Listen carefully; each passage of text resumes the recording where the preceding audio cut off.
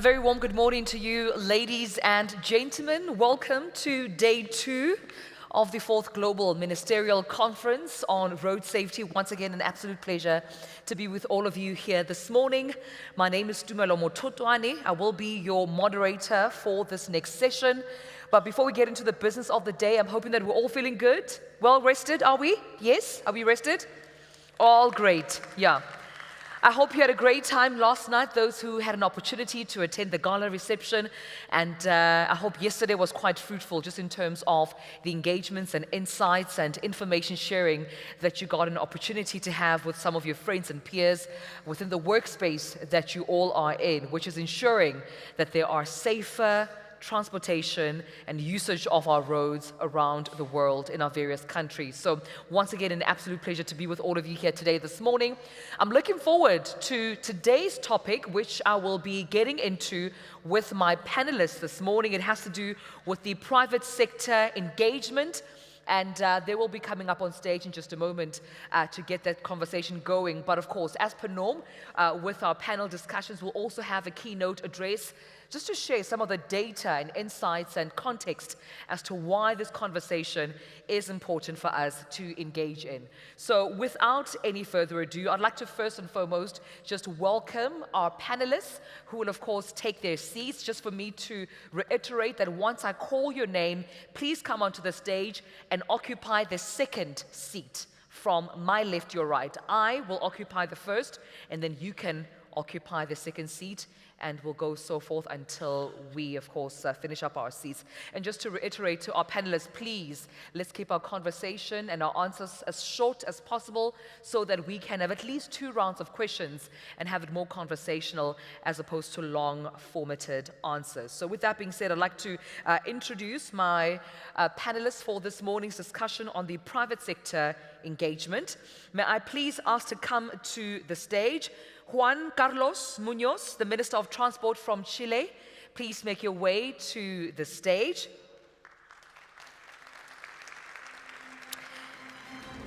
As Juan is making his way, Hideaki Takaishi, the Executive Chief Engineer from Honda Motor, please come onto the stage.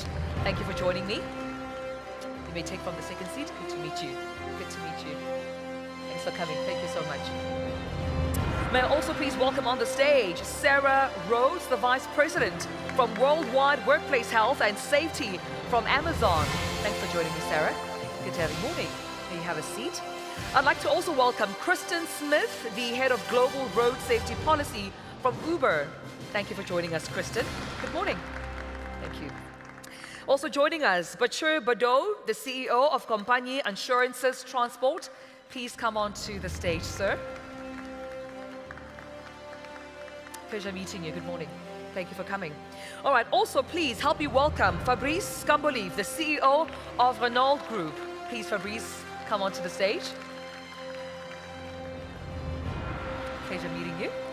Thanks for coming, Fabrice. May I also welcome onto the stage for this conversation Eduardo Mayoral, Director for Safety, ALSA Transport from Spain. Good to see you, Eduardo. Thank you so much for coming.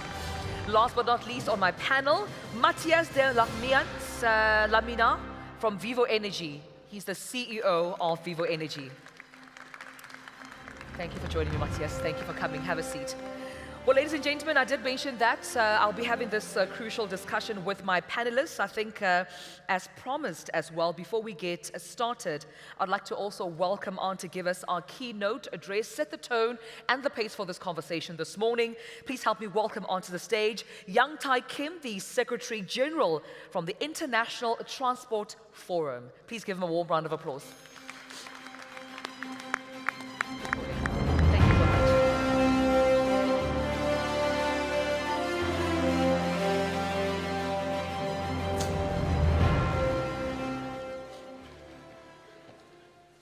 So, Your Excellencies and ladies and gentlemen, good morning. Salam alaikum.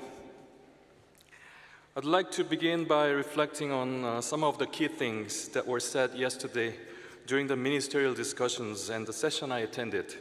And we are now at a critical point, halfway through the 2nd decade of action on road safety, and the urgency to act remains clear.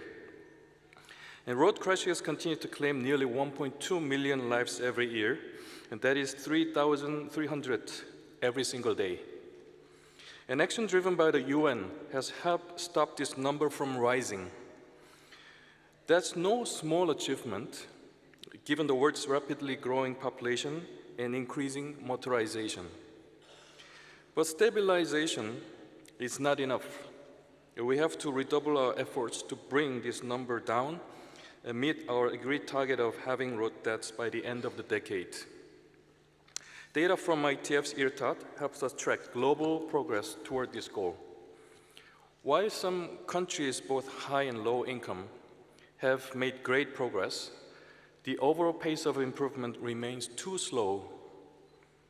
The good news is that these successes offer a wealth of best practices that can be shared and adapted to help others catch up. For me, the key theme of interventions yesterday is road safety is integral to all of our sustainable mobility and development goals. Safety cuts across policy silos and help us link economic development, environmental sustainability, health, and social equity. For example, preserving and expanding the share of public transport and active mobility is essential to achieving climate goals, but this cannot happen without improving the safety of walking and cycling environment. Not only does road safety now have its own targets under the UN Sustainable Development Goals, it is also critical to meeting many others. The question for day 2 of our conference is really about how and the who. And how do we turn yesterday's vision of much safer roads into reality? And who needs to be engaged and in what ways? On the how, we have seen striking success in setting operational targets that can translate political goals into practical action.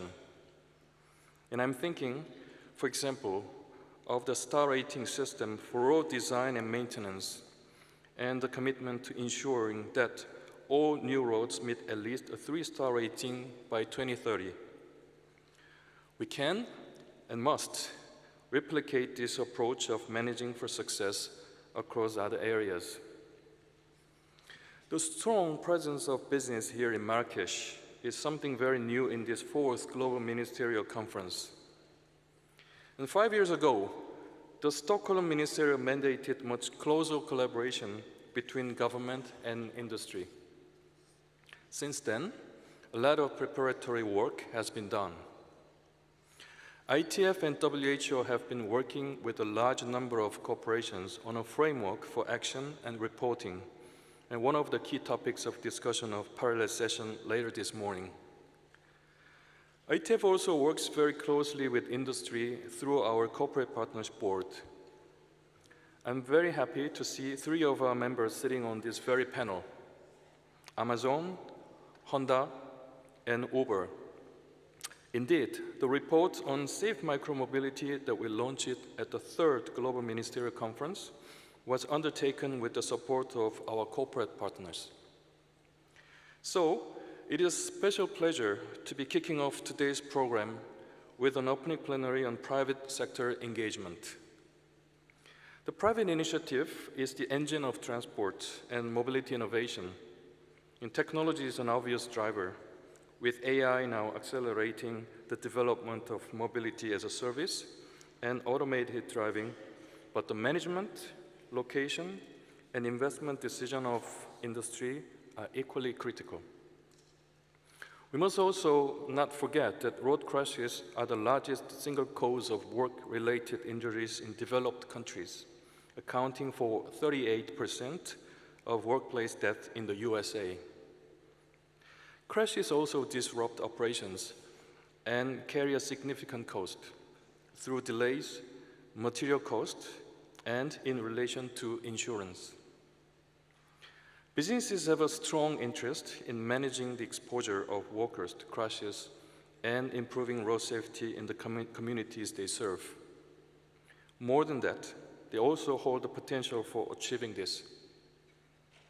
Around the table, we have vehicle manufacturers designing to the highest safety standards, operators, and purchasers of a wide range of transport and logistics services, and an insurer managing transport-related risks. They will each illustrate how they are helping raise the bar for safety across the industry. One striking example of leverage companies can have is the approach of multinational oil distribution companies operating in difficult environments, like the Australian outback or rural Africa. And their business depends on moving dangerous goods safely and efficiently. That means using vehicles designed and maintained to the highest standards, even where local regulations fall short. Drivers are monitored for strict compliance with drive time regulations, night drive bans, and consumption of alcohol or drugs.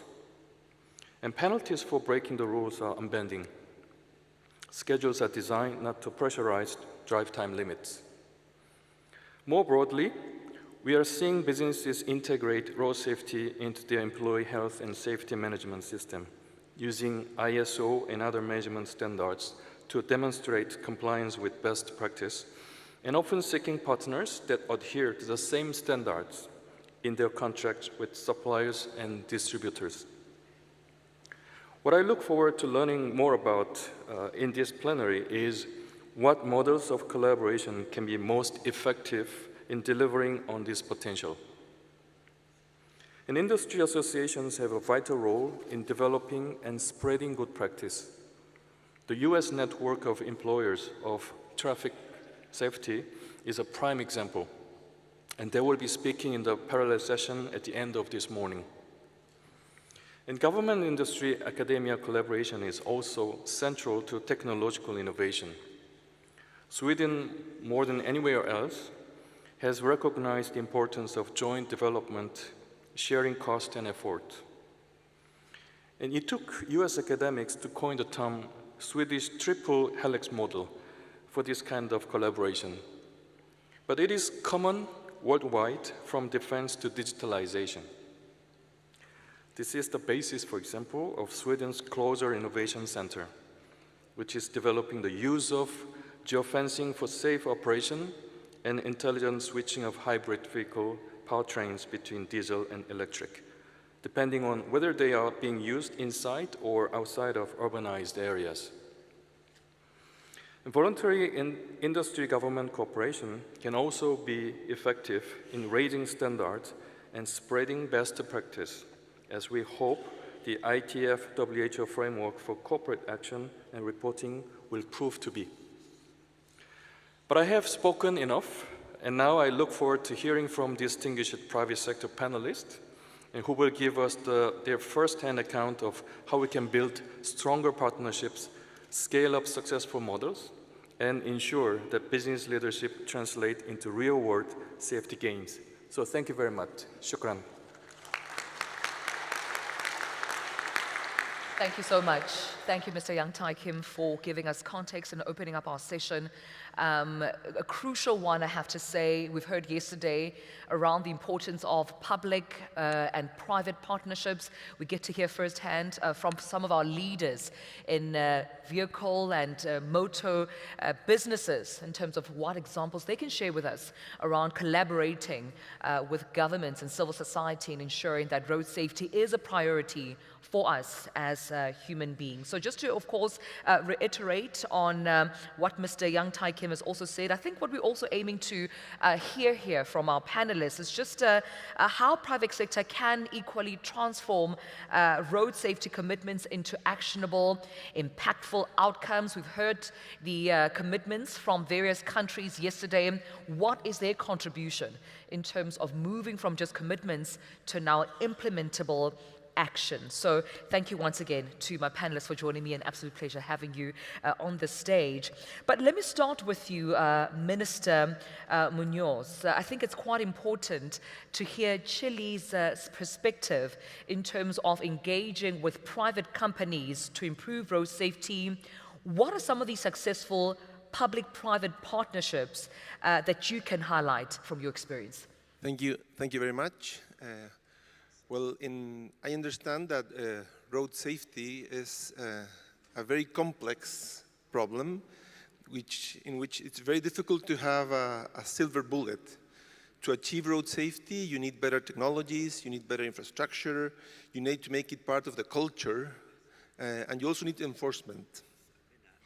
So in our case, what we've done, other than making our part from the government to have good rules and also to enforce them, is that we have encouraged a group we call an alliance about road safety on transport firms to improve road safety indicators. And this alliance of around 50 companies, what we've done is that on one hand, we have encouraged them to have good indicators. Very often, the road safety is not part of the indicators of the company. So in your final balance, you may have how much money did you make, but not maybe how many people got injured while they were traveling to work or coming back from work. And I think that should also be, of course, a very important indicator. If you're moving cargo, again, how was the indicator, how was your performance regarding how safe your cargo was transported? So the first thing I think is, and now the technology is allow us to have a GPS that can tell us exactly what was the speed of your drivers. You can have driver-specific indicators that many companies are starting to develop, and based on those indicators, you can provide awards for those drivers that do best, and not only punish those that may have been speeding up. The indicators also can allow you to identify opportunities for improvement in places or situations in which your drivers, for instance, are not obeying the transit law, or that may incurring some specific risks.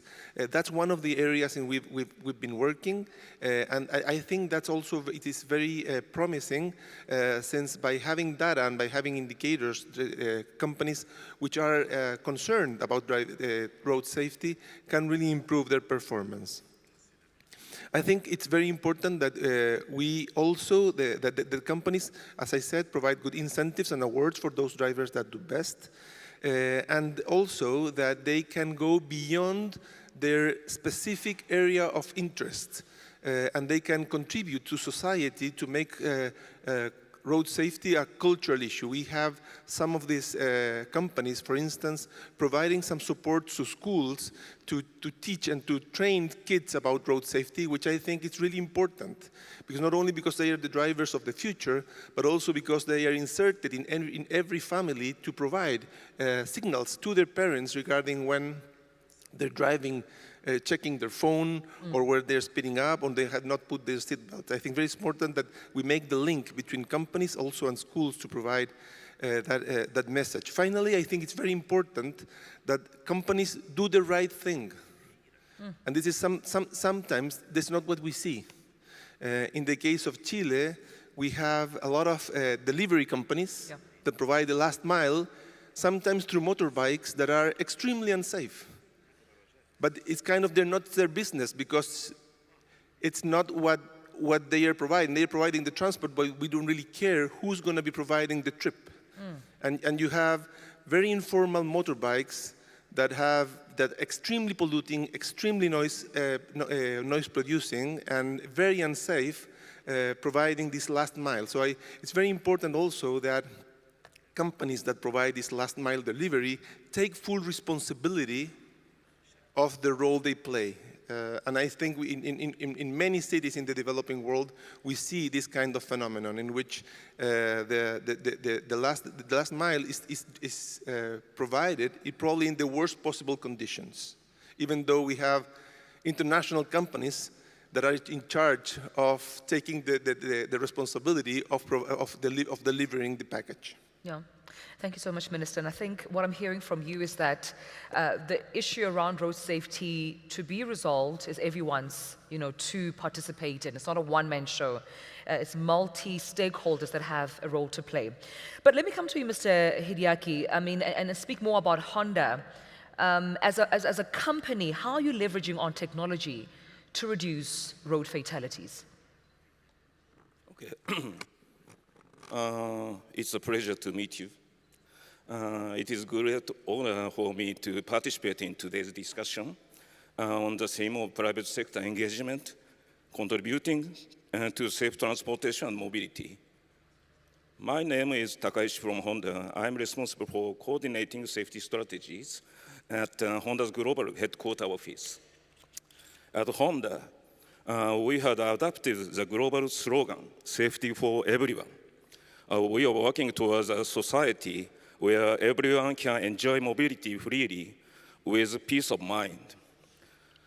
We have set a goal of zero traffic collision fatalities involving Honda motorcycle and automobiles by the year 2050.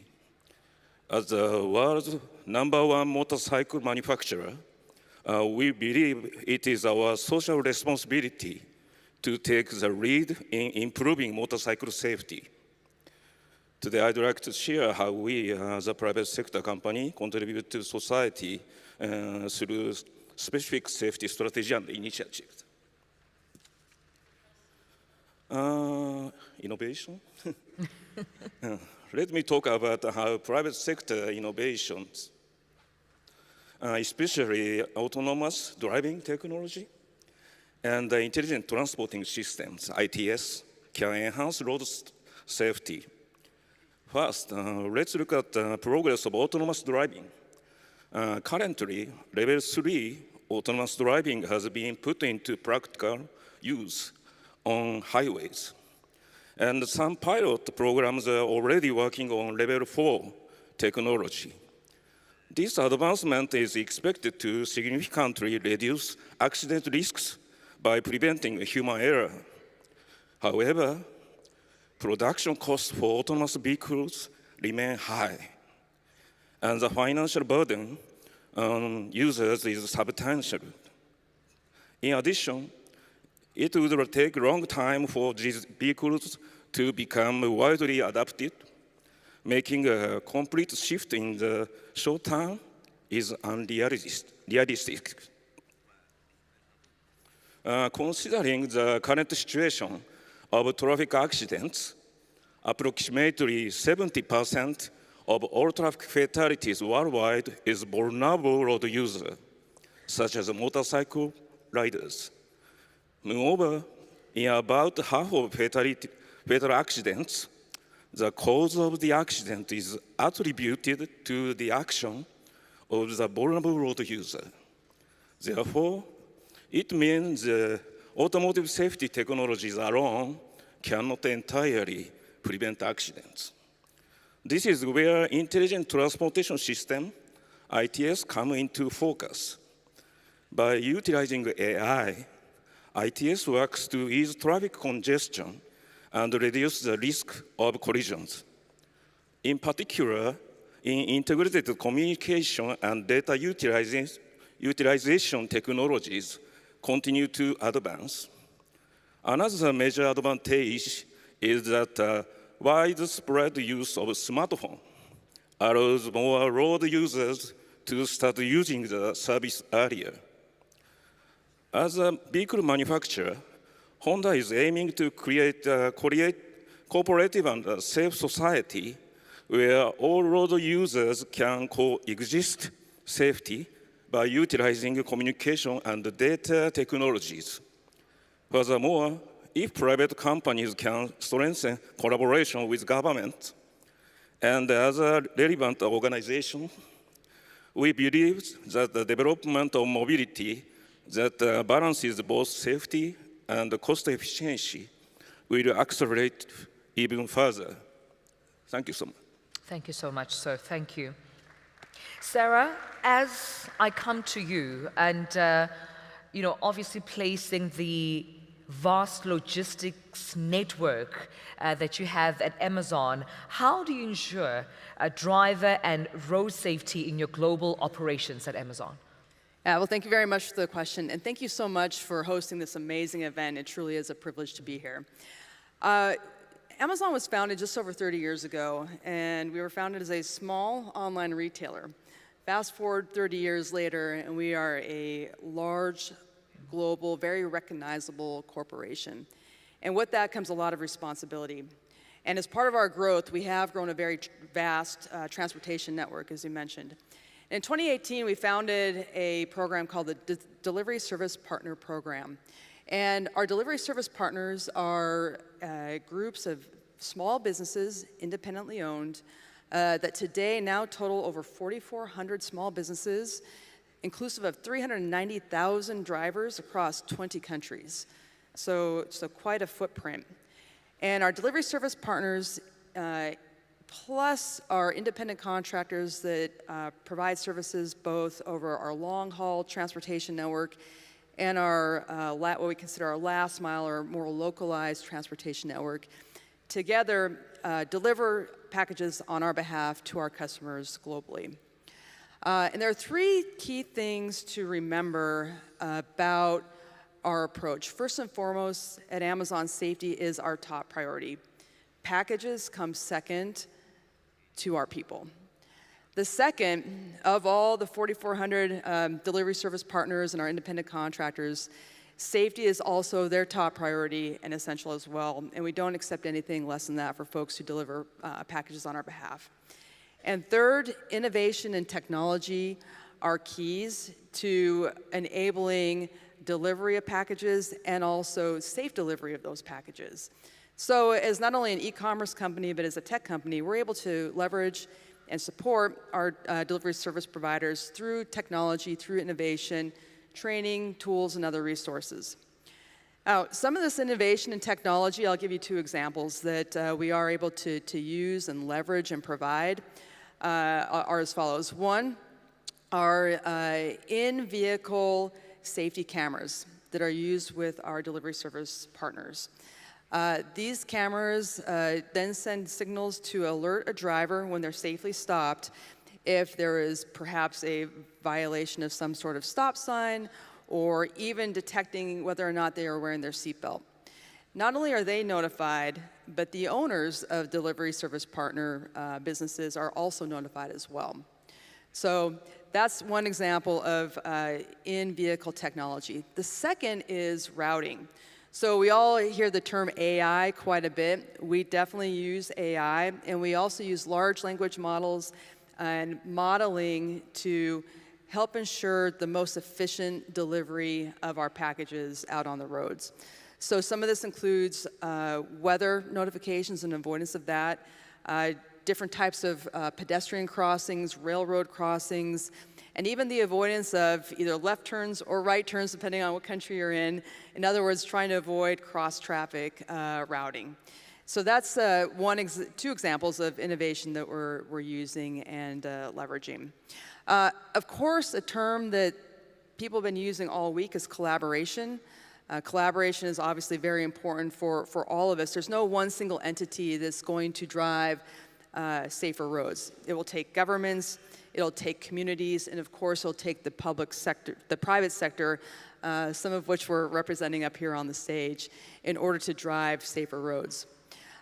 We are very humbly proud of the recognition we received earlier this week from the FIA as early adopters of the Road Safety Index, receiving their highest star rating. So we as a large global company feel it's very important that we set the example and lead the way for others. And I'm looking forward to hearing from others on the panel today and continuing this conversation this week. Thank you very much. Thank you so much, Sarah. Kristen, as I come to you, I would like to discuss more around mobility, how it has evolved, but also Uber's role in it. Well, thank you so much for having us, and thank you to everyone who really prioritized private sector engagement in this ministerial conference. I think it's very clear that to reach our goals of 50% reduction by 2030, it's going to take all of our different industries, so really appreciate being at the table. So how is Uber thinking about the evolution of mobility? Well, I mean, we are a mobility platform. That's what we do. I think we probably move more people in more ways in more countries than any other company, and so we're constantly thinking about kind of what does that look like? What does that look like in terms of safety? And I think because of the breadth of our different offerings and operations, it can be easy to sort of get siloed in our thinking. I work on the bikes and scooters, or I work on rideshare, I'm in safety, I'm in sustainability. But I think we've really started to think much more intersectionally about mobility and safety. The goal is not road safety, the goal is safe mobility. The goal is that everyone can have safe transportation to access economic opportunities, and that includes the more than 7 million people who are earning by delivering or driving on our platform. And this safe access and provides gender equity. It also includes sustainability. So the work that we're all doing on road safety really touches everything. It's much, much bigger than safety just itself. And then I would say Uber is also very multimodal. We know that the most efficient way to move someone in a city is not by private automobile. We just cannot, the cities can't handle that, our planet can't handle that. So we're constantly thinking about what is the right type of vehicle for a person for their specific trip. And that may be a bike or scooter, that may be being able to book their ticket for transit in the Uber app, but take an Uber for that first or last mile to get there. It may be an affordable moto taxi trip where somebody had to walk an hour and a half before, and now they're able to spend more time with their families because they have a much shorter commute. So we're always really thinking about that, evolving that. We have autonomous vehicles on our platform now, so there's continual evolution. And I would say all of that is made possible by the smartphone. I think, Honda just mentioned kind of the technology of the smartphone. That has really transformed transportation, I think, more than anything else. It certainly has made a company like Uber possible, but we're using it in really, I think, interesting ways for safety as well. Like we are now doing things like helmet detection for motorcycle riders, where they have to take a live photo of themselves and show that they're wearing a helmet before they can start driving. Like Sarah mentioned, routing. We're really thinking about, we have our own routing and mapping, so we're starting to reduce the number of left turns or right turns for safety. We're thinking about motorcycle-specific routing. And in general, we're kind of thinking about how do we use the phone for delivering the right message to the right person at the right moment, reminding a rider to put their seatbelt on, reminding a rider to look for bicyclists before they get out of the car. So just the innovation that's coming with the cell phone and what can continue to come, I think, in the near future is really exciting. So I think we're in an exciting moment for technology and safety intersection. And again, appreciate you bringing tech companies to the table to talk about this. Thank you so much, Kristen. But Sherry, if I may also come to you and speak about insurance. What innovative insurance models or even risk assessments are currently being used to encourage businesses as well as individuals to really prioritize road safety? Thank you. First of all, I am very honored to be invited to take part of this very prestigious panel. I asked myself this morning and yesterday if I will speak in English or in French. I am much more comfortable in French, but I see all these people is speaking English. Noah is wearing here devices to get the translation, so I will try to do it in English. And please be tolerant with my English.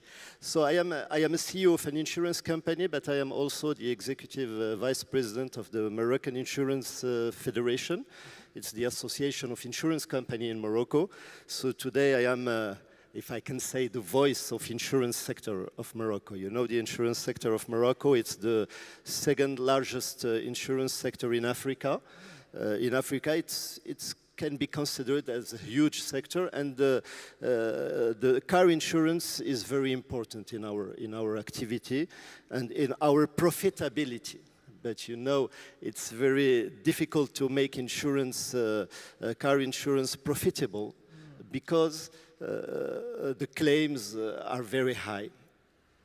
In Morocco, the government really made big effort these last years, like if we take these 10 last years, big effort on making our roads more safety.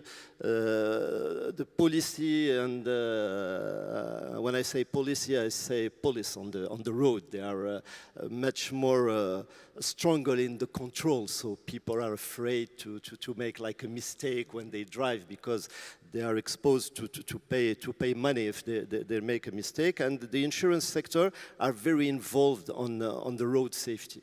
I am personally a part of the board of NARSA. NARSA, it's the National Agency of Road Safety, who organized this beautiful event, this beautiful conference. I am on the board since the last 15 years. The insurance sector give money to NARSA. It's our participation on all the action that make or organized by NARSA. For give you an example, for each insurance policy, the insurer pay 1.5 euro for each insurance policy who goes directly to NARSA to bring money to NARSA, to give them the possibility to organize and to manage some actions, because NARSA have much more money than the money who comes from the insurance sector. But also insurance company give to NARSA 0.3% of their turnover in car insurance. So it's important, because the insurance sector is quite big in Morocco. Technology is coming not as the same speed in the US or in Europe, but it's coming. To give you an example, the insurance company that I manage give the possibility to, like, the professional of transport, like for buses. We have many buses who are equipped, we can say equipped, by devices, and devices who give some information to like we have Alza with us here. I know they make their own effort to put this kind of devices on their buses.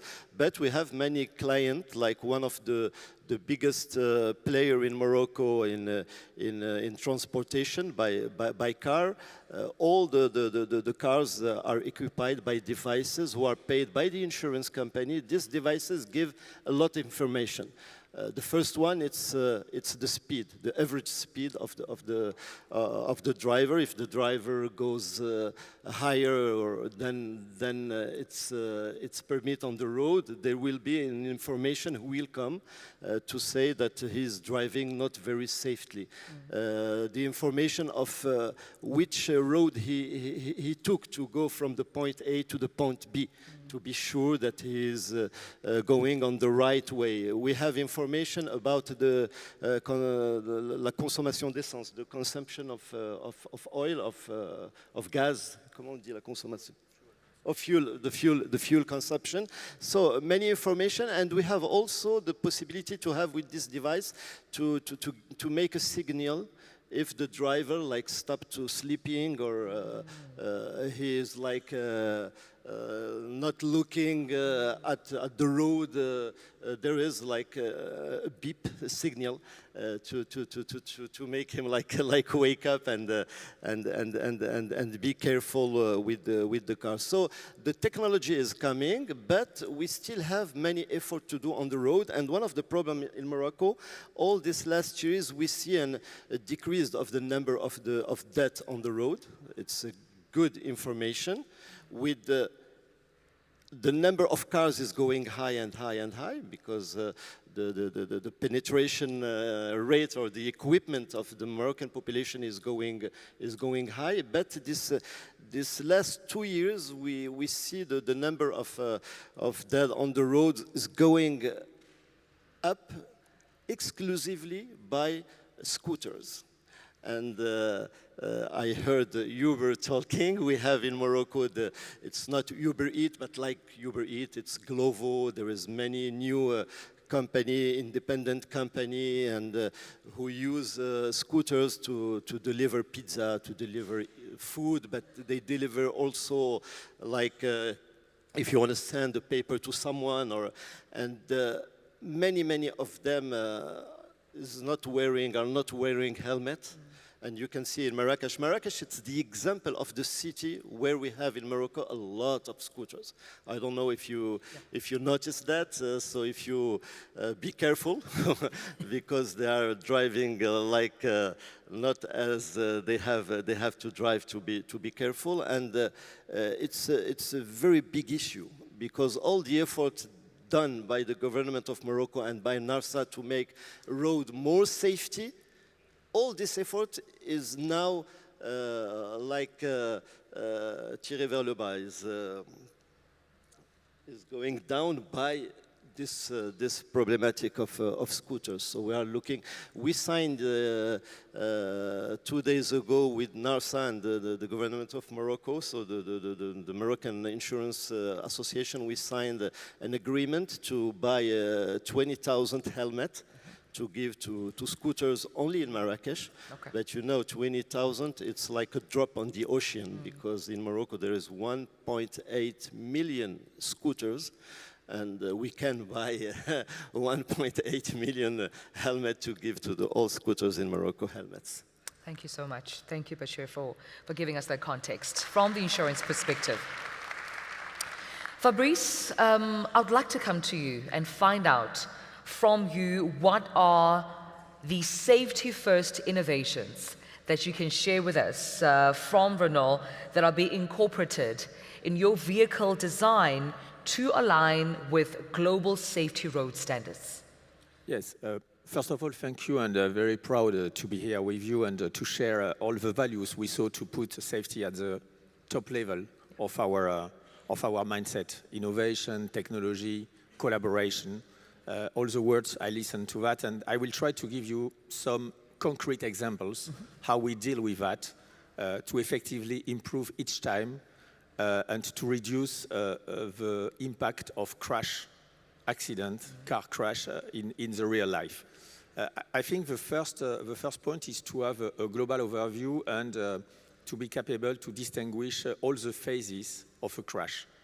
When a crash happens, first of all, you can prevent before, and there is a lot of things to be done on this field: regulation, education, prevention, road safety, and so on. When the crash is not so far, you can still correct the car. That's what all the advanced driver assistance systems are doing: speed limiting, emergency braking, electronic stability control, and so on. When the crash happens, you can protect the people. Seat belt, we spoke about that yesterday, very important. Airbag, of course. But the last step, which is also very important, is how to rescue people. And even in this field, which is not in the core of our business, we can innovate. And I will give you two very concrete and simple examples. It's the job, and which are coming from a collaboration we have since years with firemen, firefighters. When we spoke with them, and when we decided to let them go into our company to give us some advice, we saw that when there is a crash, we have to react very quick within an hour. And in this hour, a lot of things happen. The first one is how to get the information of the car as soon as possible to be able to extract the people, not to fight not to be electrocuted, not to have airbag explosion, and so on. And then we decided, quite simply, to put a QR code on the car, very visible, just to let the firefighters have the full description of the car as soon as possible. This is very simple. Yeah. This is not very costly, but you can win with that a few minutes, which are very important. The second point we did with the ramp-up of electric vehicle is to work on fire. And we decided to put on each battery, I would say, a kind of adhesive stick on the battery, which is melting when the fire is high, and which is enabling the firefighters to put water directly in the battery, in the core of the battery, and to extinguish the fire within a few minutes and not within a few hours. This kind of innovation, we have permanently to think on the 4 phases, of course, and in the last one. And I think when you are capable to do this kind of innovation, what is very important is to share it. That's why we decided, for instance, for this fireman access to unpatent this, just in order to share that with our competitors, but friends or allies in this case, just in order to be more collaborative and to let the technology evolve to get a better road safety at the end. Thank you, Fabrice. I think that's a great example of collaboration with firemen. Thank you for sharing that. Thank you. Eduardo, I want to come to you and talk to you as a major transport operator. How do you balance operational efficiency and activity with the need for strict safety compliance in large-scale public transport systems? And perhaps you can share examples of how you do that. Good morning, everyone. Thank you for your invitation to this panel. I'm a safety manager in ALSA. ALSA is a public transport company. We operate in Spain, Morocco, Portugal, Switzerland, France, etc. And from the beginning, I would like to share with you our experience in road safety. We started a safety program in 2010, therefore 15 years ago. And since then, we have invested a lot. We have made a lot of efforts in terms of management of safety. And the first idea that I would like to share with you is that investing in safety has return, not only a social return in terms of reduction of injuries, fatalities, the improvement that we have seen in the customer satisfaction, the employee satisfaction, the reputation of the company, but also, and this is very important, taking into account that we are in a panel of private sector, it has an economical return. Therefore, it's worthy to invest in the management of safety, because, well, as private companies, we have to take into account that, obviously, one of our targets is the profitability, okay? In these last 15 years, we have learned many things that, of course, I'm keen to share with all of you. First of all is one thing that I think that everyone knows. The vast majority of the accidents are preventable, therefore can be avoided. So we shouldn't think that what accident happened, nothing, well, is a result of the life. No, no, no. The vast majority is preventable. And secondly, I would like to share that one of our conclusions is that human factor is key. Of course, the technology, and several of my colleagues in this panel have talked about the technology is amazing, the technology, but the technology has to be used to monitor, in our case, our drivers. As an example of one of the technology that we are using with success at ALSA, I highlight the use of smart cameras. Through that technology, which is installed in the bus, it consists in a couple of cameras. One of them focus on the driver, and the other one in the front view of the driver. And thanks to that technology, we can detect the behavior, the way that the drivers are driving. Finally, we can share with the drivers the footage, the videos that we gathered through this technology, and it's an absolutely outstanding way to improve, to teach to the drivers, and in that way they are aware that obviously sometimes it's needed to change and to improve some of the way that they drive. I would like finally to be able to install these kind of technologies in all countries.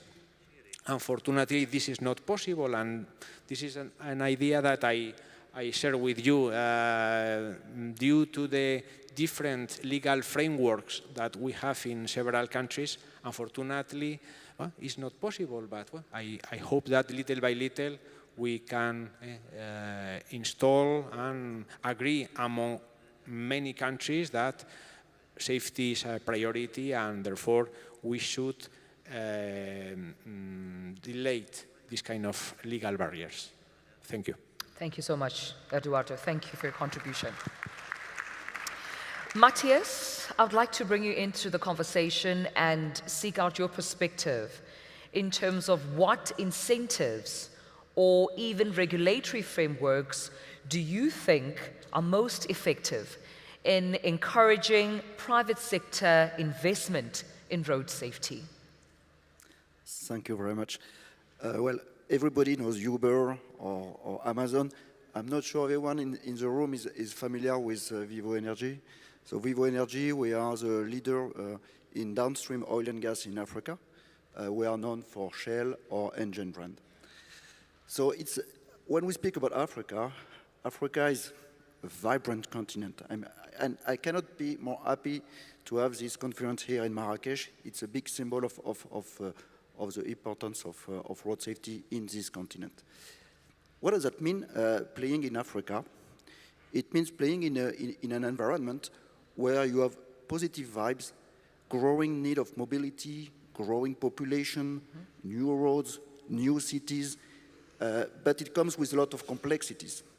Complexities because of regulations, complexities because of the level of professionalism across a lot of your suppliers, complexities due to the geographical aspect. If you go to a mine, it can be very far away, you have to drive by night, different infrastructure. If you are in some city, which are very different compared to US or to Europe, with a lot of difficulty to travel. And complexity usually creates innovation. And this is the beauty of working in Africa. Being in Africa, we cannot wait. As a private sector, we cannot wait infrastructure to be ready. We cannot wait regulation to be there. So it pushes us to be at the forefront of I would say, of innovation, of taking initiatives. And when I listen to my colleagues, I'm extremely interested to see that whatever is our sector, we face more or less the same constraint, and we try to find the right path. For us in Africa, and especially in our sector, we speak about oil and gas, just to give you a sense of the size of what we do. Every day in Morocco, we do twice the tour of the planet with our truck. And by year in Africa, we do 100 million kilometers with our truck full of fuel. So definitely top of mind. So what we do, we have an approach which is similar to environment, scope 1, scope 2, scope 3. So everything is not yet there. So let's start with what we can control. We can control our own activity, and we can control what is done by our supplier. Our main focus in our operation is to try to find the right supplier with the right level of professionalism. And this is a big challenge in Africa, to be honest. So what we try to do is to take some of them. We don't look for perfection. Perfection doesn't exist in the world, but we try to bring them up to the level we expect. And we bring them tool, assets, culture, to bring them to the top levels that we want. And doing that, we feel that we are securing our activity, and then we have a larger impact on the society. When you create good supplier, then the driver left leave the company, they go to another company, and so on, and it creates an environment where you bring positive effect across the place where you operate. If I am a little bit more specific, if you speak about road safety, three layers. Everything starts with the people. People, first of all, safety. So what we do is we go much beyond to the expectation. We do our own health check on all the drivers that are operating with our suppliers. Second, we also do extra training with specific training we have designed across the continent, depending on our need. So we have designed a so-called defensive driving program to push our driver to have a better understanding of the environment abroad the truck. Then, second layer is the tool, the asset, the truck. Then we work with suppliers to get the best truck. We put on board computer, we put AI to anticipate anything that is around phoning, tiring attitude, whatever. And the objective is to be as reactive as possible to anticipate the accident. So we have a full team behind the scene that is looking at the journey management and all this AI to be able to not to react, but to anticipate any kind of accident.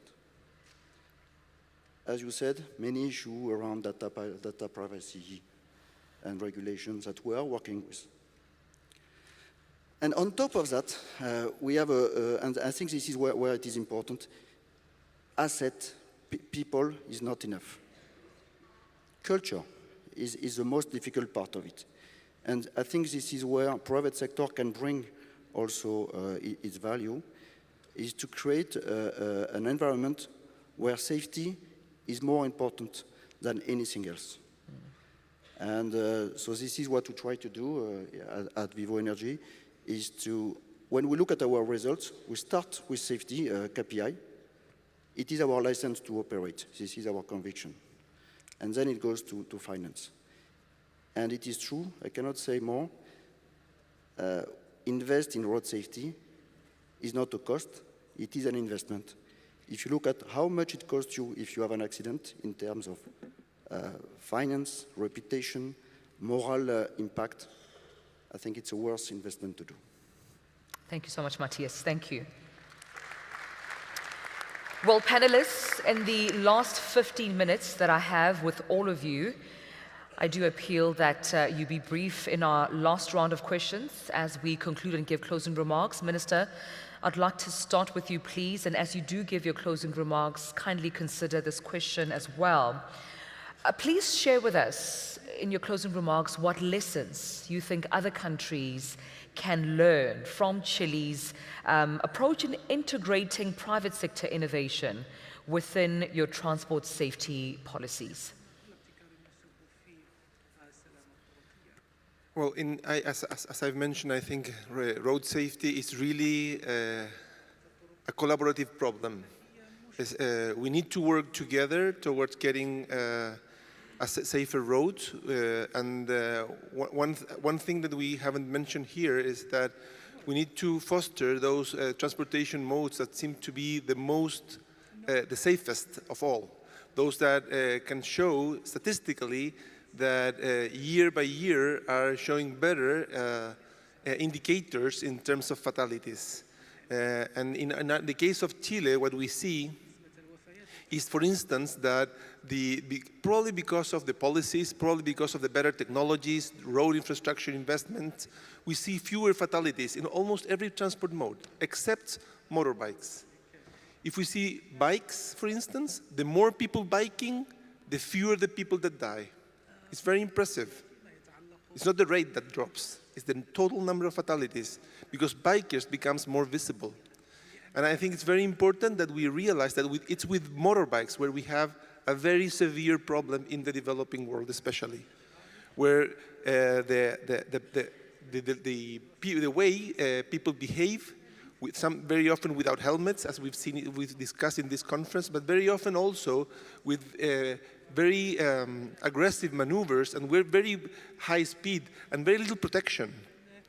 So I think we need to address motorbikes more in a more important way, so that we start reducing the number of fatalities coming from motorbikes. And I think, as I mentioned before, in the delivery industry, I think platforms need to take more responsibility about how the packages are finally delivered to each of the users, of the customers. Because there we have a very, very significant problem in terms of safety, but also pollution and noise. Thank you so much, Minister.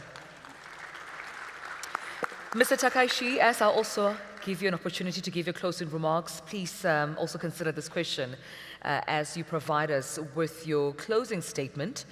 I mean, we can't have this conversation without also touching on transport reporting, or rather transparent transport reporting. How can private sector companies, do you think, effectively track and report on their road safety performance? Perhaps something for all of us to take away home.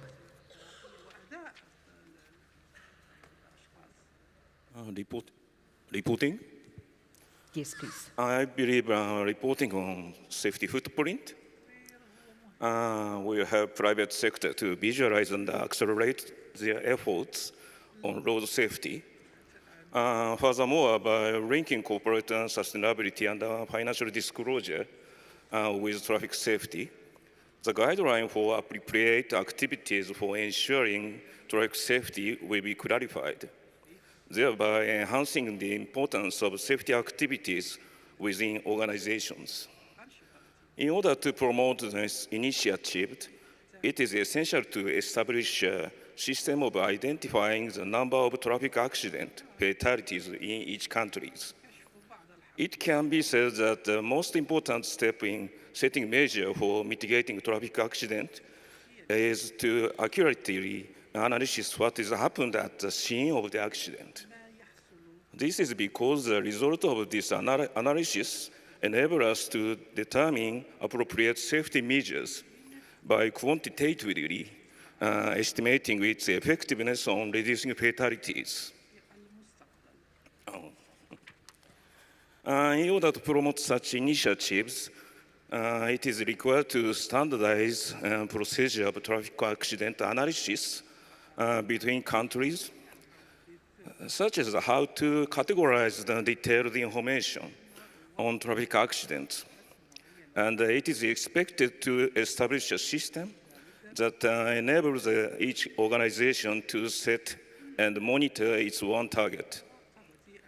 Through the cooperation of all the organizations gathered here, I believe that we will be able to build an enhanced road safety framework and significantly contribute to improving road safety throughout society.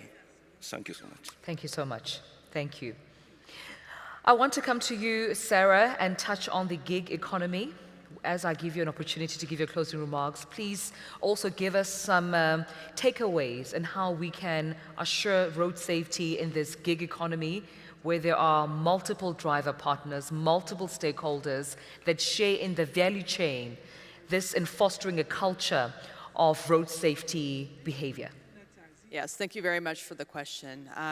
We all obviously share the road with multiple users globally. I think one thing we all have in common is that it occurs in every country, everywhere. And you know, in the spirit of collaboration and transparency, you know, we shared some examples earlier of some of the technology that we use in our final mile space or with our delivery service partners. And I'll give an example of our independent contractors and some of the technology that is enabled for them in our longer haul space. So over the highways, interstates, the main roads in various countries. And one application that we use is called the Relay application. And one thing this application does is it requires the driver to verify who they are. So we know exactly who is delivering packages on our behalf from point A to point B. Also, this application provides the driver with signals, much like other applications that we have, that inform them of perhaps weather that's down the road, or areas that maybe are prone or susceptible to higher types of incidents. So again, helping to make their transport safer as well as those around them. And I'm going to shift a little bit briefly to, even though we talk a lot about some of this very sophisticated technology, sometimes effective solutions are quite simple. And two examples of that, recently in this past year, on over 60,000 of our trailers, we have had installed some small pulsating lamps or lights on the rear end of the trailer, as well as increase the amount of reflective tape. So two very, very simple solutions that have helped to prevent rear-end collisions, which is also an occurrence in various, globally as well. So again, regardless of where our teams are operating, our small businesses, our independent contractors that deliver packages on our behalf, there's a lot of commonality that's represented here today. And again, thank you for hosting this forum that allows us to have this dialogue and open conversation. And ultimately, working together is what's going to drive for safer roads. Thanks. Thank you, Sarah. Kristen, as I come to you and allow you an opportunity to give your closing remarks, I think please consider this next question as you give your closing statement. I suppose some examples you can share with us of private companies' investments that they can consider towards mobility and for safer roads. As we continue to have this conversation, I suppose it's also the financial goals that businesses can consider, which equally would align with road safety. Yeah, thank you so much. So as I said at the beginning, it really does take this broad coalition. So it's great to hear kind of about public, private, and NGO kind of partnerships. Certainly Uber's area that we can really lean into is on the technology and in the investments in safety. We're seeing that overwhelmingly work. 99.9% of trips end without any kind of safety incident whatsoever. And what we see actually, and when we talk to drivers and riders, those risks are oftentimes things we alone with technology cannot be solving for, right? We can do helmet detection, but if there is no safe infrastructure for people to be biking or riding a motorcycle in, that's not something that we alone can solve. So that's where we want to be working with public sector and highlighting where are these kind of unsafe areas and how do we work together? How does Uber use our scale to improve that safety much more broadly? And then when it comes to investment, I think there's a lot of different forms of investment. We can certainly, we work with NGOs. I just launched a white paper with the Global Alliance this morning about helmet safety. That's an investment in NGOs. But there's other investments, including, data and information that can be helpful in making changes. So for instance, in San Francisco, there was a movement to try to make the big Golden Gate Park car-free. So what we did is we provided some data to the city to show that actually in those trial times when there were no cars in the parks, it didn't actually materially change any kind of speeds or times on the streets around it. So that helped open up access for people biking and walking there. So I think these are the kind of ways that we can invest in lots of different ways as private sector leaders. Thank you, Kristen. Thank you. But I would like to come to you. Earlier on when you were talking, I heard more about some stringent measures that the insurance industry is taking to enforce, good driver behavior on our roads. But I'd like to just flip the coin a bit, and as I allow you to give your closing remarks, please consider this question. How do you equally suggest that the insurance industry can incentivize good behavior on our road? This is for safer driving behavior, obviously, but to equally reduce road fatalities. I don't know if you permit, but I want to answer for this question maybe in French, if it's possible. So if you want to wear your devices, if you don't understand French. Écoutez, chaque pays a ses particularités, chaque pays a ses différences. Et l'une des particularités des pays tels que le Maroc, d'abord le car, qui est le parc en circulation, comporte quand même beaucoup de véhicules anciens. Donc les technologies qu'on peut mettre dessus, c'est pas avec quelques véhicules équipés de technologies qu'on va faire la différence. La différence vient effectivement du comportement. Aujourd'hui, on a un vrai problème de comportement sur les routes. Et ça, vous pouvez le voir juste en marchant à côté de ce beau palais des congrès. Vous verrez des gens ne pas nécessairement s'arrêter au feu rouge. Vous verrez des gens traverser non pas en respectant des passages piétons. Vous verrez des motos avoir des comportements qui ne sont pas les bons. Donc nous, en tant que secteur de l'assurance, on peut jouer un rôle dans ce sens parce qu'on a un contact avec cette clientèle. La non-assurance n'est pas un vrai sujet chez nous au Maroc. Donc pratiquement tout le monde est assuré. Et donc on a un contact assez fréquent avec les usagers de la route, en tous les cas à chaque fois qu'ils viennent prendre une attestation d'assurance. Et nous, on doit participer à cette vulgarisation du bon comportement sur les routes. Et on l'a vu ces dernières années, vous savez, les gens ont peur de ce qu'on appelle la peur du gendarme, la peur du policier. On l'a vu au Maroc, dès qu'on a multiplié les radars sur les routes, c'est impressionnant. Le nombre, la baisse du nombre d'accidents dangereux. Il y a eu beaucoup moins de morts, beaucoup moins de blessés sur les grands axes. Quand vous prenez l'autoroute entre Marrakech et Casablanca ou entre Casablanca et Rabat, il est impossible de ne pas se faire flasher par un radar si vous allez au-delà de la vitesse autorisée. Donc il y a un effort d'équipement technologique, mais d'équipement technologique de contrôle de la vitesse, de contrôle du respect de code de la route, du contrôle de l'arrêt à des feux rouges. Et nous, en tant que secteur de l'assurance, on a deux contributions à faire. La première, c'est apporter du financement. Il faut de l'argent pour mener de belles actions de promotion de la sécurité routière. Il faut de l'argent. Le gouvernement à lui seul ne peut pas apporter toute la contribution nécessaire. Donc le secteur privé doit apporter des sources et des moyens de financement. Et deuxièmement, on doit participer de manière extrêmement dynamique à la prévention et à la sensibilisation. Un dernier exemple, et je m'arrêterai.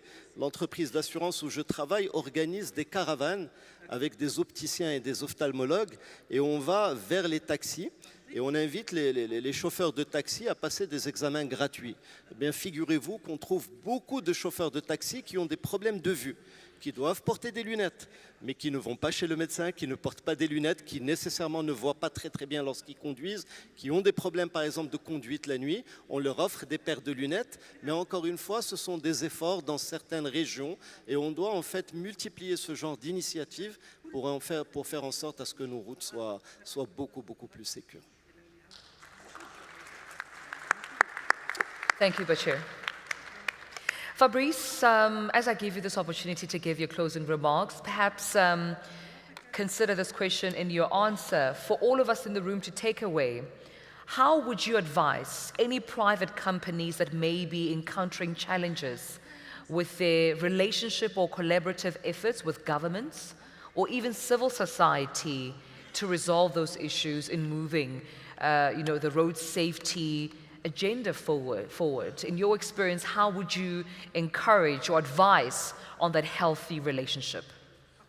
I think now healthy relationship is coming also with sharing data collection and so on, and I think with AI we can really progress on that and be much more collaborative between all the actors of the industry and of course all the governments. Sometimes we get some difficulties to get the right data, and we need that really to understand, analyze, and then correct our technology just in order to decrease the number of fatalities. This is the first point. The second point for me, which is very important, is not to hesitate on some really hard topics, and safety is part of that, to put in common our efforts, to put in common our IP, and to be capable to share some specific points just in order to boost our technology. For instance, in France, we have a so-called laboratory, which is done with our main French competitor, which is Stellantis. But our engineers are working together because it's the top level one in terms of priority. I think this is a behavior we have to adopt it, and I think that all this artificial intelligence should lead us to be even more collaborative in the future. Thank you, Fabrice. Thank you so much for that answer. Eduardo, as I come to you and give you an opportunity to give your closing remarks, perhaps consider this conversation, this question rather. We talk about impact a lot in this topic of road safety, but how do we measure impact? Are there ways with which you can advise us in the room on how to measure our road safety initiatives? Very good question, because it's absolutely important to be able to measure properly the safety performance of a company, because if you don't have data, if you don't have information, you cannot know for sure what should be done. Of course, we at ALSA, we measure, we register all kind of road accidents. Of course, number and type of injuries, all kind of injuries, etc., as the final result of our operations. But what is absolutely necessary is not only measuring all of these final KPIs, but also the KPIs that allow us to manage properly the safety. I'm talking about measuring through the technology that we have on board the behaviors of the drivers. Thanks to the technology, we can measure the number of speeding events, the number of times that driver doesn't comply with the safety distance with other vehicles, the number of times that we detect that the driver is not very focused on the driving because he's distracted, or he's or because the fatigue, or is using mobile, for instance. Thanks to all of this information, we can do something that is absolutely key, is to manage the safety before the accident happens, because we know for sure that the accidents don't occur by chance. The accidents occur because something wrong, in the vast majority of the cases, were made in a wrong way. Thank you so much, Eduardo. Matthias, as I allow you this opportunity to also give your closing remarks, I think yesterday for me personally, the strong message was around people. It was around when we think of the lives that have been lost due to preventable crashes, when we think of families being shattered, young children or even young vulnerable people's lives being cut short because of preventable crashes and accidents. From a private sector perspective, what is your message to other fellow private sector peers around people coming first before profit? Thank you very much. Yes, goal 0 is the ultimate goal. 1 is already too much, as you say. First, I would say it's doable. It's doable to make an impact. It's doable to achieve results.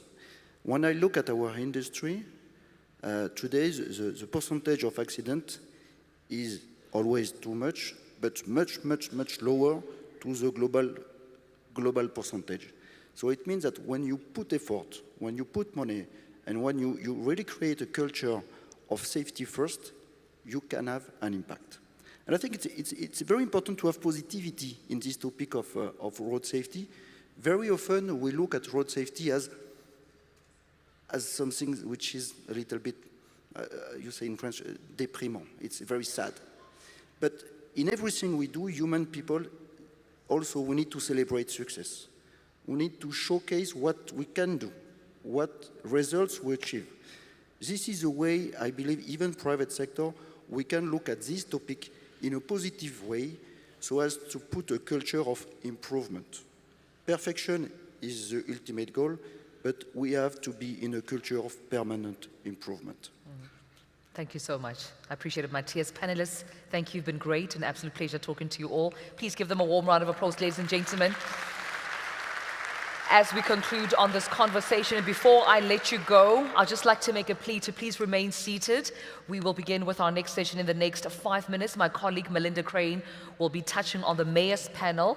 It's one that you do not want to miss, so we applaud you and plead with you to please remain seated as that session will begin in the next 5 minutes. But for myself, thank you. I'll see you in the next session. Thank you, panelists. You may take your seats. Thank you.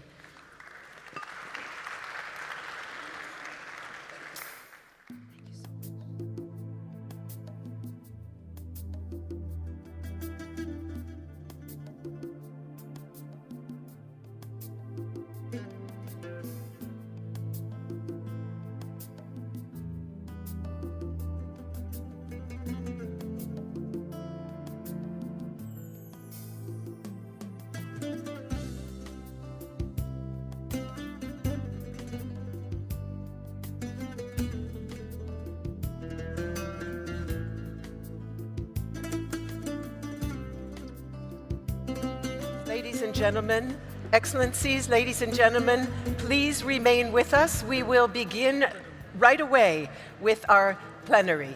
Please do not leave. Please stay with us. We will begin in 1 moment.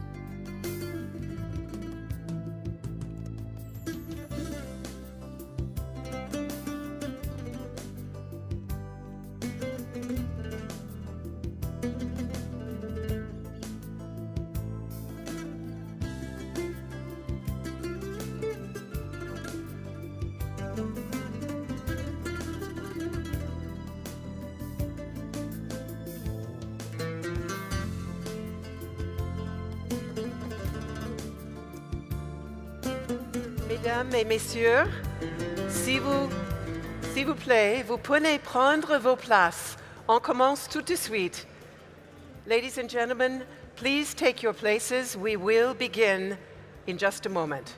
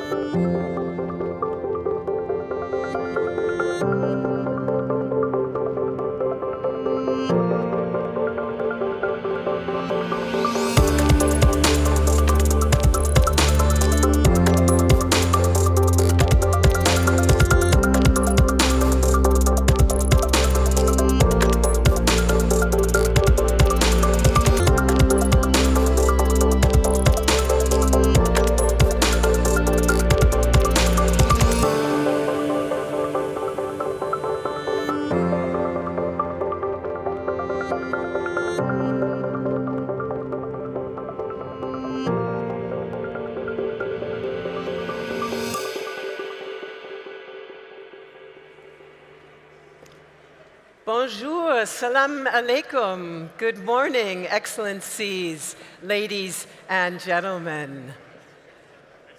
Also from my side, a very, very warm welcome to day 2 of the 4th Global Ministerial on Road Safety. May I kindly ask everyone to please take your places so that we can begin with our next plenary session.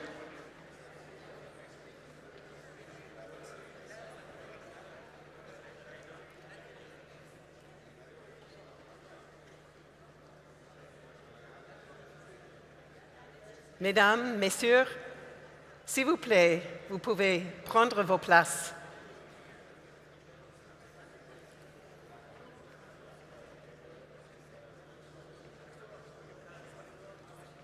I'll just wait for our media colleagues to finish, please.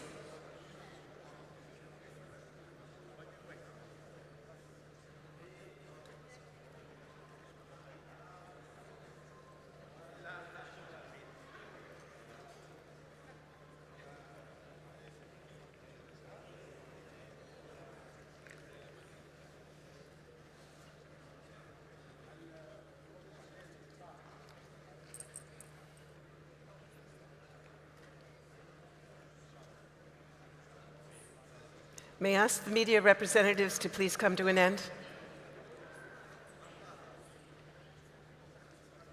Merci beaucoup. So, good morning, everyone. I hope you had a pleasant and productive evening, and also a very productive first session today. In case you weren't with us yesterday, I'm Melinda Crane, a journalist and moderator who works often in the area of transport, and it is a great, great pleasure to accompany you today at this high-level plenary. Our title is The Role of Mayors in Road Safety, Shaping Safer, Sustainable Urban Mobility. I'll just wait till everyone's found a seat. If you would kindly take your seats, then we can commence. And our aim in this plenary is to take a deep dive on the topic of leadership at a level where it makes a truly profound difference, because mayors are ideally positioned to drive change in the urban environment where the majority of road fatalities occur. As we discussed yesterday, committing to life requires mainstreaming road safety from the very inception of urban planning and transport policy making. And local authorities possess unique leverage to do exactly that. With a close-up perspective on local challenges and strong ties to local constituencies, mayors have the capacity to identify and implement appropriate solutions for local conditions and also to foster citizen engagement. Our panel will explore how we can work together to bolster mayors' ability to create safer urban environments that also deliver co-benefits in enhancing access and quality of life for all citizens. Joining us are local authorities from key municipalities as well as visionary experts on safe and sustainable mobility. I will introduce them shortly, but do want to first say a very warm word of greeting to all of our panelists. And we will begin now with a first impulse talk from the co-director for policy and partnerships at the Geneva-based Global Cities Hub, which connects municipalities and regional governments to the UN ecosystem. It is a great pleasure to welcome to the stage An Tu Jung.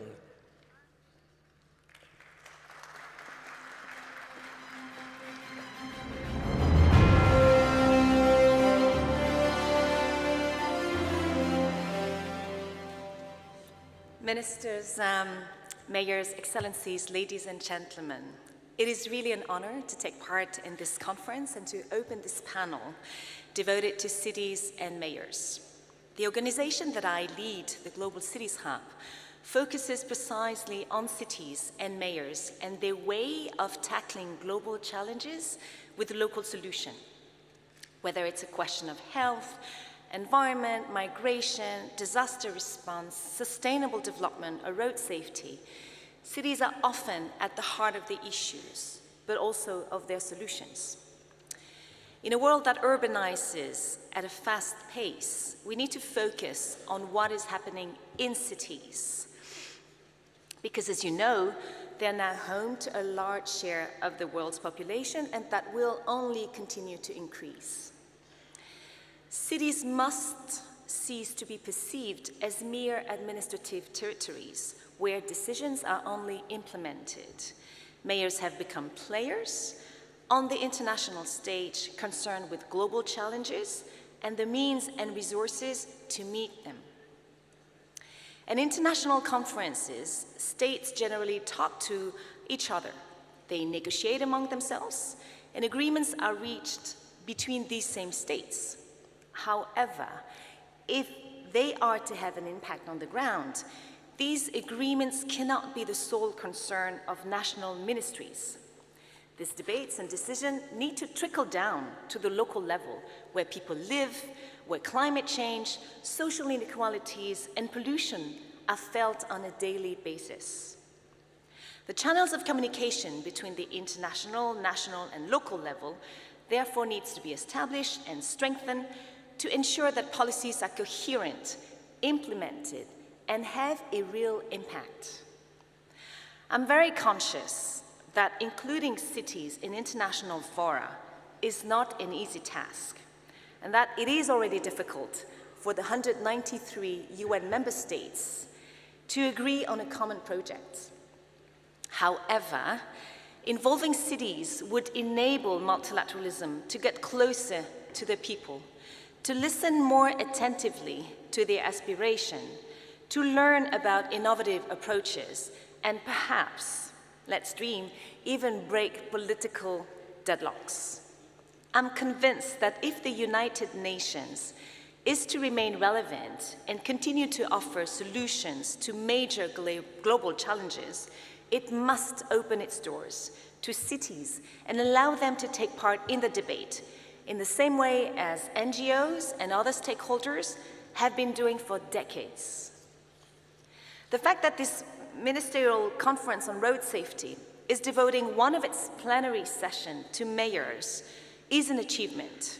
It provides an opportunity for dialogue between local, national, international levels, and to hear from complementary points of view on a common challenge.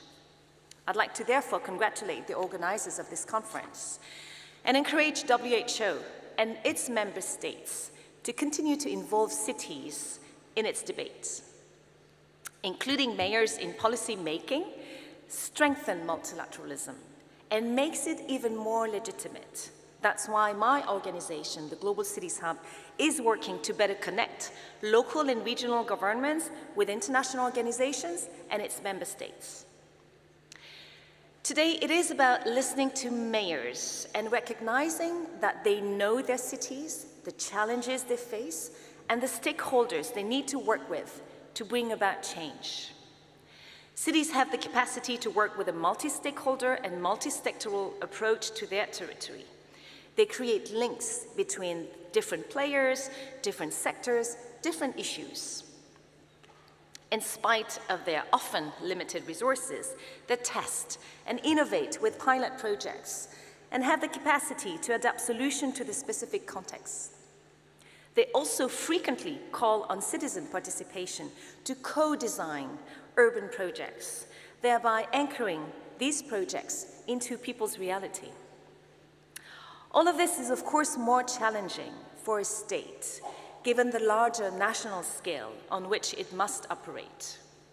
At this road safety conference, it is essential to focus on cities as they are major traffic hubs, play a key role in urban planning, and significantly influence our behaviors and mobility.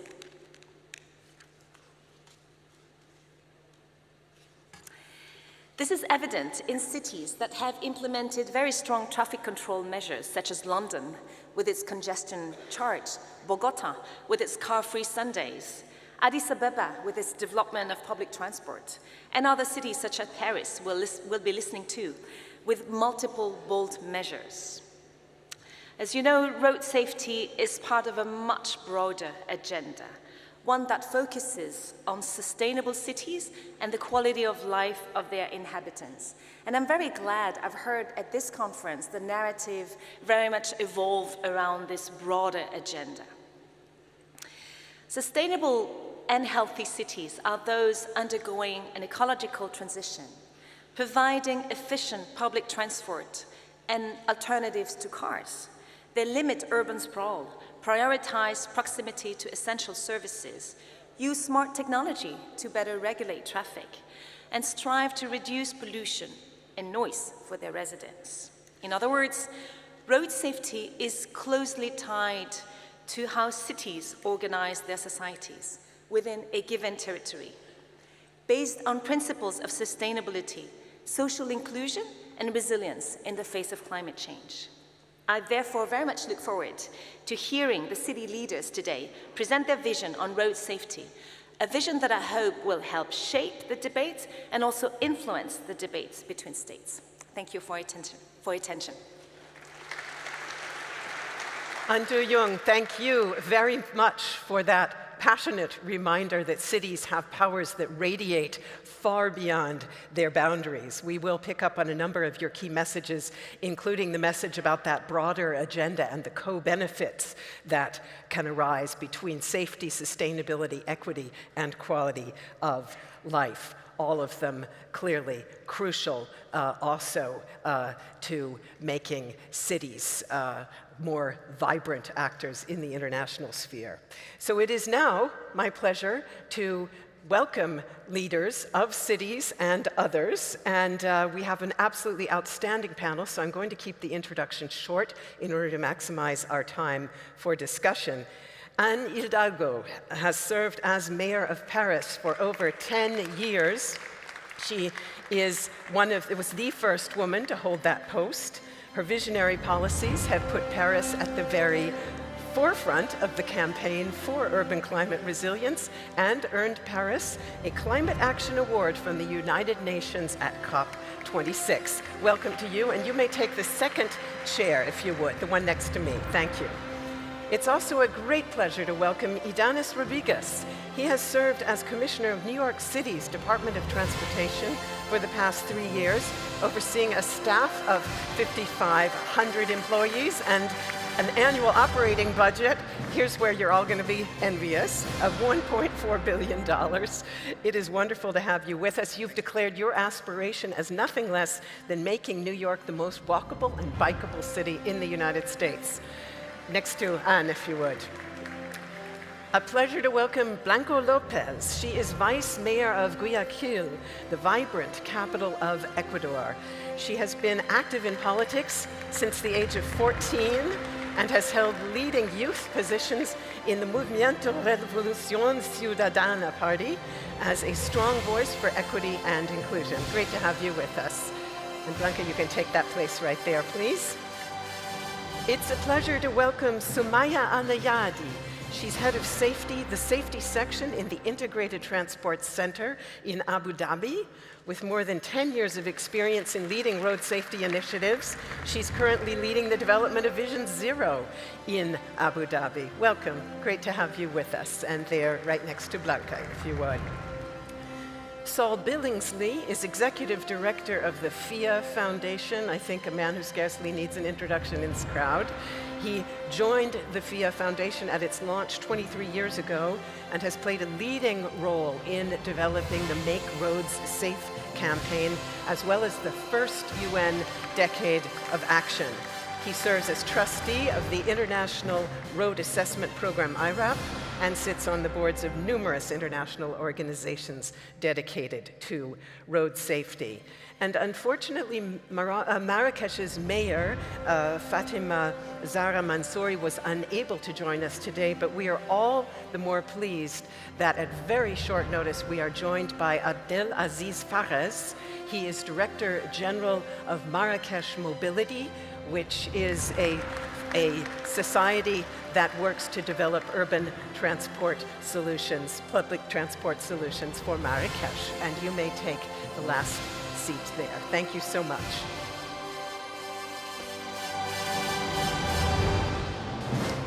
So, welcome to all of you. It's absolutely great to have you with us. And I'd like to get started with a first round of discussion in which we focus on local authorities' role in driving new approaches to urban planning and development that truly do integrate road safety as a core component of health, mobility and sustainability strategies. So exactly that broader agenda that Antu just talked about. And as mayors, all of those on the panel are in fact doing exactly that. So I want to ask you to please share your concrete experience. If you can give us examples of best practices, I think that's very useful for everyone who's with us here today. And I'm also curious to hear about the challenges that you face and how you've managed to find solutions to those. So if I may, I'll start with Mayor Hidalgo, and you have introduced policies that include extensive expansion of bike lanes, pedestrian-friendly transformation of the Seine riverbank. Many of us remember it as practically a highway. Yeah. That's different. Traffic limitations under the motto Paris respire, Paris breathes, and 15-minute city schemes, amongst others. So how do you see these co-benefits between all these different local policies that are designed to make Paris greener and more livable, together with the struggle to improve road safety? Merci d'abord, merci beaucoup à Jean Todt, merci à l'OMS et merci au Royaume du Maroc de nous accueillir et dans cette belle ville de Marrakech. C'est vraiment très très important de pouvoir se retrouver tous sur ce sujet qui est un sujet qui, voilà, la sécurité routière, nous savons qu'il y a plus de morts, cela a été dit hier dans le monde, que beaucoup de guerres. Et donc nous devons mettre tous les moyens pour sauver les vies. Les villes ont un rôle essentiel et pour moi à Paris, il n'y a jamais eu de différence entre mon agenda sur la question du climat, de la lutte contre la pollution de l'air et mon agenda sur la sécurité routière. J'ai vraiment joint les deux parce que c'est une évidence. Si dans une ville qui a été orientée depuis les années 60 jusqu'au début des années 2000, Paris, vers la voiture, la ville devait s'adapter à la voiture. Là, il s'agissait de faire le chemin inverse pour diminuer la pollution. Moins de voitures, c'est moins de pollution. Moins de trafic, c'est moins d'accidents. Et donc, pour moi, les deux sujets ont été liés dès le début. Et depuis 10 ans que je suis maire, je me suis employée à accélérer le mouvement parce qu'il y a urgence. Accélérer le mouvement, c'était d'abord prendre des mesures fortes, symboliques, qui ont été difficiles, qui peuvent vous mettre dans une situation d'impopularité et donc d'inconfort pour un maire. Je pense, et vous y avez fait référence, à la piétonisation des berges de Seine. Pour moi, c'était un enjeu symbolique et concret très important parce que c'était une autoroute qui venait déchirer la ville à l'intérieur, au bord de la Seine, et reconquérir cet espace permettait de reconquérir aussi le rapport au fleuve et donc de se rapprocher d'un espace où on respire mieux. Et donc, cette bataille-là a été une bataille extrêmement dure parce que la population, les femmes, les jeunes y étaient très favorables et c'est grâce à eux que j'ai pu le faire. Mais il y avait quand même, notamment parmi les stakeholders, les gens de niveau socio-professionnel très élevé, surtout des hommes, hein, pardon, mais surtout des hommes, qui considèrent un peu trop encore la voiture individuelle comme un symbole de puissance, de force, de réussite. Et là, c'était plus difficile parce que ces personnes avaient quand même la puissance des médias, de beaucoup de discussions qui rendaient beaucoup plus difficile la réappropriation d'un espace comme celui au bord de Seine. En fait, on a gagné et aujourd'hui, quasiment 10 ans après, plus personne ne reviendrait en arrière. D'ailleurs, les enfants me disent « Ah bon, avant, il y avait des voitures ici. Aujourd'hui, c'est un parc et un jardin. » Ça, c'était une des mesures symboliques fortes. Et puis ensuite, il y a eu d'autres mesures que j'ai pu prendre et j'ai pu m'appuyer sur 2 événements. Le Covid, l'épidémie, qui nous a donné un certain nombre d'opportunités pour aller plus vite sur la transformation de nos espaces publics. Par exemple, faire plus rapidement des pistes cyclables. J'ai pu aller plus vite parce que la loi européenne et française nous permettaient de le faire, et ce qui m'a permis aujourd'hui, par exemple à Paris, nous avons 1400 km de pistes cyclables dans la ville, ce qui fait vraiment du vélo un moyen de transport quotidien, très agréable, mais pour ça, il fallait que les pistes cyclables soient sécurisées. Parce qu'évidemment, il y avait beaucoup de risques avant. Si vous mettez des vélos dans un flux de voitures, le partage entre les deux se fait au détriment du plus fragile, c'est-à-dire le vélo, et au détriment du piéton, qui est encore plus fragile que le vélo. Et je me suis inspirée d'un modèle qui est le modèle de Copenhague. La ville de Copenhague avait depuis longtemps, depuis les années 90, revu toutes ses infrastructures et en faisant des pistes bien sécurisées, double direction, et c'est le modèle que nous avons utilisé. Ça a été un modèle très impactant en termes de travaux, donc là aussi, il a fallu affronter l'impopularité, la difficulté, voilà, les plaintes des habitants. Mais les Jeux Olympiques m'ont permis aussi d'accélérer ce processus, puisque là, il fallait vraiment transformer toute la ville. Aujourd'hui, le bénéfice, il est évident. Plus personne ne reviendrait en arrière. Plus personne ne reviendrait en arrière. On a baissé en plus de 10 ans d'environ 40% la pollution de l'air, ce qui est énorme. Avant, quand je suis arrivée comme maire en 2014, je devais régulièrement faire des arrêtés pour interdire aux enfants de jouer dans les cours d'école les jours où il y avait des pics de pollution. Je n'ai plus à faire cela et je m'en réjouis. Mais nous avons aussi, de la même façon, diminué drastiquement les accidents de la route dans notre ville, les accidents graves et les accidents aussi il reste des accidents de piétons sur lesquels nous travaillons avec à la fois des mesures répressives, la police municipale, le respect du code de la route. Nous avons inventé un code de la rue et nous travaillons à cela. Nous avons baissé la vitesse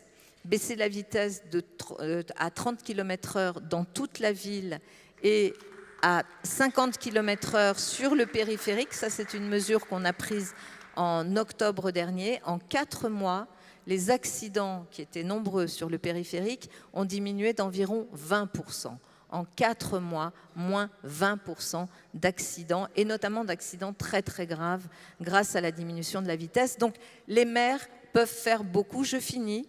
Je pense qu'on peut faire chacun dans nos villes et qu'il faut qu'on soit aidé. Il faut qu'il y ait des coalitions comme ce qui se fait autour de gens où à la fois des automobilistes, les constructeurs automobiles, les industriels, les citoyens s'unissent pour faire diminuer les accidents, parce qu'il faut être nombreux pour porter ces mesures. La deuxième chose, je conclus, je préside une association qui s'appelle l'Association internationale des maires francophones.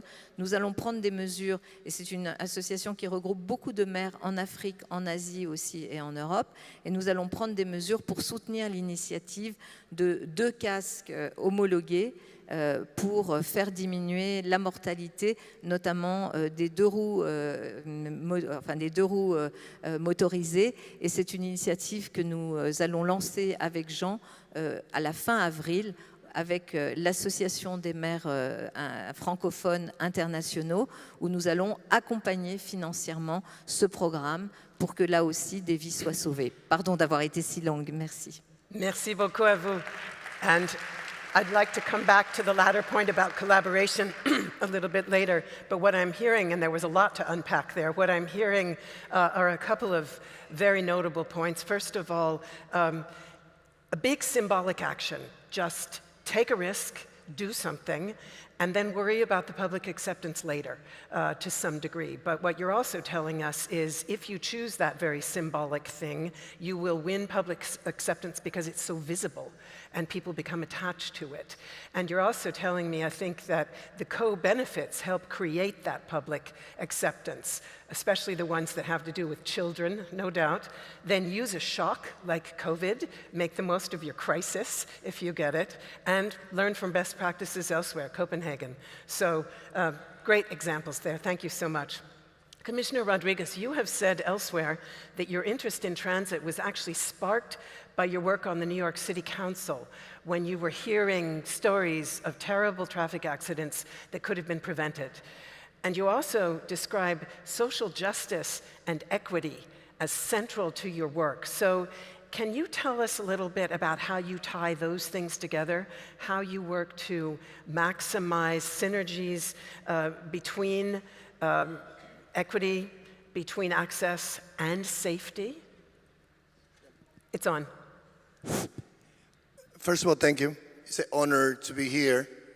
It's like, surrounded with great leaders, especially having two daughters, myself, being surrounded with a great mayor of Paris. It's a role model, that they have about leaders across the globe. Look, I think that the whole world is crying and claiming for peace. So if we live in a society where we are losing 1.2 million people every year, we live in a world. Those individuals are a person of faith. But I don't think that those lives were lives that whatever we believe had the day for those people to go. This was about a small percentage of reckless drivers who believe that the street belonged to them. So what I would like to see happening is that, first of all, I want to invite everyone to never use the word accident in any report,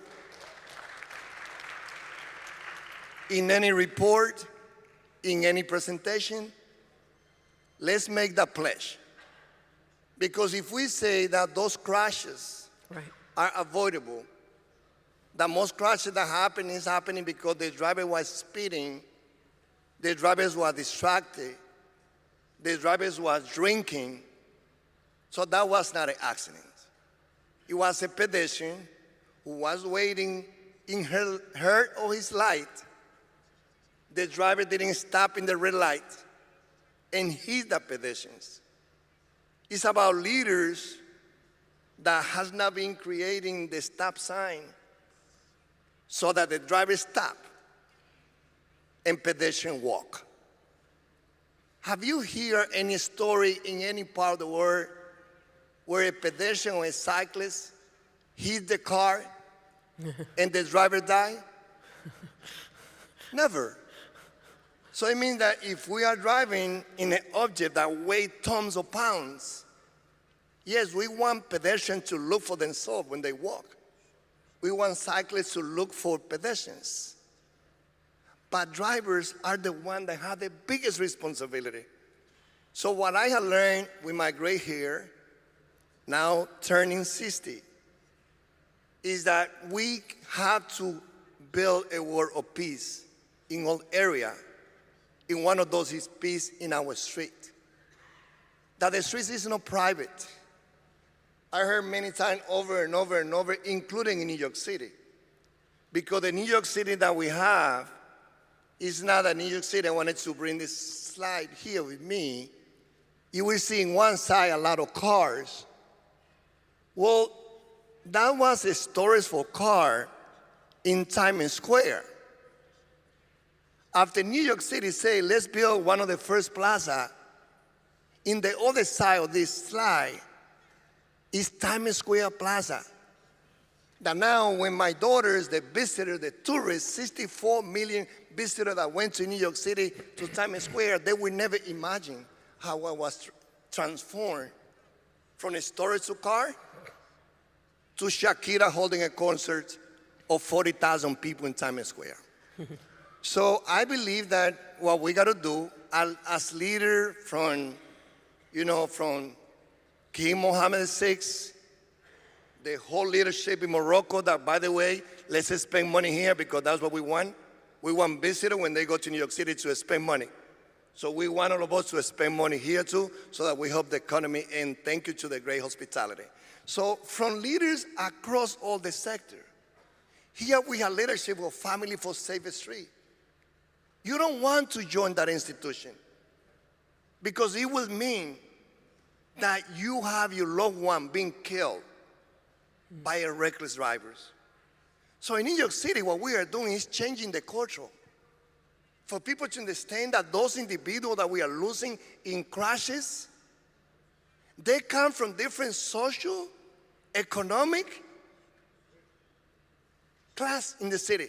They're wealthy, they're middle class, they have different color.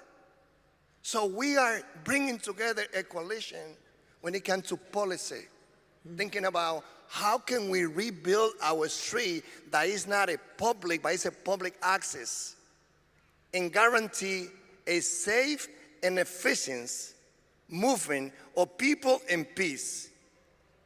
So that's when it comes to the policy, that's when it comes with the Vision Zero, and we will talk about how we made 2023 the year of lowest numbers of pedestrian fatality in New York City, when the United States has the highest number of pedestrian fatality since the 1980s, by introducing the 3E of Vision Zero. Engineer redesigning our street to make it safer for pedestrians and cyclists, investing millions of dollars educating reckless drivers to slow down and save lives. 3, working with the NYPD, enforcing the law. New York City Police Department, I think most people know. The New York City Police Department, but also using the technology with the speed camera. And that money is not revenue that we waste. The money that we raise from the speed camera is going back to use it to rebuild our street. On the equity part, in 1 minute, I'm the face of fighting for equity. I'm the first Latino descent leading the largest Department of Transportation of any city in the United States. I'm the story of an immigrant that moved from the country to the new one, searching for the dream.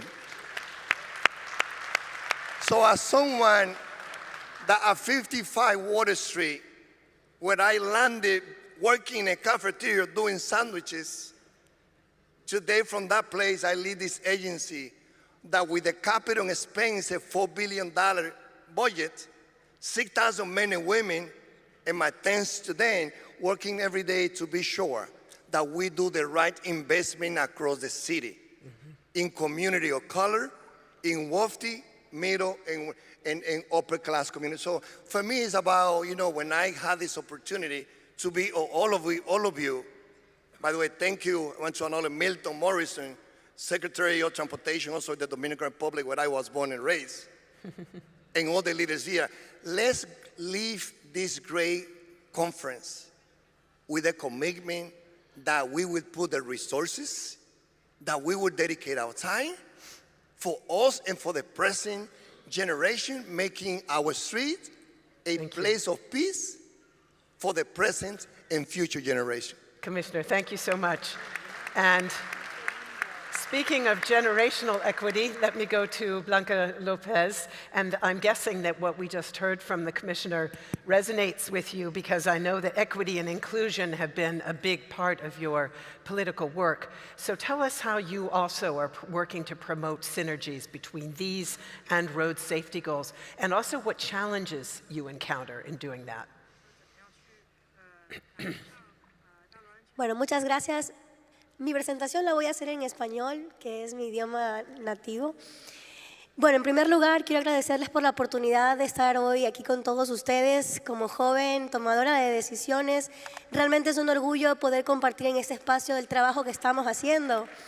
Desde Guayaquil, Ecuador, la capital económica del país, y también una de las ciudades que enfrenta muchísimos desafíos, al igual que la gran mayoría de ciudades en América Latina. Y uno de esos desafíos es justamente la seguridad vial. En ese sentido, sí quisiera resaltar que nosotros somos una administración nueva.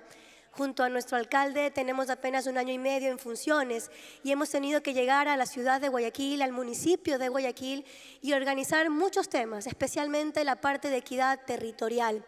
En ese sentido, nosotros hemos trabajado en nuestra planificación urbana de Guayaquil, porque teníamos una distribución en nuestra ciudad pensada para una Guayaquil de apenas 100.000 habitantes. Hoy Guayaquil tiene más de 3 millones de habitantes y necesita una nueva planificación urbana.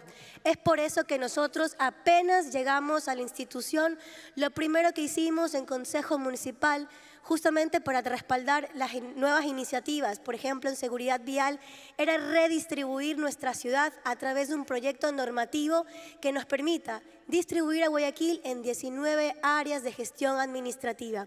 Estas áreas han sido también inspiradas y tomadas como referencia del ejemplo de París y su ciudad de 15 minutos. A través de esta nueva redistribución nosotros hemos podido comenzar a crear las nuevas centralidades urbanas. Estos espacios para nosotros significan también calles más seguras, movilidad más segura para nuestros ciudadanos. ¿Por qué razón? Porque a través de estas centralidades urbanas hemos logrado desconcentrar todo el servicio municipal y acercarlo a la gente. Cuando antes nuestros ciudadanos que se ubican en el norte de la ciudad debían de hacer un trámite municipal en el centro, estábamos hablando de 30 minutos aproximadamente y hasta 40 solo para llegar al centro a hacer un trámite municipal. Y eso también significaba a veces hasta doble gasto en el transporte público.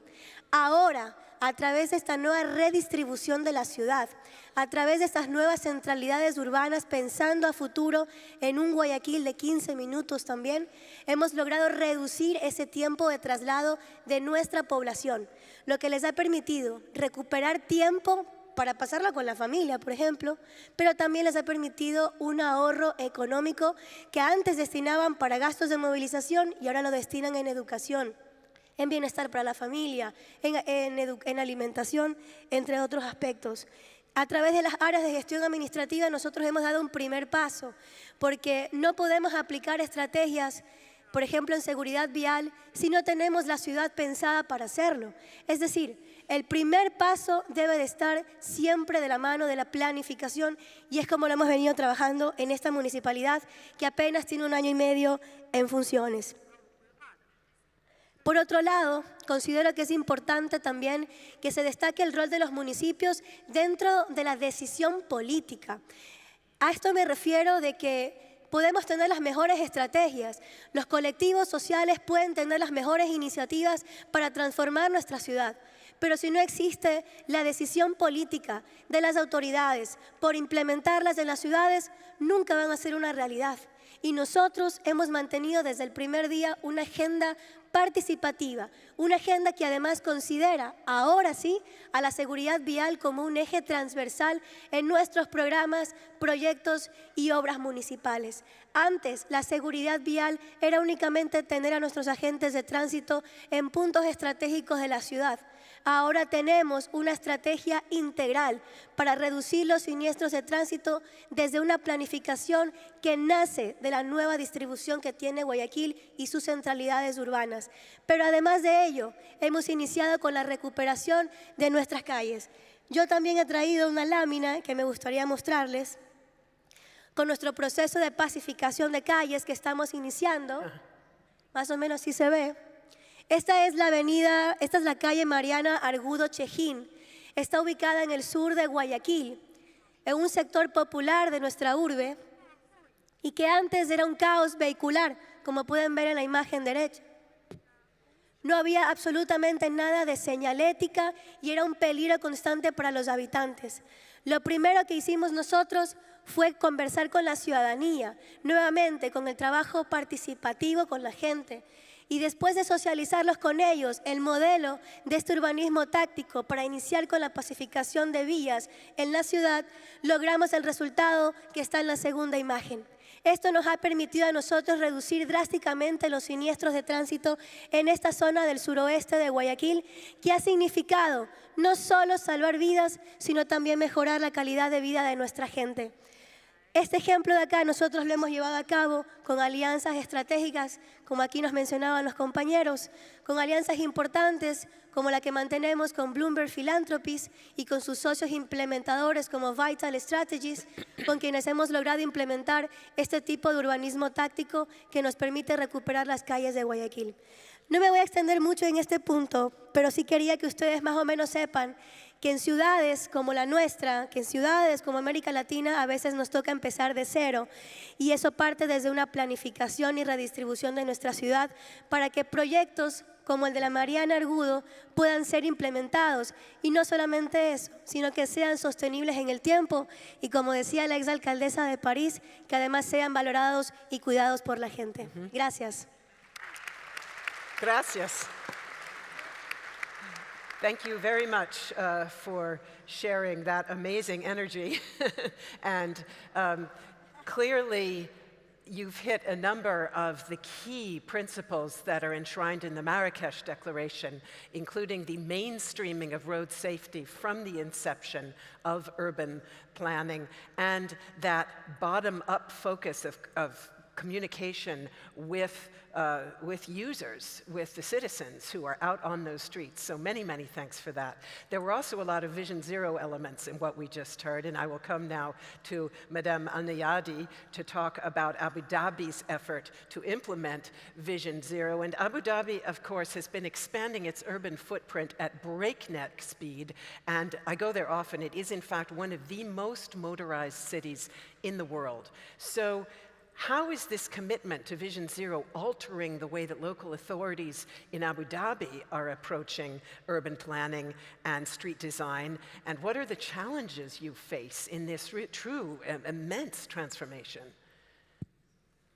First of all, thank you so much for having me. It's my absolute honor and pleasure to be here. And thank you guys for joining here as well. In Abu Dhabi, let me explain first about the issues that we are facing actually in United Arab Emirates. The traffic demand was increased, and we are trying to face this increasing by mode of trips. We are changing the mode of trips, and we are trying to transform into electronic government and distribute land activities as well. We are working now to improve the infrastructure by adapting Vision Zero and the SAFE system. We are working very hard in two approaches, using SAFE system pillars by adapting and infrastructure improvement. And we implement around 1,200 kilometers of cycling and bicycles lanes, yes. And it's look like it present 25% from the total plan of our road network. As well, we are justifying the high-risk intersections, around 150 intersections, and also we are implementing 60 meta-block for our pedestrians to make sure that all infrastructure are serving all road users. In addition to that, there is a great collaboration between local entities in Abu Dhabi Emirates. We have a road safety committee, and this is the main key pillar actually we are working on to enhance road safety in Abu Dhabi Emirates. I would like to highlight also the enforcement and the traffic law are playing a key role with the leadership of His Excellency Engineer Hussein Al-Harthi from Ministry of Interior. A new amendment of traffic law is taking in place. Also, there is a lot of speed radars was implemented under the leadership of His Excellency Mohammed Dahi, and we have now more than 800 speed radars will be implementing over 3 years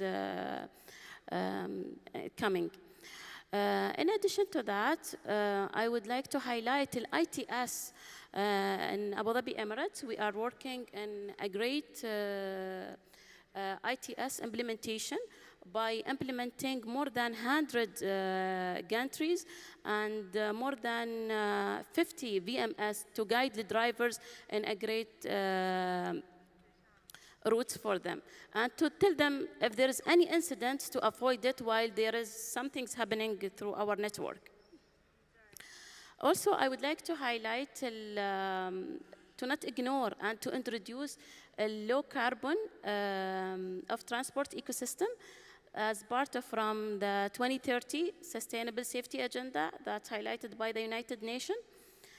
And last but not least, the community engagement. It's very important to get society and to get people who's working with us and who's actually with us to be a part from our vision and to let them aware about it.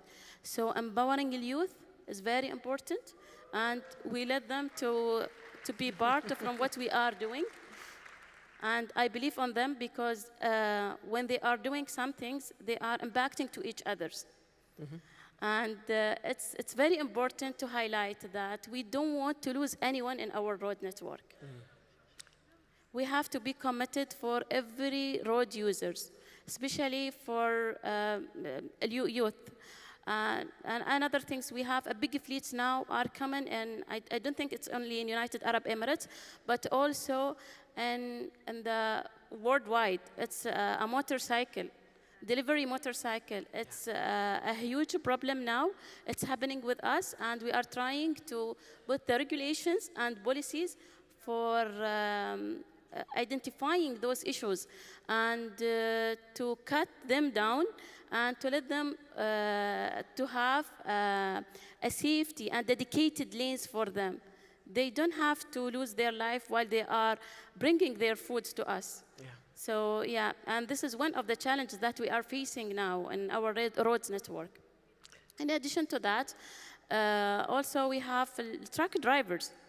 We are taking about most of the fleets, and we are creating a curriculum through our private sectors, Emirates driving companies who's here today with us, and they are doing a great job with us in terms of collaboration between the private sectors and the government. And to be honest, actually, we are reducing the fatalities since 2019 until the end of 24 by 32%. And this is not because of one entity, because the collaboration that's happened in United Arab Emirates and especially in Abu Dhabi Emirates to work together.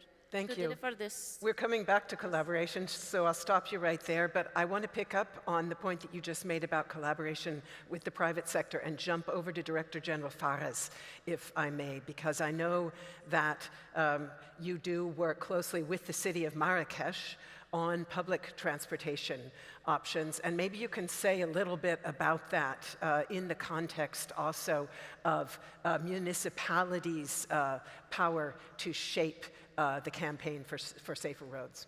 En effet, bonjour tout le monde. Je suis honoré d'être parmi vous pour pouvoir m'exprimer, partager avec vous l'expérience de la ville de Marrakech en termes des actions en lien avec les politiques publiques pour améliorer la sécurité routière.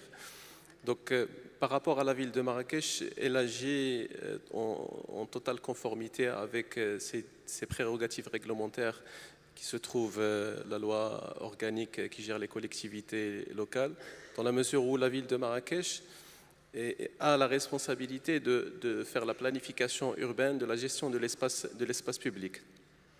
Donc, si on peut splitter les actions prioritaires, je peux les classer en 4 axes prioritaires qui démarrent par la partie loi. Donc la collectivité est en mesure de mettre des limitations de vitesse sur certains axes qui sont identifiés comme axes à forte accidentologie. Aussi de mettre des radars de contrôle pour inciter les usagers de la route à éviter certains comportements dangereux.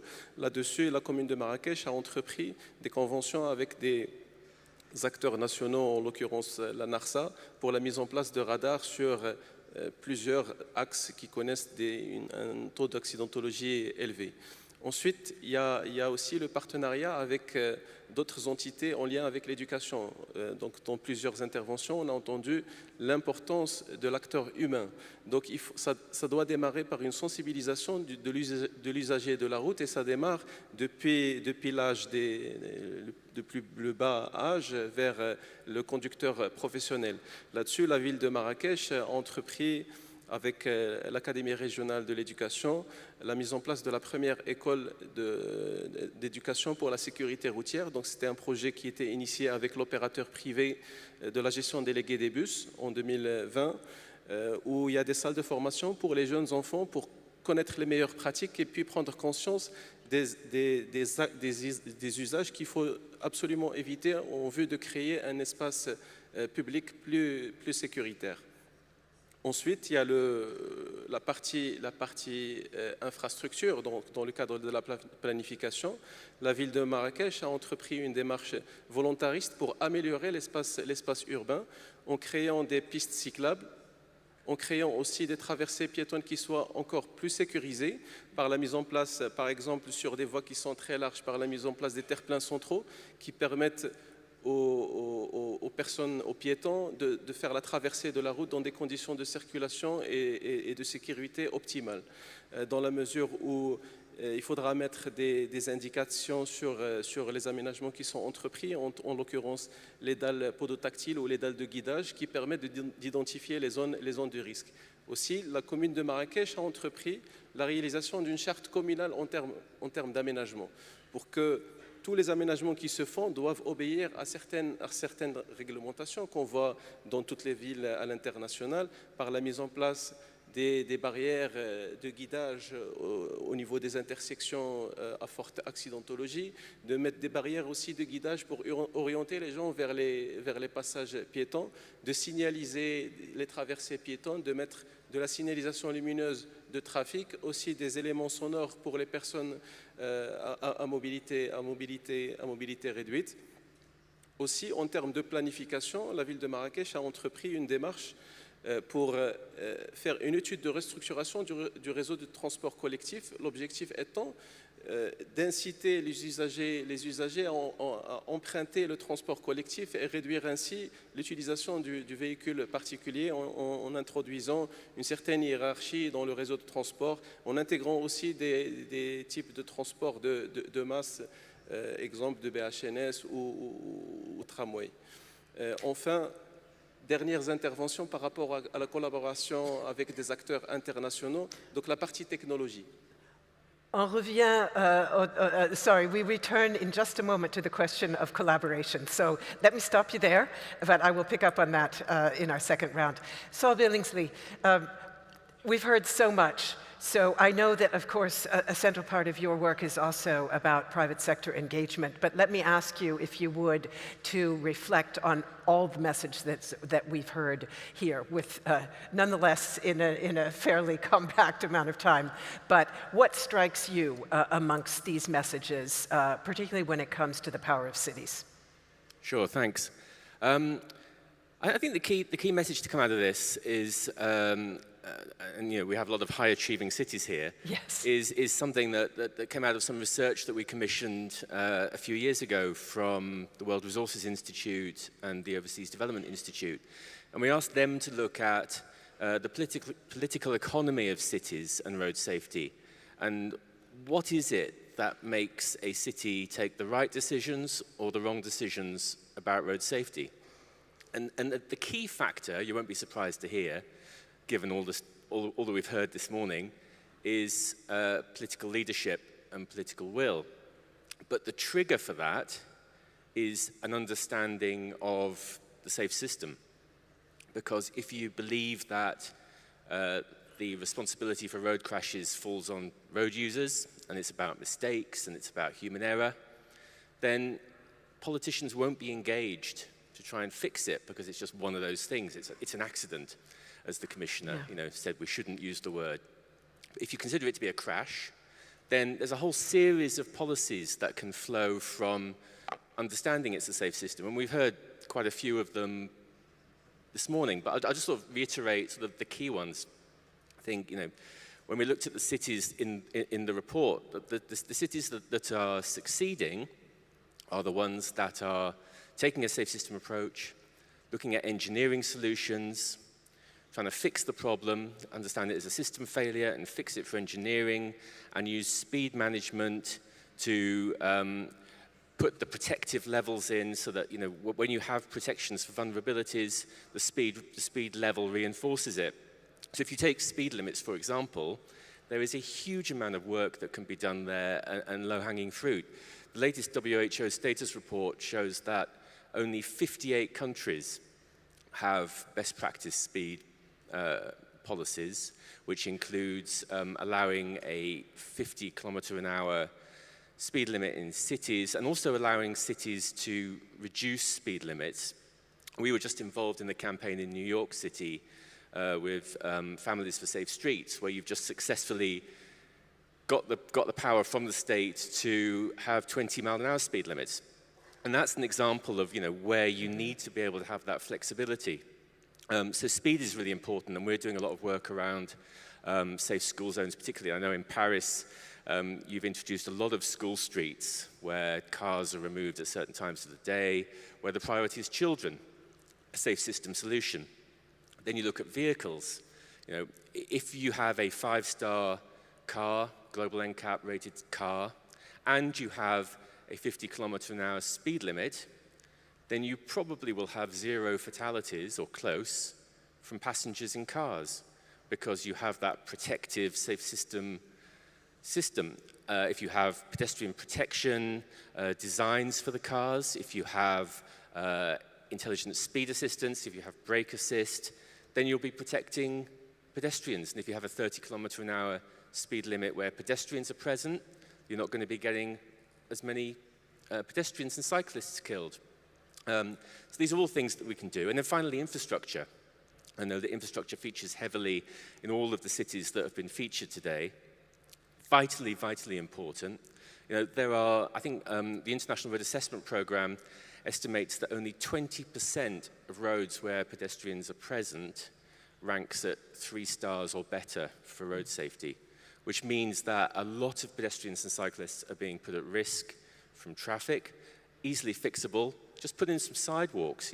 So many cities in the world don't have sidewalks on streets where pedestrians and fast traffic are mixing, safe crossings. A big problem I know some of your cities have had this problem, but it's a particularly big problem in many developing cities, is fast highways, urban highways in cities where you're getting a mix of people and traffic. I know sort of Atlantic Avenue is an example in New York, but we've had examples in sub-Saharan Africa of cities where new roads are being built or upgraded, and we're seeing on just a 2-kilometre stretch, 50 people being killed in a year. Now that is outrageous. It shouldn't be happening halfway through the second decade of action. Often it's not the mayor's responsibility, often it's the national responsibility, but mayors have an important role in advocating for that not to happen because it's their constituents who are being mown down. So those are just a few things that I think the panel have sort of raised, and I'm just trying to reflect. Thank you.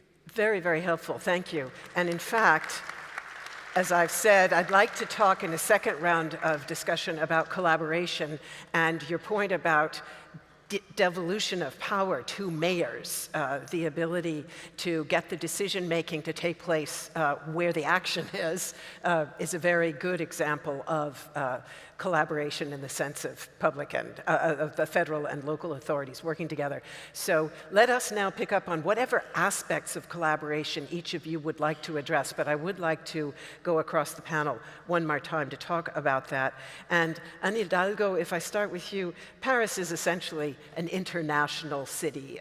It's a beacon city all around the world. So how can a city like yours amplify the campaign for safer roads? D'abord, c'est vraiment très intéressant de partager et de voir que beaucoup de nos villes et de nos partenaires portent cette vision. La vision, finalement, dans toutes les crises que connaît aujourd'hui l'humanité, la crise climatique, la crise liée à ces morts sur les routes, toutes les crises que nous connaissons, démocratiques, etc., finalement, peuvent se résoudre, elles se conjuguent, et lorsqu'on s'attaque à un aspect de ces crises, on peut en résoudre beaucoup d'autres. Quand on travaille sur la question de la sécurité routière, on résout aussi des problèmes de pollution de l'air. On résout aussi des problèmes, et je viens à votre question après, de pouvoir d'achat ou de capacité ou de lutte contre la pauvreté, parce on développe des transports publics et parce que les transports publics, c'est ce qu'il y a de mieux pour assurer justement la baisse du trafic, la baisse des émissions et la possibilité pour chacun de se déplacer et en même temps de le faire à un coût qui reste raisonnable pour chacun. Donc je crois qu'on est au cœur d'un sujet très concret et qui peut coaliser de façon positive beaucoup de monde autour de cette question de la sécurité routière. Je pense, et je veux juste apporter aussi un point sur une ville comme Paris, des grandes mesures symboliques, mais aussi des mesures très concrètes dans le quartier, dans la ville du quart d'heure qui a été évoquée tout à l'heure avec beaucoup d'enthousiasme. Faire des aménagements à l'échelle de la ville du quart d'heure, des 15 minutes, pour pouvoir rendre aussi la ville plus agréable. Il faut que dans le bénéfice que les gens en voient, la sécurité, moins de bruit, moins de pollution, pouvoir lâcher la main à ses enfants pour qu'ils jouent dans la rue, dans la cour, finalement que ce soit un espace beaucoup plus sûr, tout cela crée un bénéfice de qualité de vie qui fait qu'une ville est aussi plus puissante. Plus elle est douce, plus elle est puissante. Parce que finalement, les gens se disent, à cet endroit-là, il y a un modèle de vie qui n'exclut pas évidemment la dynamique économique, au contraire, mais qui permet aussi finalement une juste répartition de toutes ces communautés qui ont juste une envie, vivre en paix à l'endroit qu'elles ont choisi ou à l'endroit où elles sont. Et ça, je pense que c'est très important de se dire que ces sujets de sécurité routière nous amènent aussi à traiter dans le détail ce que nous avons fait, par exemple, avec une mesure là très consensuelle, très populaire. Tout à l'heure, j'ai parlé des mesures impopulaires, mais lorsque nous avons eu l'idée de fermer des rues où il y a des écoles, et nous avons appelé ça les rues aux écoles, en proposant aux parents d'enfants, en proposant à la communauté, si on ferme cette rue, est-ce que ça vous va? Ils nous ont dit, ah oui, oui, oui, on sera beaucoup plus sûr. Après, on leur a dit, et si on plante des arbres dans la rue qui vient d'être fermée, est-ce que ça vous va? Ah, bien sûr, ça sera beaucoup plus agréable. Aujourd'hui, nous avons, d'ici fin 2026, nous aurons 300 rues aux écoles fermées qui sont dans le cœur des quartiers. Je pense que ces modèles, ces échanges que nous faisons entre nous, on s'inspire mutuellement. Je parlais tout à l'heure de Copenhague, mais il y a beaucoup de villes aussi qui m'ont inspiré dans cette démarche-là. Alors Paris, par l'écho international de ce que l'on fait, peut aider à montrer, et souvent mes interlocuteurs à l'étranger me disent, si c'est possible à Paris, alors c'est possible ailleurs. Bah oui, parce que c'est compliqué Paris. Paris, c'est compliqué, la population est compliquée. Paris, mais je l'adore. Paris, c'est compliqué parce que c'est une ville très ancienne, très patrimoniale, qu'on ne peut pas faire n'importe quoi. Marrakech aussi et beaucoup d'autres villes aussi. On ne peut pas toucher sans avoir vraiment une attention pour ce que nous ont légué en termes de patrimoine nos prédécesseurs. Mais si on arrive à faire bouger des choses comme on a pu le faire avec les pistes cyclables, avec les espaces piétonnisés, la place de la Concorde, qui est quand même le haut lieu historique, c'est la place royale, c'est une place du XVe siècle. Et cette place a été une place aux voitures.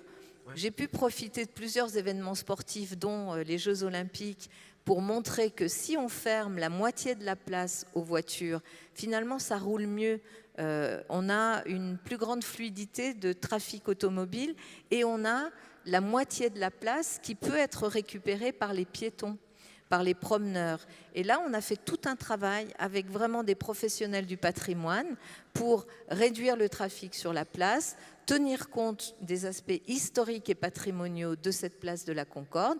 Et là, dans quelques semaines, nous allons délibérer sur l'architecte qui aura remporté le concours, pour l'instant je ne sais pas encore qui c'est, qui aura remporté le concours, qui dessinera la nouvelle place de la Concorde, où l'on va même planter à nouveau des arbres et de la végétation. Donc, je pense que si on arrive à faire des choses dans une ville aussi complexe que Paris, alors c'est vrai que ça peut permettre de montrer qu'il y a des méthodes transposables. Les contextes sont toujours très différents et on ne peut pas appliquer complètement une solution prise dans une ville. Il faut toujours revenir au contexte, à la situation, aux problèmes que l'on veut régler, donc être très pragmatique, mais je pense que ce rôle-là, en tous les cas, c'est le rôle que peut assumer Paris. Et je le disais tout à l'heure, en tant que présidente de l'Association internationale des maires francophones, qui regroupe plus de 300 maires de l'espace francophone, dont beaucoup de maires africains.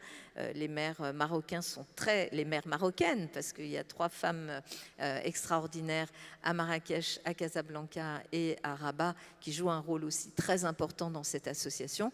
Nous allons porter et amplifier ces messages, parce que c'est une association qui n'est pas simplement dans le plaidoyer, elle est vraiment dans l'action concrète. Nous finançons des programmes, soutenus aussi par la Commission européenne.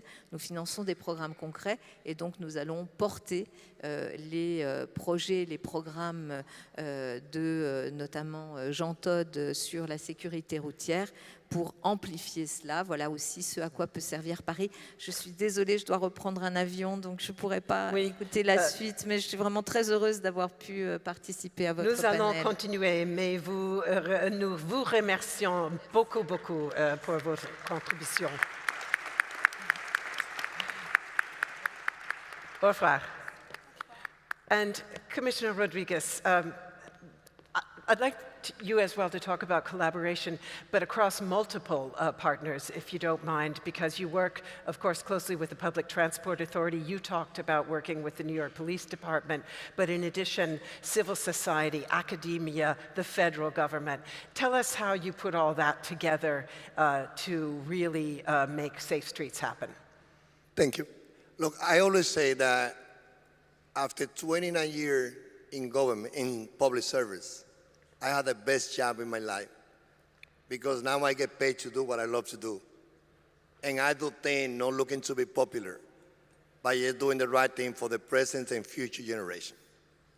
So what I'm doing, using the platform or transportation, someone that started being an activist, that was a teacher for 15 years, was a council member for 12 years, is using all my knowledge. Now, in my new job, in charge of the largest department of transportation of any city in the United States, by a place that there's different point of view. So we work hard bringing the agency to the community so that the conversation on transportation is not anymore something elite, where the planners that were going to working class community went to bring the project, not to hear from the community what they wanted in those communities. That as someone that I was born in 1965 in the Dominican Republic, and my father had a bike. So we've been told that the car is a symbol of progress, and a bike was something used by poor people in many underserved communities. So what we are doing is changing with academic partnership, with the Vision Zero coalition led by Mayor Adams at City Hall.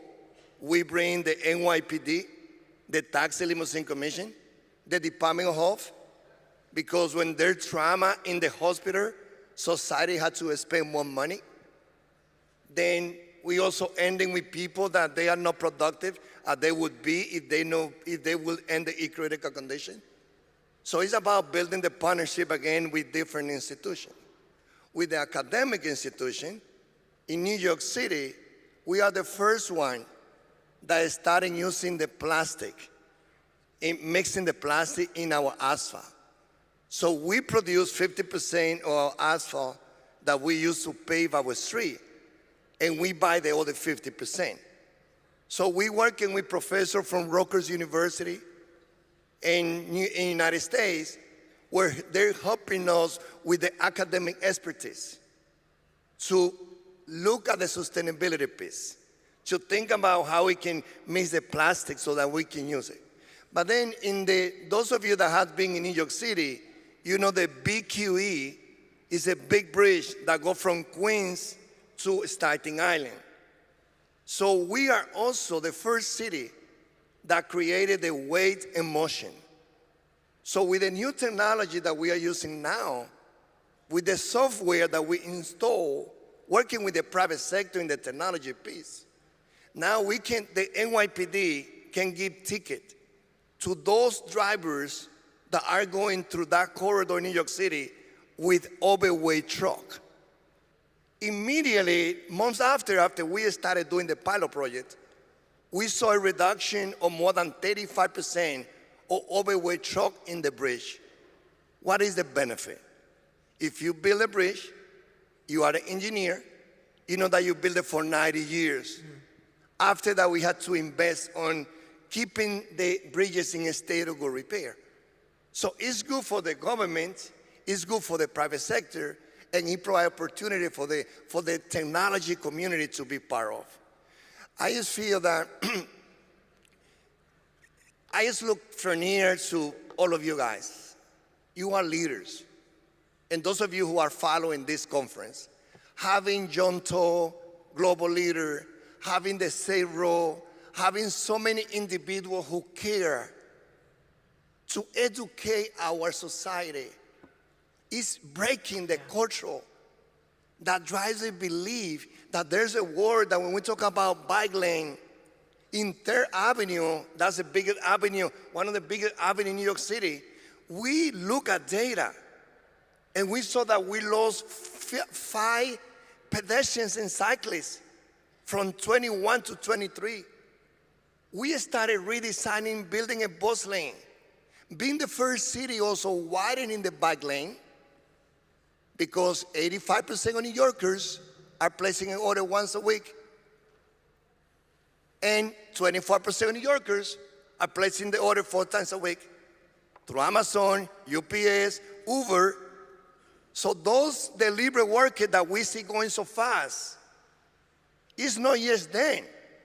It's that the private sector is putting the pressure. Where if I place the order on my food, they will give you 5 minutes from the moment when the food is cooked to bring it to my apartment. So it's great to have partners in the private sector, but they also have to invest more. Because it's not only about putting a few dollars and helping with the research. Great. It's that for the future of the economy, they also have to educate the workers. They also have to help us to rebuild our public space. So the level of collaboration is among city, but it's also about now that we live in a global world, we all can learn from each other. Thank you very much.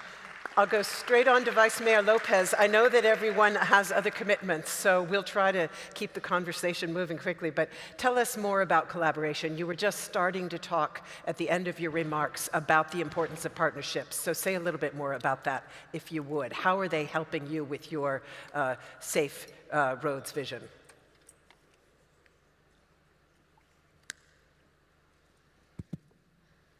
Bueno, muchas gracias por la pregunta. Como lo mencionaba en la primera ronda de preguntas, en Guayaquil hemos abordado la seguridad vial desde la planificación y también a través de un proceso integral. Hemos resaltado 3 aristas principales. Primero, la parte tecnológica, la segunda, la campaña comunicacional y tercero, hemos tenido los operativos de control de la mano de la colaboración internacional y también de las diferentes instituciones locales como la academia incluso. En la parte de tecnología hay una herramienta muy interesante que nosotros hemos incorporado en esta estrategia integral de seguridad vial en Guayaquil, que le hemos denominado Juega Limpio, que principalmente trata sobre el manejo de nuestras cámaras de videovigilancia distribuidas en toda la ciudad que nos permiten detectar infracciones de tránsito en cualquier punto de Guayaquil. Y la segunda es la aplicación VIPA, que ustedes la pueden también descargar y que su uso es muy sencillo y que está siendo utilizada ya en Guayaquil, donde los ciudadanos pueden detectar también las infracciones, grabarlas con su celular, subirlas a la plataforma y después ser revisadas por el Centro de Control y Monitoreo de nuestra Agencia de Tránsito. Este trabajo colaborativo lo estamos ampliando con la participación ciudadana. Cuando hablamos de colaboración no solo podemos pensar en los privados, en las universidades, en los organismos internacionales, en los grupos de financiamiento. Debemos de comenzar pensando en la colaboración ciudadana. Y al menos a través de esta aplicación hemos logrado vincular a la sociedad en la detección de infracciones de tránsito para mejorar la seguridad vial también. Esto nos ha permitido citar a varios infractores con un total de 60% a través de las cámaras de videovigilancia y un 40% de infracciones en la aplicación VIPA. Segundo, hemos desarrollado nuestra campaña comunicacional No tenía que pasar, y esto lo hemos hecho en colaboración, como lo mencionaba al principio, con la Iniciativa para la Seguridad Vial de Bloomberg Philanthropies, con quienes tenemos un convenio vigente en Guayaquil, y esta campaña comunicacional la lanzamos en julio de 2024. ¿Por qué julio? Si a ustedes les pregunto qué mes piensan ustedes que tenemos el mayor número de fatalidades en las vías, probablemente muchos me digan en diciembre, fin de año, carnaval. Pues no, en Guayaquil es el mes de julio, en el Día del Padre, donde tenemos el mayor número de siniestros en las vías. Por eso lanzamos esta campaña en julio de 2024 y que promueve la reducción de muertos por exceso de velocidad en motocicletas. ¿En qué consiste esta colaboración? Nuevamente, no solo con la iniciativa de Bloomberg Philanthropies, también con la ciudadanía, porque en estos spots comunicacionales hemos presentado el testimonio de Wendy Roldán, una madre de un sector popular de Guayaquil que perdió a su hijo José Luis de apenas 20 años por conducir en exceso de velocidad en su motocicleta en una de las vías con mayor índice de siniestralidad en Guayaquil. El testimonio de esta madre logró que muchísimos conductores en las vías pudieran concientizar sobre la importancia de manejar con los límites de velocidad establecidos. En nuestros operativos de sensibilización a los conductores, en lugar de citarlos en primera fase, lo que hacíamos era proyectarles el video de Wendy Roldán y su testimonio para generar esa sensibilización y también generar conciencia sobre la importancia de manejar bajo los límites establecidos. Esta campaña logramos sacarla con el apoyo de Wendy, su familia, de la colectividad que nos contribuyó en la difusión, con los medios de comunicación locales y también con Vital Strategies, que nos permitió también diseñar toda esta campaña comunicacional. Tercero, tenemos nuestros operativos de control que también han sido de la mano de la cooperación internacional a través de los socios implementadores de la iniciativa que tenemos con Bloomberg Philanthropies. Hemos logrado en operativos de control un dato muy interesante. En el 2024 tuvimos un total de 110 operativos de control, en donde logramos aprender a 387 conductores que estaban manejando bajo la influencia del alcohol. Claro que todos ellos fueron después llevados hacia la autoridad competente, pero logramos con estos operativos una reducción de siniestros por conducir bajo la influencia del alcohol de un 18% entre 2023 y 2024. Y cabe puntualizar que estos operativos los hicimos también con equipamiento que nos pudo dotar la colaboración internacional que tuvimos a través de Bloomberg Philanthropies. Entonces, nuevamente, Guayaquil está apostando a este tipo de estrategias integrales, pero con una colaboración desde la ciudadanía y los organismos internacionales. Cierro este punto para no extenderme mucho, mostrándoles también una lámina muy interesante, que es otra herramienta que hemos traído también nosotros, que es el Observatorio de Movilidad de Guayaquil.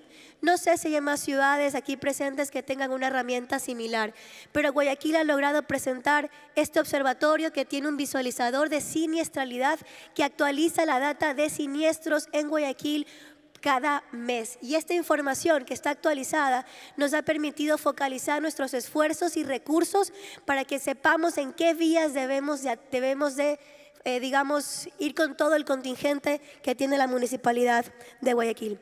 Cierro nada más esta pregunta resaltando la importancia de trabajar también con otras instituciones y organismos como la GDCI, que a nosotros nos ha colaborado en la guía de diseño de calles urbanas seguras. Y muchos dirán, ¿y eso para qué sirve? Esta guía le va a permitir a la ciudad tener una hoja de ruta clara para un nuevo diseño urbano de Guayaquil. Dejemos de lado ese modelo centralizado en los vehículos y comencemos a pensar las ciudades priorizando a los peatones, tal como lo establece nuestra pirámide de movilidad. Gracias. Disculpen el tiempo. Muchas gracias. I have to say, when you talk about the role of citizen reporting on traffic violations, I suddenly was reminded of the great urbanist Jane Jacobs, who talked about eyes on the street as being a crucial part of urban life that makes roads and squares safer. And that's a form of virtual eyes on the street. Very interesting indeed. Let me go to Madam Anoyadi to talk about what collaboration is doing to help enable your Vision Zero safe systems approach to really take root in Abu Dhabi. Indeed, I would like to emphasize the importance of the collaboration between the entities, especially for the Vision Zero and to deliver the safe system, because there's 5 pillars. It needs to be highlighted very well. And the safety is a shared responsibility. It's not one entity's going for this goal to achieve it. No, it's a collaboration between the local entities and even the private sectors in the Emirates, and as well as an international organization. I would like to highlight the International Road Federation, that we have with them a great collaboration for the best practice and to share knowledge between us and them. In federal level, we have a great strategies was implemented over the 15 past years, and it's have a great result of the reduction fatalities by more than 50%. That's why I'm so proud that we already achieved a decade of action, the first decade of action, by reducing the fatalities by 50%. Especially local entities for the traffic safety committees, because we are on the same table in Abu Dhabi Emirates as a police, Ministry of Interior, and a health organization. We are taking the decision within the same table. This is what helped us to reduce the fatalities and to have a great collaboration between each others. Private sector also, to implement innovation, smart technology, it's coming from their side to put and to be implemented within our safety strategy. Also, I would like to highlight the great efforts from the other entities in United Arab Emirates that help us to achieve our goals. This is from this stage in Marrakesh. I believe that the unified efforts between the Emirates and the all entities in United Arab Emirates who's responsible about the traffic safety, we are committed for the second decade of action by reducing the fatalities 50% and more than this, inshallah. Yeah. Thank you very much. Jumping over to Director General Fares, again, you talked about collaboration at the end of your remarks, so I'll ask you to come back to that and elaborate a little bit. I stopped you last time around. Merci, merci. Donc, par rapport à la collaboration, donc, comme j'ai exprimé tout à l'heure, la mise en place des différentes actions pour créer et améliorer la sécurité routière doit se faire avec le concours de plusieurs partenaires, que ce soit à l'échelle nationale ou à l'échelle internationale. Là-dessus, je vais citer brièvement deux exemples concrets pour la ville de Marrakech. Donc à l'échelle nationale, en marge de cet événement, il y a eu la signature d'une convention entre le ministère de l'Intérieur, le ministère du Transport, la NARSA, les collectivités locales de Marrakech et de Mchouar al-Qsba, la région de Marrakech-Safi, pour pouvoir apporter certaines actions ponctuelles qui visent à améliorer l'espace urbain sur les endroits qui ont été identifiés potentiellement à risque. Donc, c'est un programme qui va être réalisé sur un horizon de 4 années. Nous allons commencer cette année et ça va se continuer sur les quatre prochaines années. Aussi, en termes de technologie, il faut collaborer aussi. Là-dessus, la ville de Marrakech a conclu un partenariat avec un bailleur de fonds gouvernemental coréen, de la Corée du Sud, à travers lequel ils sont en train d'assister la ville de Marrakech pour implémenter un système de transport intelligent. L'idée, c'est doter la ville de Marrakech, comme ce qui vient d'être présenté, par des capteurs, des caméras qui puissent être connectés à un tableau de bord prospectif. C'est vraiment un outil qui permet aux décideurs des collectivités territoriales d'intervenir et d'agir en temps et en lieu opportun en fonction des problèmes qui peuvent survenir. Aujourd'hui, une ville comme la ville de Marrakech, il y a une forte densité de circulation. Il suffit d'avoir un problème sur une artère et une bonne partie de la ville qui se trouve impactée en termes de circulation. Et qui dit impact sur circulation dit impact direct sur la sécurité routière. Donc là-dessus, nous sommes en train de travailler sur la mise en place de dispositifs de messages multivariables sur certaines artères pour orienter les conducteurs et les usagers de la route. Aussi de la mise en place de certaines caméras qui puissent faire une remontée d'informations en temps réel et en temps opportun pour identifier les actions qu'il faudra entreprendre et agir très rapidement. Merci beaucoup. Ansel, again, final word to you, and again, from all that we've heard here about partnerships and their role in helping cities truly push road safety, not only within their own boundaries, but also as international actors. What strikes you here? I think we've heard some really good examples of partnerships that are happening in cities and how road safety is strengthened by them. I think I was struck, though, that one that we haven't really talked about much is the collaboration on climate change. And I think cities are going to be the fulcrum of where climate change is won or lost in terms of the policies that we put in place. And transport has a really important role to play. And one of the themes of this conference is, how can we secure more financing? How can we secure more partnerships and collaboration beyond the road safety sphere? We helped to set up a partnership for active travel and health, which is encouraging countries and cities to look at how they can make sure that it is possible to undertake short journeys, walking or cycling. Mayor Hidalgo mentioned it, the commissioners mentioned it, colleagues have mentioned it in terms of carbon reduction. I think that's maybe the point to leave us on. Very few countries have included walking and cycling in their nationally determined contributions, which are the sort of legally binding commitments that countries are making for the climate process. There's a real opportunity this year to make sure that countries do that, so we can unlock investment for walking and cycling in urban areas, and mayors can be a really strong advocate for making sure that happens. Thank you very much.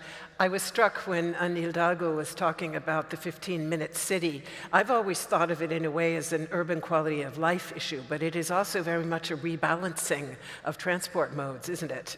Because suddenly you're giving pedestrians and cyclists the ability to do most of what they need to do on bike or on foot.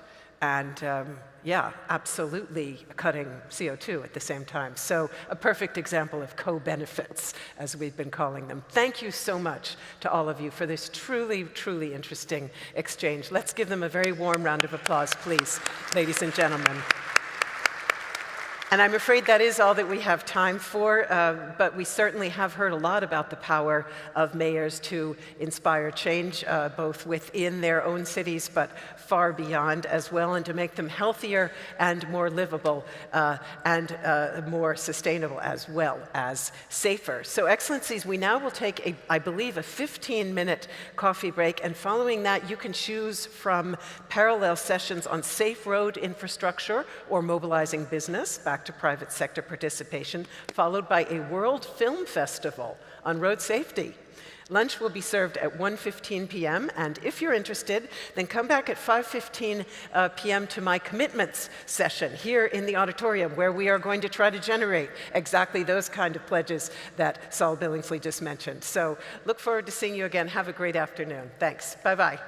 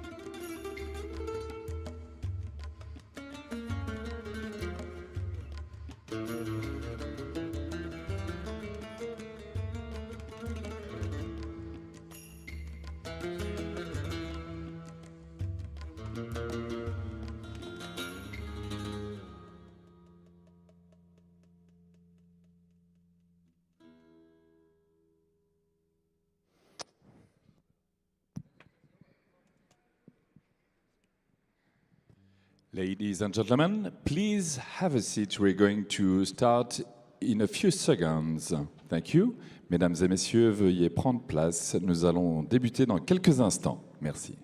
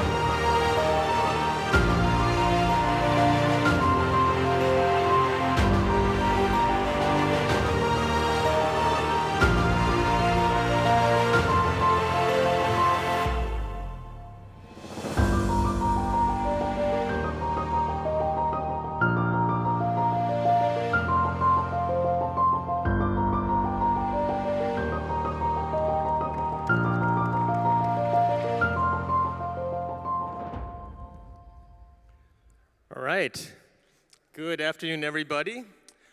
Welcome to this parallel session on private sector engagement. We're going to be talking specifically about the Road Safety Assessment Framework for corporate action and reporting. I know it's a lot of words, but it'll be certainly a follow-on to the plenary that took place earlier this morning, which hopefully you had a chance to attend.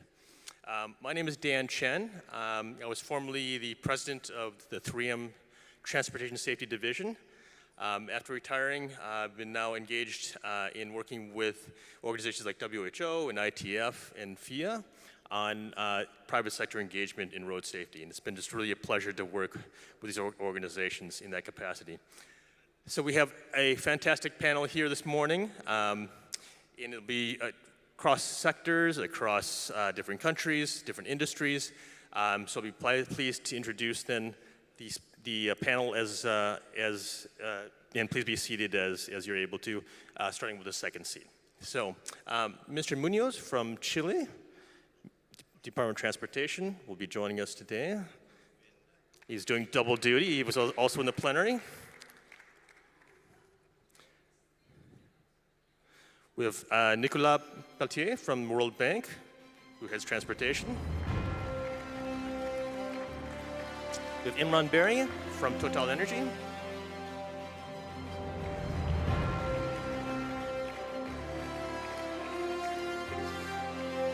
We have Miwako Ikeda, who is Assistant Chief Engineer at Honda Motor Company.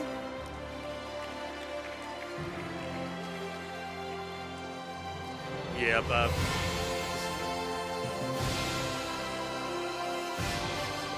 Peter Kronberg, who heads Government Affairs for Autoliv.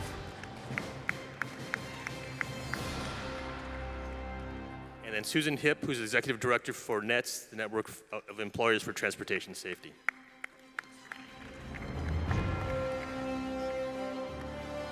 To kick off this session, we will have a short speech from Young-Tae Kim, who is the Secretary General of ITF, then followed by a presentation by Steve Perkins, who will introduce the framework. So again, thank you all for attending, and Young-Tae.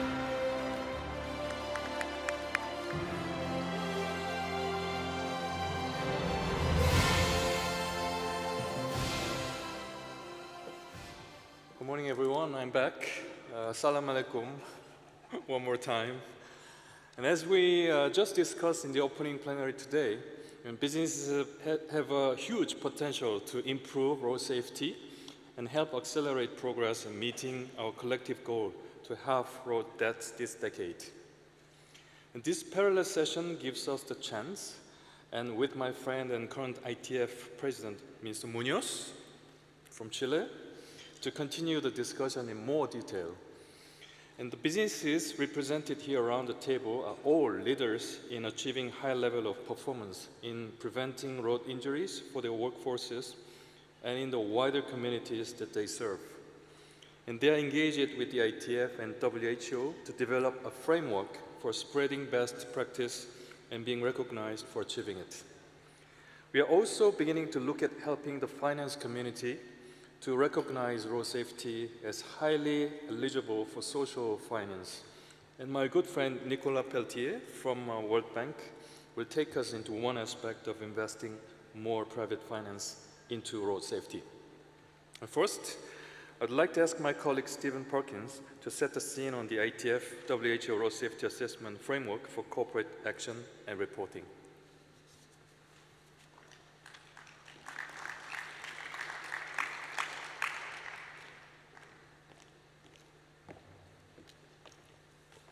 So good morning, everybody, or good afternoon. And I'd just like to say a few words of introduction about what our framework is and how far we are in developing it jointly with the World Health Organization.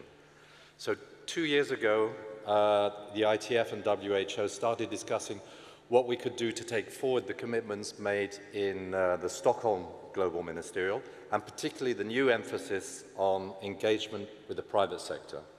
And one initiative we agreed to work jointly on was this global road safety assessment framework to support corporations in getting recognition for efforts to stop crashes in order to stimulate commitment, to spread best practice, and to validate performance, and not least in order to encourage social finance to invest in companies demonstrating good performance.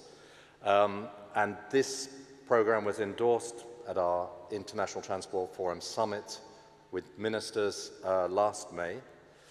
And we're ambitious, I think, to aim for a global framework in time for Marrakesh, but we'll continue to develop the framework over the coming year to cover, amongst other things, key principles for assessment, especially underlining that all people injured in crashes, including third parties, especially vulnerable users, are included in the figures that corporations report and the data that they report on their safety record.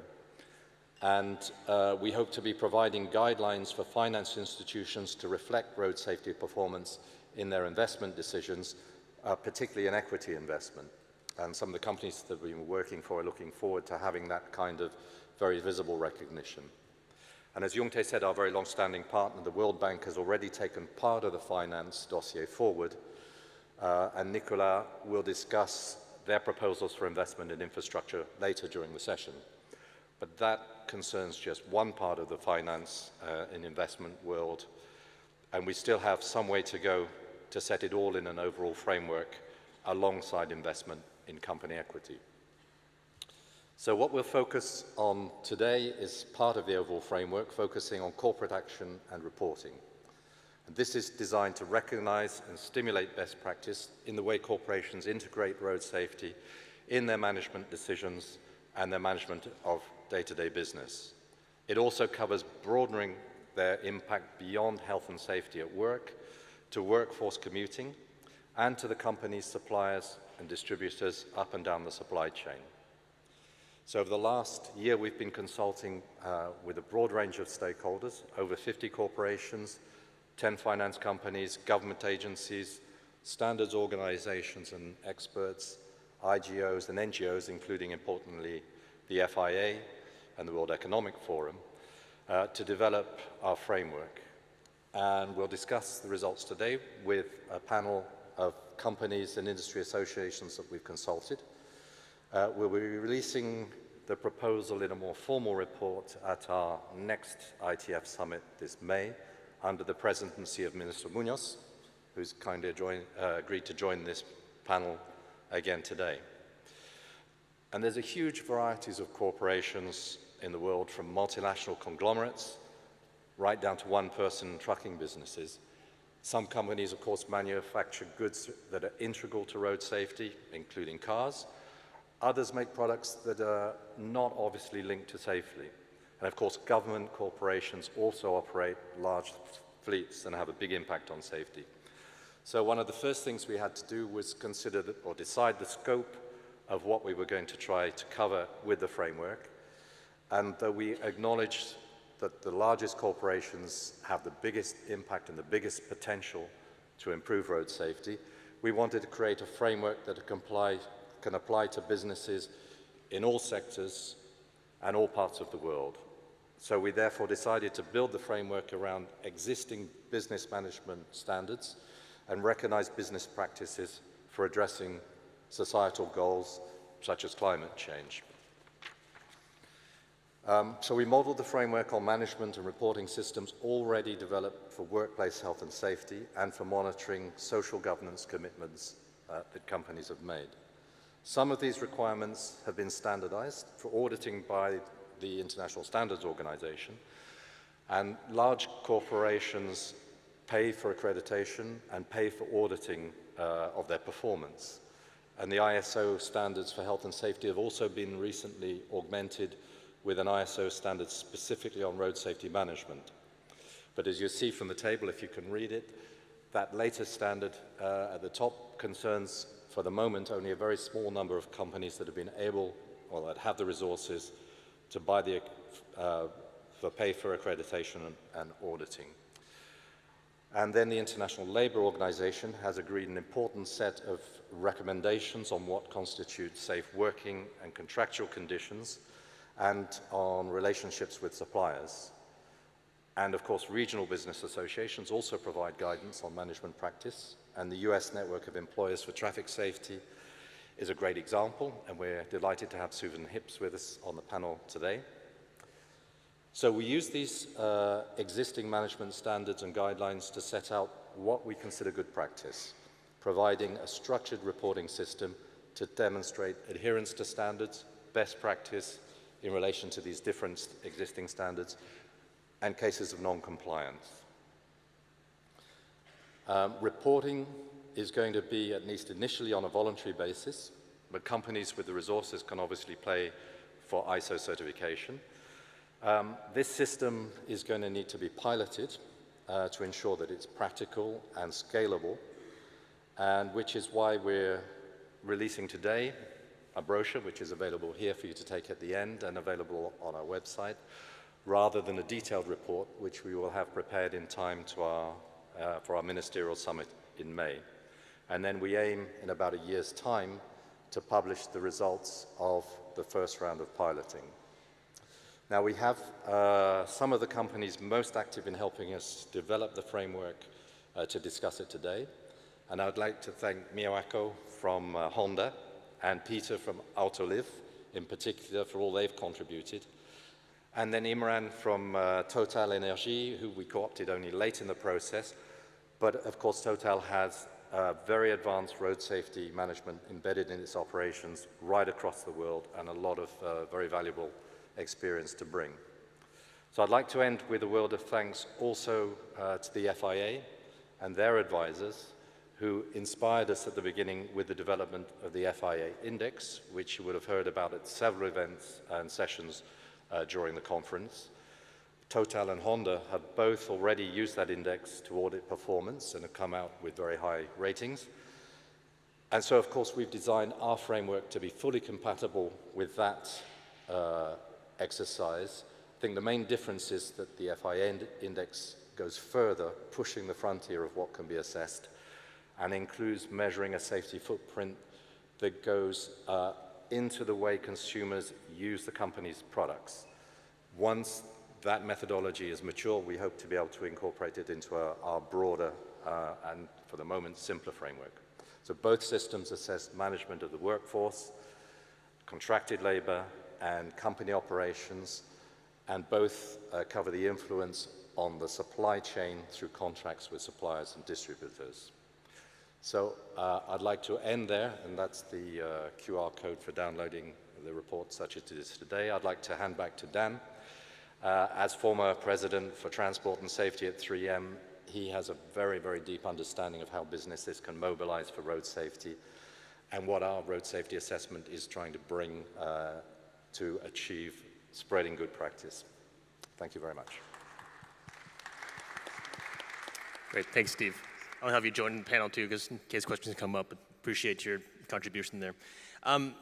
So again, this is meant to be as informal as possible as we can in a 2,000-person auditorium, but we'll try to keep it as conversational as possible. But I'll start with you, Minister Munoz. I think during the plenary, you laid out really clearly some of the initiatives that you're taking from a governmental point of view to engage with the private sector.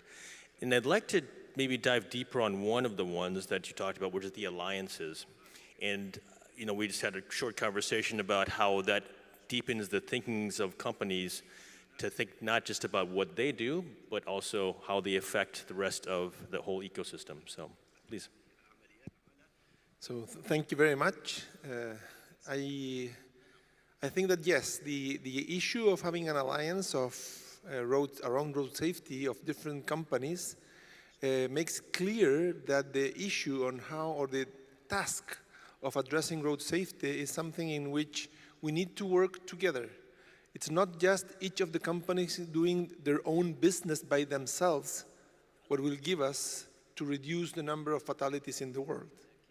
It's the main challenges around road safety are in all those aspects or moments in which the collaboration between different actors becomes decisive for the life or the death of a person that has been injured. For instance, as the person from Renault today in the previous panel was mentioning, where Renault was working with firefighters to think how to rescue better and provide information faster for them to rescue.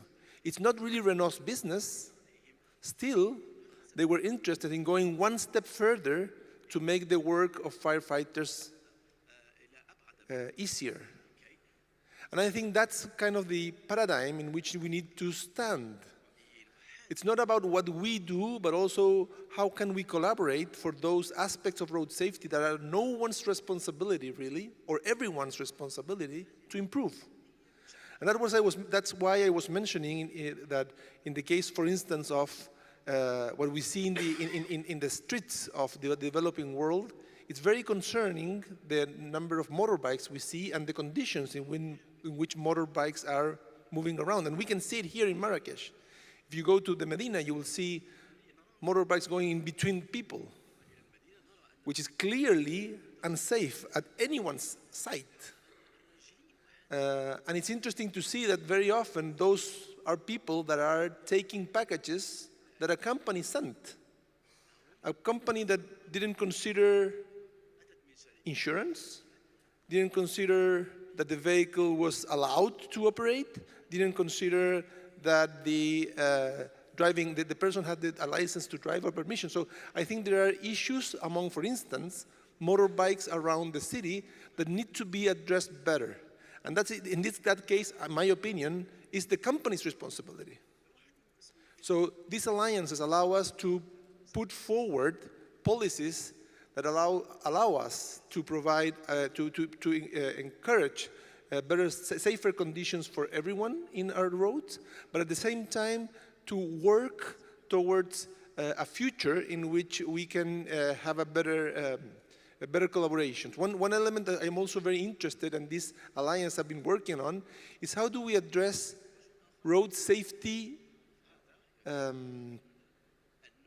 instruction for children. Children are the ones that will be drivers in the future, and that we need to train about how to move around the city safely. I don't see it in our curriculums. I don't see experiences in which we tell them how to behave. And also, we should call them ambassadors, and that's what we try to do in this alliance, to build mechanisms in which our children can be ambassadors of road safety in their own families, in their own environment, so they can raise the voice when they see within their nucleus somebody speeding up, not using a seating belt, or eventually texting while they drive. Thanks, Minister Munoz. I think a couple words that I think you answered without a couple of words that you said that were really important. The collaboration as being one aspect, and the no one and everyone concept. That that's certainly something that thematically we need to think about, tying the different groups together for a better result. So thank you for that intervention. Turning to you, Nicolas. And first off, I just want to say congratulations on the publication on social and sustainable finance instruments on road safety. And maybe you can tell us a bit more about this report and maybe this relevance as well to the private sector. Nicolas? Yeah, thank you, Dan. So first, I would like to congratulate ITF and WHO for producing this framework. I think that's a very important step forward. the work we did is a bit different, but it serves the same objective, no? Which is to reflect on how can we bring private capital into road safety and to fill the financing gap for road safety. So this work that we did in collaboration with our Treasury Department is looking at how public agencies can tap into the potential of social, green, and sustainable financing. No? And this, the sustainable finance market has grown considerably over the past years. In fact, it topped $1 trillion annually over the past 4 years. But as of today, I mean, this is a market that has little gone into road safety. You know? So we started this work by looking at all the sustainable finance products that are out there, and it's a complex world, and there are a number of products, but we selected a particular type of financial product called labeled sustainable finance instruments. And the reason we chose them is that these are financing instruments where the proceeds are earmarked for social and environmental goals. Now, there are some requirements to access these this type of financing instruments, and in fact, you have to follow specific guidelines, specific rules that are embedded in the voluntary principles and guidance established by 3 organizations: the International Capital Market Association, the Loan Market Association, and the Loan Syndication and Tradition Association. And in those rules, I mean, those organizations are describing what kind of expenditures are eligible and how you track and you monitor them. And one important requirement is that countries have to start by establishing a sustainable finance framework. So road safety is not currently explicitly mentioned in the type of social and environmental expenditures that are eligible for these financing instruments. However, what we found through this research is that almost all the categories of road safety expenditures, whether it is to make a road safer, whether it is to acquire equipment for vehicle inspections or speed control technologies, they can fall under either the green or the social categories of those instruments, and sometimes they can fall under both categories. So in this report, we try to provide some guidance to countries on how they could tap into this financing, how they could establish this framework. We go to a level of granularities, providing some metrics on how to monitor the impact of some of those investments, and these are some of the requirements to set up those framework. So we hope that will be a useful tool for government to access those financing. And there are many other options that are also described in this report, so I would invite you to have a look at it. Yep, fantastic. That's great. I think a lot of people in this audience would be looking forward to seeing that report. Thank you, Nicolas. Yeah.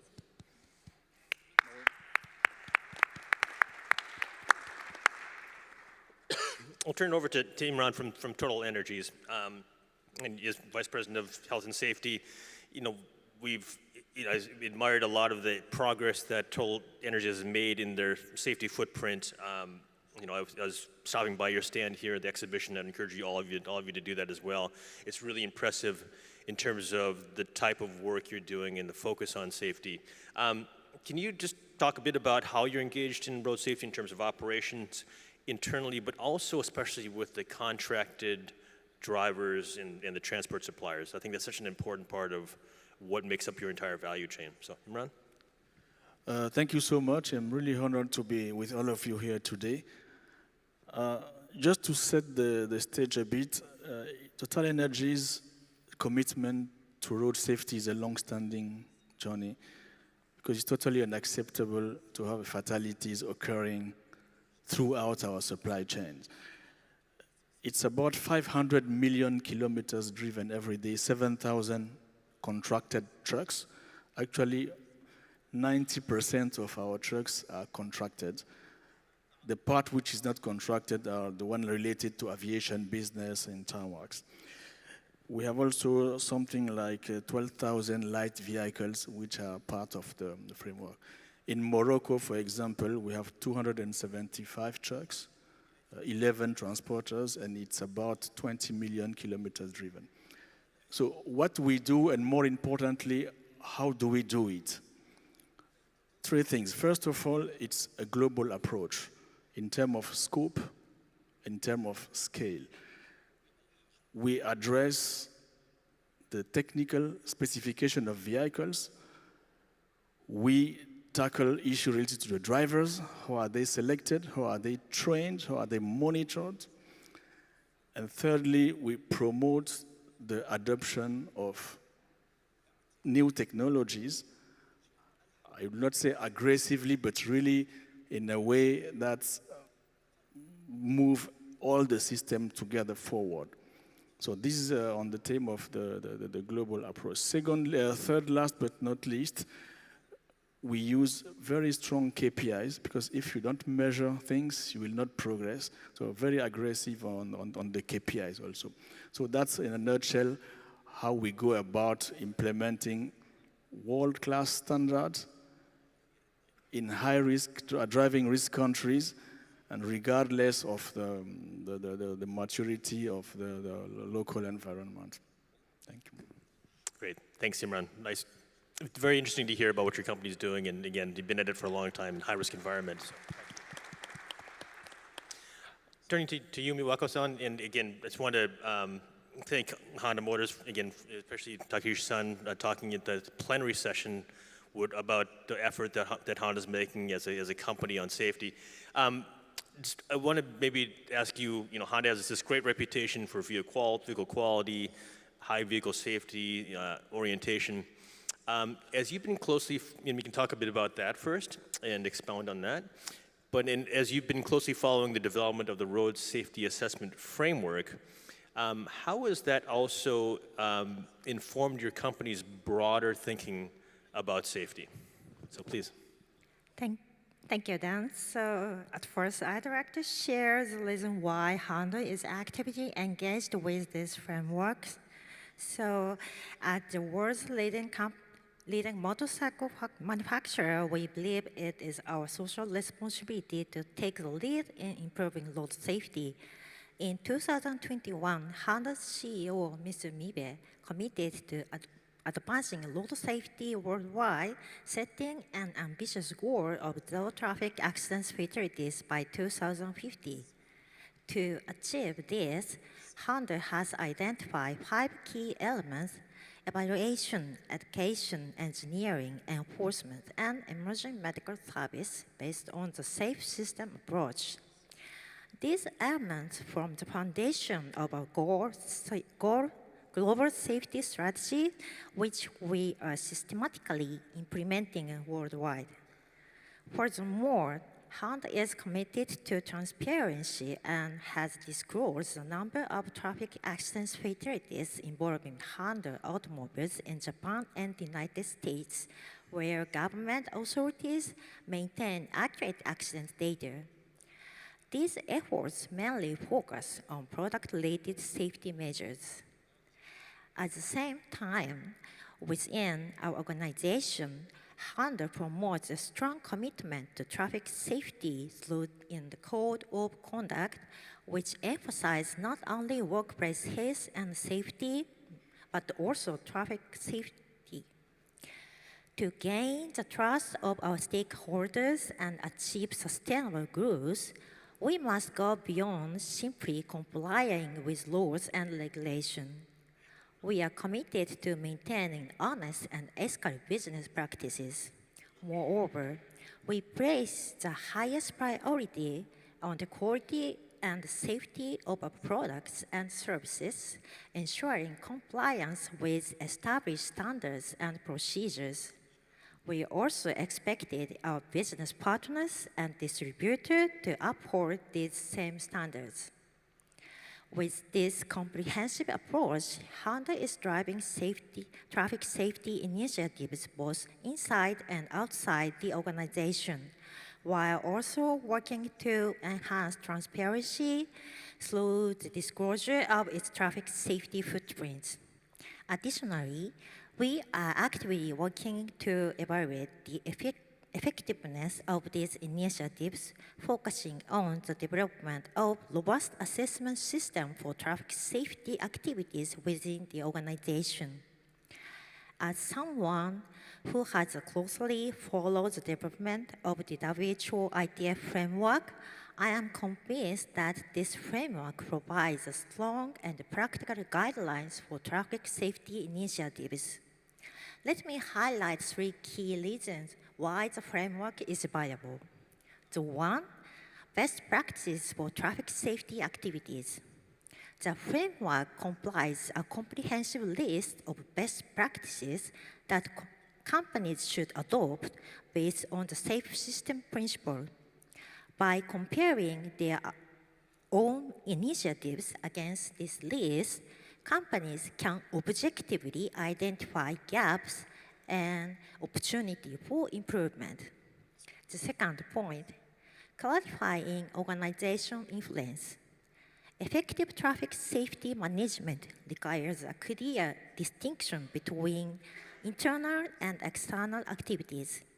This framework helps organizations define the area where they can directly make an impact, ensuring a more structured and efficient approach to traffic safety. The third point, a step-by-step approach for greater impact. Implementing new traffic safety initiatives requires significant resources. By adopting a step-by-step approach, organizations can first integrate internal assessment, then gradually expand their reach beyond their direct control.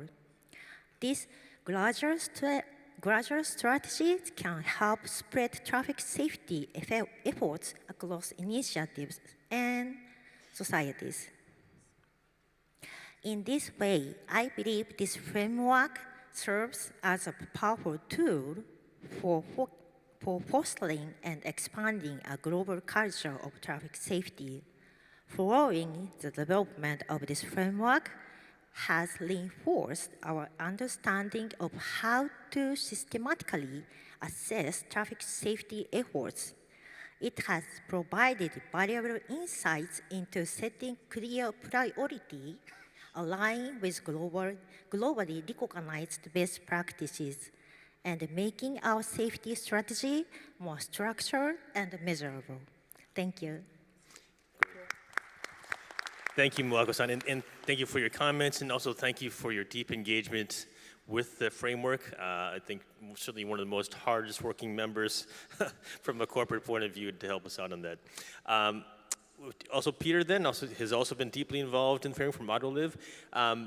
It'd be interesting to hear, I guess, the question about why. I mean, Autoliv is certainly known for its reputation in safety products as a tier supplier in the automotive industry. I know you live safety day in and day out, but maybe tell us why this is an important initiative for your company. Thank you, Dan. Good afternoon, ladies and gentlemen.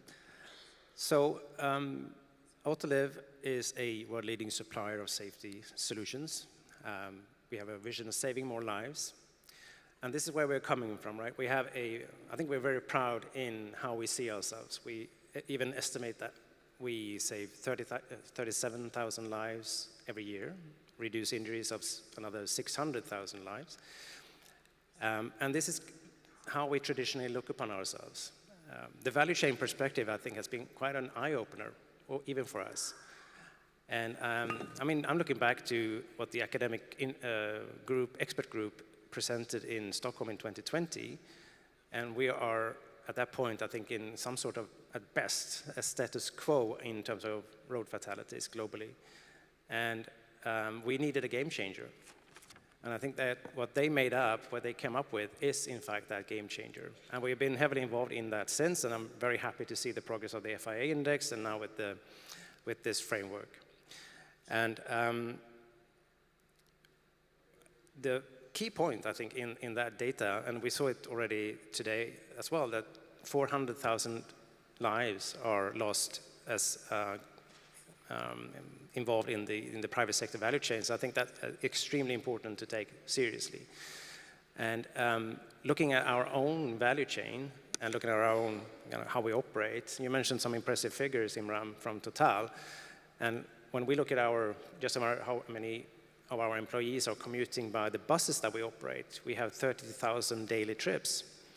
Looking only at the freight that we procure and transport in the Americas, or in the North American, in fact, it's 48 million kilometers a year. So the why is really connected to exposure and risk. I looked into it and looking at the national data, and that's pretty much the best we can do at this point. How many injuries and fatalities actually happen in the various modes of transport. And if we do nothing, we can expect 2.3 fatalities per year just through the commuting aspect of our business.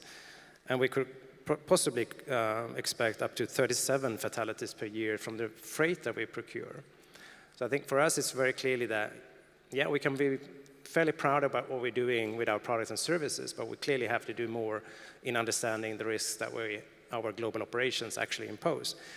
And that's where I think the framework is becoming such an important tool. It will allow us to set requirements on ourselves, and will also be the main tool for the dialogue and the requirements we set on our business partners. So I think that's the why for Autoliv. Thanks, Peter. And again, appreciate your contributions. And again, this perspective is important for other companies to hear as well in terms of why to be engaged in this kind of activity. Turn over to Susan then with Nets. I think Nets, for who are not familiar, and they can explain a little bit how it works and so forth, Susan, but it gives us a great example of how private sector companies come together, share best practices, share actually information about the reportable incidents. And maybe you can tell us how this was set up and what motivates companies to be involved in this kind of an organization on a voluntary basis. Sure, and first of all, thank you for having us here, for having Nets be part of this process. Our companies understand the corporate social responsibility. They understand that this is their responsibility to ensure not only that their drivers return home safe at the end of the day, but that their drivers help keep the community safe where they're operating. Total Energies is one of our members. It's a great example. Our companies understand that it truly is their responsibility to make an impact with all of their numbers of drivers that are on the road. And if you think about it, there are 35 million companies around the world with, I believe, 3.5 billion employees. That is a lot of people that we can reach. That is a lot of people that we can get this message to about safe driving and how to drive not distracted and put that phone down and how to not speed and make sure you wear your seatbelt and wear a helmet. And so if we can work through private sector organizations to get that messaging out there and share that information, that's a huge impact. And that's what our Nets members understand, is that they really can have an impact on that. And one of the things that we do at Nets is we do an annual benchmark report where we collect a number of metrics from our companies and we calculate their crash rate. And we do that by country level, by vehicle type, and so we can break it down pretty in depth. And we analyze their road safety programs to see why do they have those lower crash rates. Those companies that are lower, what are they doing? What are they putting into place? And we share that among our members. We share best practices. And it's been mentioned a number of times on this panel, as well as several times during this week, about collaboration and working together. And that's really how we need to get it done, is we need to share what's working. We can't keep doing what's not working. Let's do what is working. And to do that, we need to share these best practices and share how companies can make a difference and how they can move forward and keep everyone safe. And so that's really the goal of Nets members, is to keep promoting that and really work towards making a difference. Great, thanks, Susan. Appreciate that. And it's a great example, again, of getting private sector companies together for a single goal. We have I want to be respectful of being able to make lunchtime, so we'll probably about 15 minutes. Some of these questions are going to be prepared, some are not prepared, so we have to be on your toes on this, but I'm kind of trying to play off of some of the input that we've had so far. And starting with you, Minister Munoz, about you're obviously passionate about this two-wheeler topic, right? And this idea that a company can say, well, it's not my responsibility, I just sell the delivery service. Do you think a framework like this where we engage procurement of delivery services, engagement of drivers, can help bring together this, and make more inclusive the whole ecosystem of safety and its effects? Yeah, I certainly think that this is a huge contribution, and I am happy to see ITF taking the lead in providing this assessment framework. I think that within the delivery, the last mile, the delivery industry, we have companies and companies. And some of them take much more responsibility regarding the conditions in which each of the parcels are actually delivered. And I think that by having this kind of assessment in which you can tell a company that, well, you're doing great because now one of these motorbikers get injured, they have an insurance. Or we have realized that you have made an effort to turn all your very old two-stroke engines in your bicycles turned into motorbikes. Now you're getting rid of them, and now you're putting bikes that are electric, and they are much nicer for the driver, for traffic, for people in the sidewalks, and so on. That I think it could put some pressure into turning our system into a better system. Of course, that has to go side by side with regulation, so that a company that simply ignores the assessment, of course, should get some kind of penalty, so that the system is moving everyone, pushing everyone towards a shore where we're doing better. And I think that having some companies getting the incentive to be highlighted by this assessment, that puts also pressure in the authority, puts pressure also in the peers in order to improve. I wanted to say something also regarding the conditions in which some of the national fatalities happen. I've talked a little bit about motorbikes, which I think is a very important element. Another one that is rarely mentioned is rural areas. In Chile, 2 out of 3 deaths happen in rural roads. Not really in Santiago de Chile, in the city, not really in the main highways, which it's where we're all the time putting our sight. Instead, they happen in rural areas where the road cannot really handle different type of transport modes. And the person that has to walk from home to maybe to school, they have to walk in the side of the road where you have vehicles going on. I'm sure that here in Morocco it's probably very similar. And I think we need to put some light to what happens in the rural areas, because that's where probably there may be a low-hanging fruit in terms of some activities be able to reduce fatalities very severely. And the third element is that we need to talk to men. It's men, those that are driving the vehicles that are crashing, mostly. In Chile, 4 out of every 5 fatalities are men. And from the women that die, only 16% were driving. The other 84% were either passengers or pedestrians or cyclists. So it's very important here that the message is taken for men.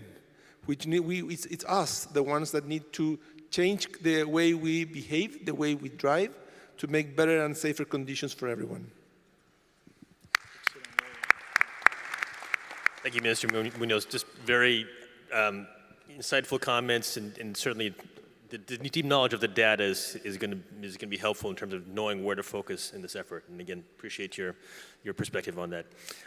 Nicola, I'm going to ask you an ad-lib question here. Hopefully you're going to be okay with this. But maybe you can talk about the difference in the investing in global warming, which has been pretty well established, green bonds, et cetera, and then how you think about road safety in that same way as a vehicle for investment. Are there challenges with doing that? And also, does this kind of scoping that we're doing, which parallels the global warming, is that helpful or not helpful? So, kind of an ad-lib question for you. Yeah.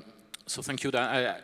You know, I think there is a huge overlap between the green and the safe transport agenda, and that's one of the things that we discovered in doing this report, is that you can fall under both categories of these sustainable finance eligibility criteria, and because a safe road is also and a safe vehicle are also linked to the transport decarbonization agenda. No? So, you know, our next steps right now are how we can operationalize that, and ideally we hope to be supporting a number of specific transactions through which countries can tap into this sustainable finance market. We think this is possible, and the reason why we think this is very real is the fact that our Treasury Department has already issued 3 road safety bonds over the past 3 years for a total of $150 million, and they were subscribed by investors from Sweden, Japan, and Georgia. So there are investors out there that are interested in supporting road safety. And we are ready to mobilize all our resources to support that. I mean, we have an instrument called the Global Road Safety Facility at the World Bank that can work with governments to set up the required framework, also to work on the spending side, on how to spend those resources for road safety program. We have our Treasury Department has an advisory program also to work with government. And we have a credit enhancement product. We have set up a guarantee platform with the objective of tripling our volume of guarantees. And guarantees can be very helpful because they can help lower the cost of financing for some of those sustainable finance schemes. No? So that I hope will be the next step, and that we'll start receiving many requests for support from governments. Thanks, Nicolas. That's great to see that development is taking place in the parallels between the 2 different sustainability initiatives, essentially. So very good. Imran, I'm going to turn to you again. Total Energies. You know, we're sitting here in Africa. A lot of us, you know, are coming from developed countries where, you know, there are safety issues, but not at the scale that is happening in LMICs. Maybe you can talk a little bit about your experience in the Total experience and how to, you know, can some of these measures like a framework help affect and improve road safety in developing nations? Thank you, Dan. Actually, first of all, it's about being simple and flexible. It's extremely important not to give the impression that we are coming with another framework, another measurement tool or something. That's the first one. And allow, and I think Stephen said it, allow to have bridges, connections between existing frameworks and the newly, the one we want to implement. The idea is to really focus on the why. Why are we doing it? What it is and what it is not about. So that's the first one.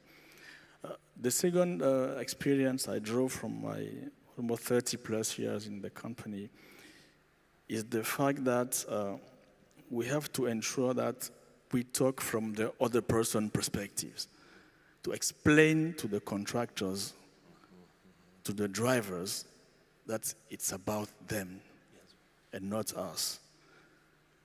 And it's a big differentiator in terms of business. When we launched the initiative of road transport improvement system, there was a lot of reluctances at the beginning, but at the end of the day, they realized that it's a big differentiator in terms of businesses.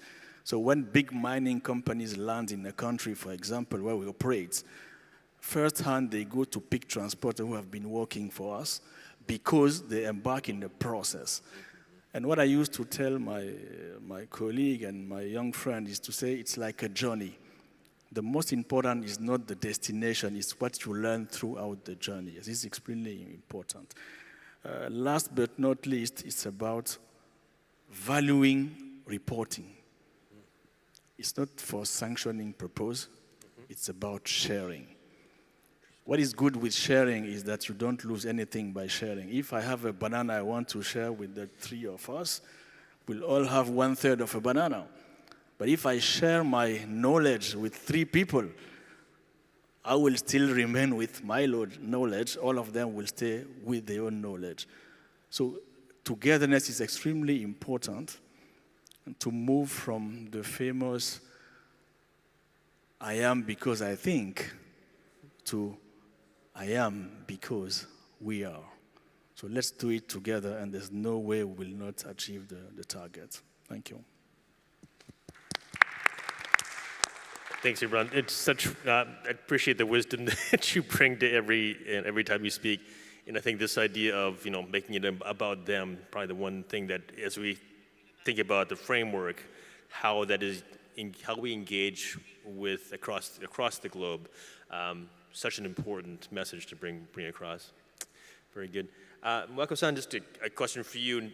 One question we've been wrestling with on the framework has been about voluntary versus not voluntary. And again, we've seen such intense and positive contribution from Honda. How do we encourage other industry leaders to participate in the framework?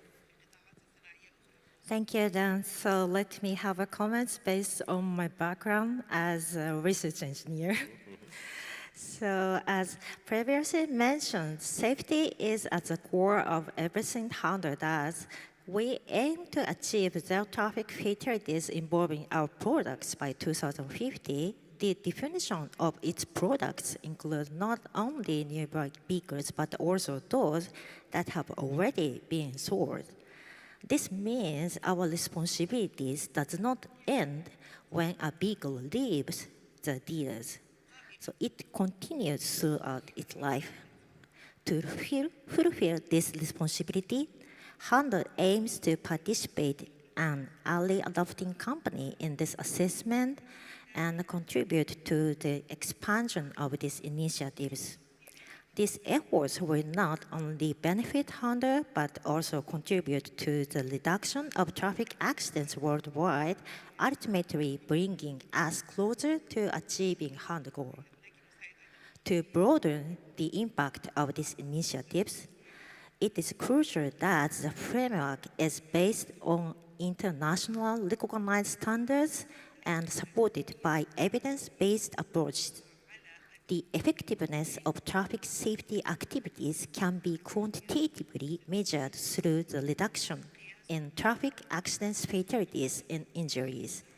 Thus, it is essential to standardize the method for collecting traffic accident data. Since collecting accident data requires certain levels of expertise, providing clear guidelines to ensure that accident footprints can be collected under consistent conditions will encourage more organizations to participate in the framework. Additionally, all organizational attendees this meeting are actively engaged in promoting safe driving and riding awareness activities. However, there are still few well-established quantitative measures that clearly demonstrate the impact of these awareness activities on accident reduction. While we recognize the importance of awareness initiatives, we believe that having more concrete data will allow us to maximize their effects. To address this challenge, reviewing support from expert groups in the future could lead to an increase in evidence-based traffic safety initiatives. Additionally, by incorporating a scientific approach into the framework and addressing corporate adoption challenges, we can ease implementation barriers and encourage broader industry participation. By working together and adopting the framework, we can make real progress on mitigating fatalities. Thank you. Thanks, Mwako-san. I appreciate your comments on that and again, the personal engagement in the project. I'll turn to Peter. You've been at this as well. We've always tried to check in with the corporate players, and you've been, I just appreciate your leadership role in kind of bringing people together to get input. Can you just talk about your personal learnings as we've developed the framework and maybe some, how you see things going forward? Yeah, thank you.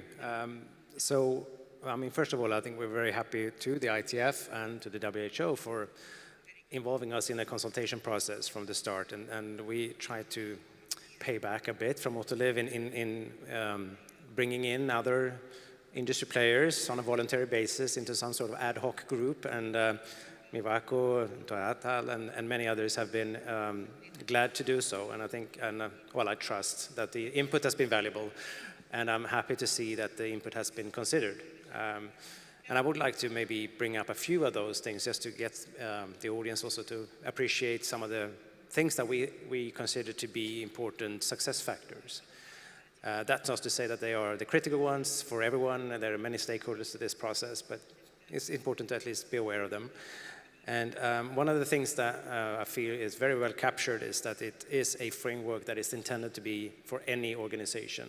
We have traditionally made, especially on the corporate side perhaps, road safety about automotive or possibly transport sector, but there's so many more players that are in the sphere, have the sphere of influence or have the influence on road safety. That I'm glad to see that that is one of the tenets of the framework.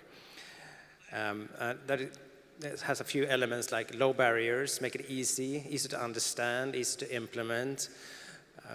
You could make a lot of very ambitious things out of this framework, and I think that's where we want to end up, but it's good to start in a way where we could engage and inspire many, many companies to adopt it. One of those elements is voluntary reporting, which potentially may transition into some sort of more mandated ones, but I think it makes sense that it is voluntary. But then again, you need third-party scrutiny somewhere. And in fact, here I would like to kind of see what is the role of the NGOs, for example, to validate the self-reported data from companies to make sure it's accurate and sane and so on. I think that's a potential player there. There are some enablers that are really, really important. When it comes down to the practicalities of it, for a company to implement these things, it's about setting requirements a lot. And then we need to cite some requirements. And we have great standards, like ISO standards, now the FIA index. There are certain things that we can put as norms or requirements, but not all of them exist yet. And that's another thing that is great about the framework. It's there to set the performance that we want to achieve. Then there might be many ways to achieve that. And in fact, corporate standards, and I would maybe, if I can highlight Total, I'm sure your corporate standards way outplay the existing standards that are adopted internationally. So, of course, you should be able to use your corporate standards to show that we are, in fact, doing at least best practice, right? But for me, it becomes also very technical. So, for example, Euro NCAP have recently launched rating of trucks for safety, something that's been lacking up until now.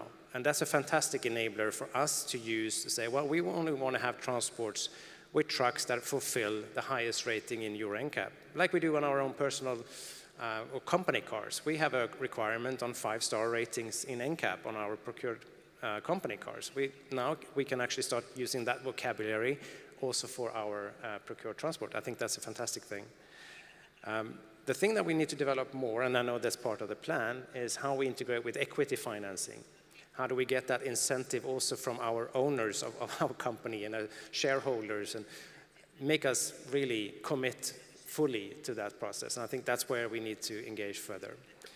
And I would take the liberty, I know you didn't ask me, but I would still take the liberty to ask a question perhaps, or inspire the World Bank, Nicola, and Minister Munoz, because when we look at trying to transform our own company, especially when we don't have it in our, when we own the transport, we want to procure the transport, we see there's a sourcing problem. So we can't just say, well, we want to have 3-point seatbelts in all our commuting buses everywhere in the world. We run into the issue that they are not available because traditionally the legislation has not mandated it, so there are not that many are actually operating like that. We could, of course, buy these anyway somehow, and we managed to do that in some. For example, in India, we have managed to do that, but we are running into more and more of these issues, certainly when we want to scale this up. I'm getting to my point. Thank you for your patience. So how about looking at how can we transform transport companies in mostly some of the low and middle income countries which have not the legislation framework in place, maybe through World Bank or other development bank financing, maybe by government support, so that we, as companies, actually can start using them. So that they will get the chance to elevate, they will get a greater business out of it, we will have somebody that we can actually use. And it's not, in fact, at the end of the day, the companies use the same operators, largely. So rather than each of us individually trying to transform our own supplier, we would have a pool of suppliers that have been transformed already, if that makes sense. I hope it does. Great, thanks, Peter. I'll give Nicola, would you like a 30-second response to that question about an instrument like that Peter's talking about? Yeah, I mean, this is a topic that is particularly relevant in Africa, where you know, the average age of a truck in the Sahel is over 20 years, and it's a very fragmented sector, the trucking industry. You have 90% of the trucking companies are one truck, one man, basically, you know.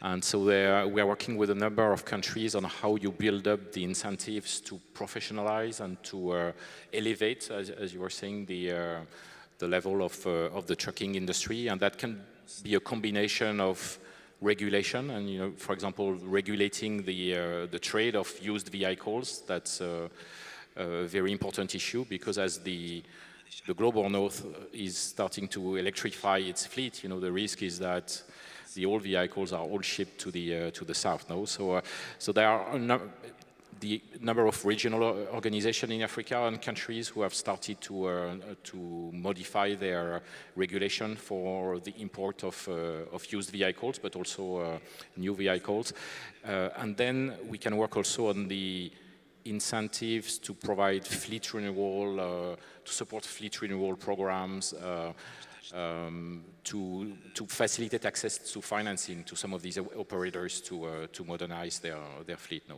So I hope that will be in the future one thing that will answer this issue of the how you elevate the supply chain. No? Great, thank you.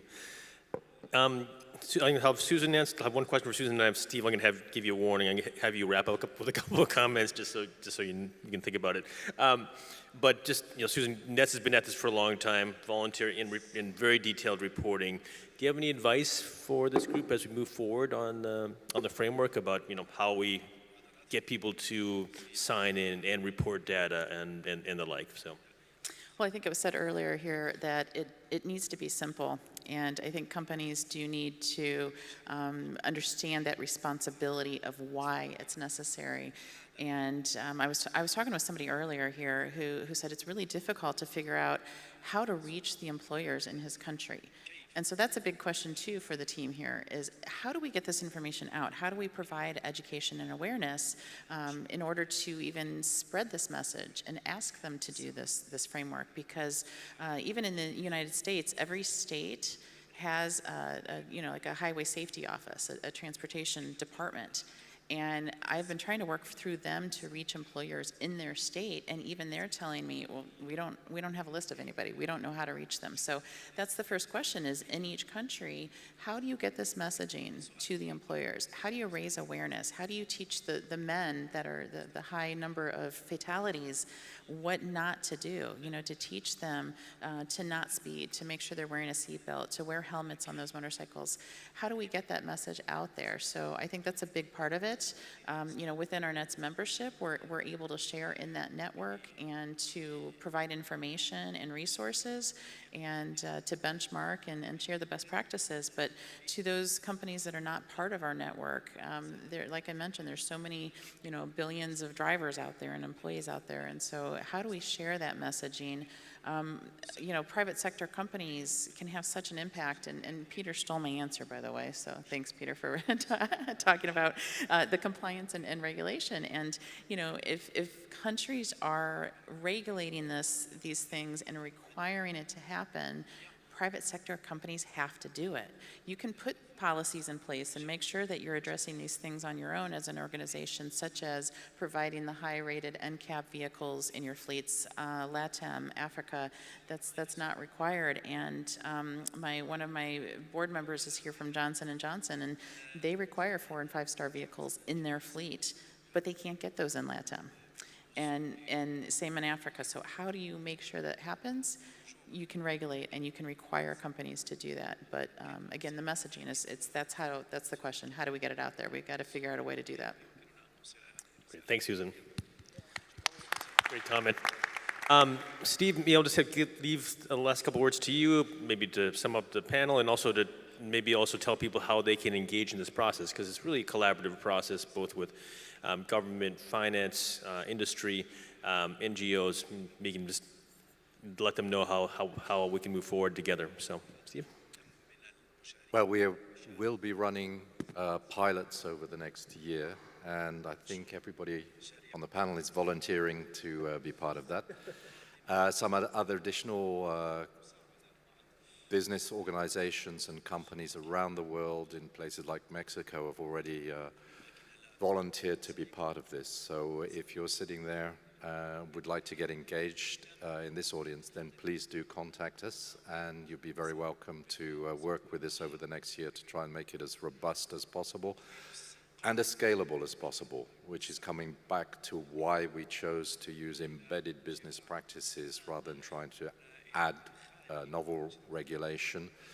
We think that's the way. It's already not easy, but it's the most feasible way of getting this to have the widest impact as quickly as possible. But we don't underestimate the difficulties. Just on this one-man, one-truck operating businesses, which are typical not only in Africa but in Europe, we still have a big lobby from those kind of operators, and we need to work with them and not create hostility. Otherwise, they turn out to be a lobby that actually blocks government action across the board. So it's not simple, and this is not a magic recipe, but we hope it'll contribute as one part of the puzzle of how we advance the agenda. Great. Thanks, Steve. Again, I'd like to just thank our panel for such a really interesting and lively discussion. Certainly the word collaboration has been mentioned. Making anything about them has been mentioned. Keep it simple. Those thematics, I think, have been really important to see as we've gone forward. So join me once again in thanking our panel, and then please enjoy your lunchtime.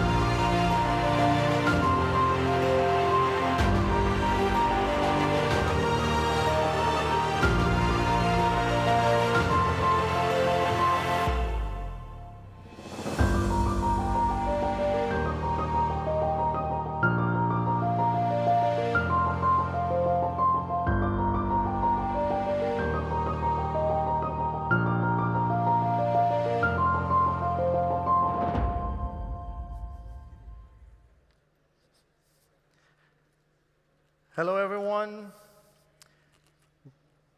Your Royal Highness, ladies and gentlemen, esteemed colleagues and friends, thank you for joining us today at this panel on the Conference for Road Safety. We are sincerely grateful to have you here today and look forward for your invaluable insights and guidance as we work together on a common goal. I would like to extend my gratitude to the World Health Organization for organizing this conference and to the Kingdom of Morocco for their warm hospitality and generous patronage at this stage. Before we get started, I would kindly remind you that there will be some translation to Spanish, French, and English, as our panelists will be addressing their conferences in such languages. With that being said, let's get started. At this point, I would like to call Miquel Nadal, the chairman of the Movernos Seguros program, and a person who needs little introduction. Miquel is going to set the stage for a common topic that challenges the entire world: closing the gap for post-crash funding. Miquel, the stage is yours.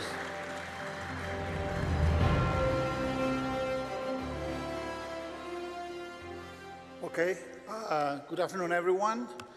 Thanks for attending this session. I know there is a lot of competition, and there have been some changes in the room, so it's great that you have been able to find it and to be with us in this session today,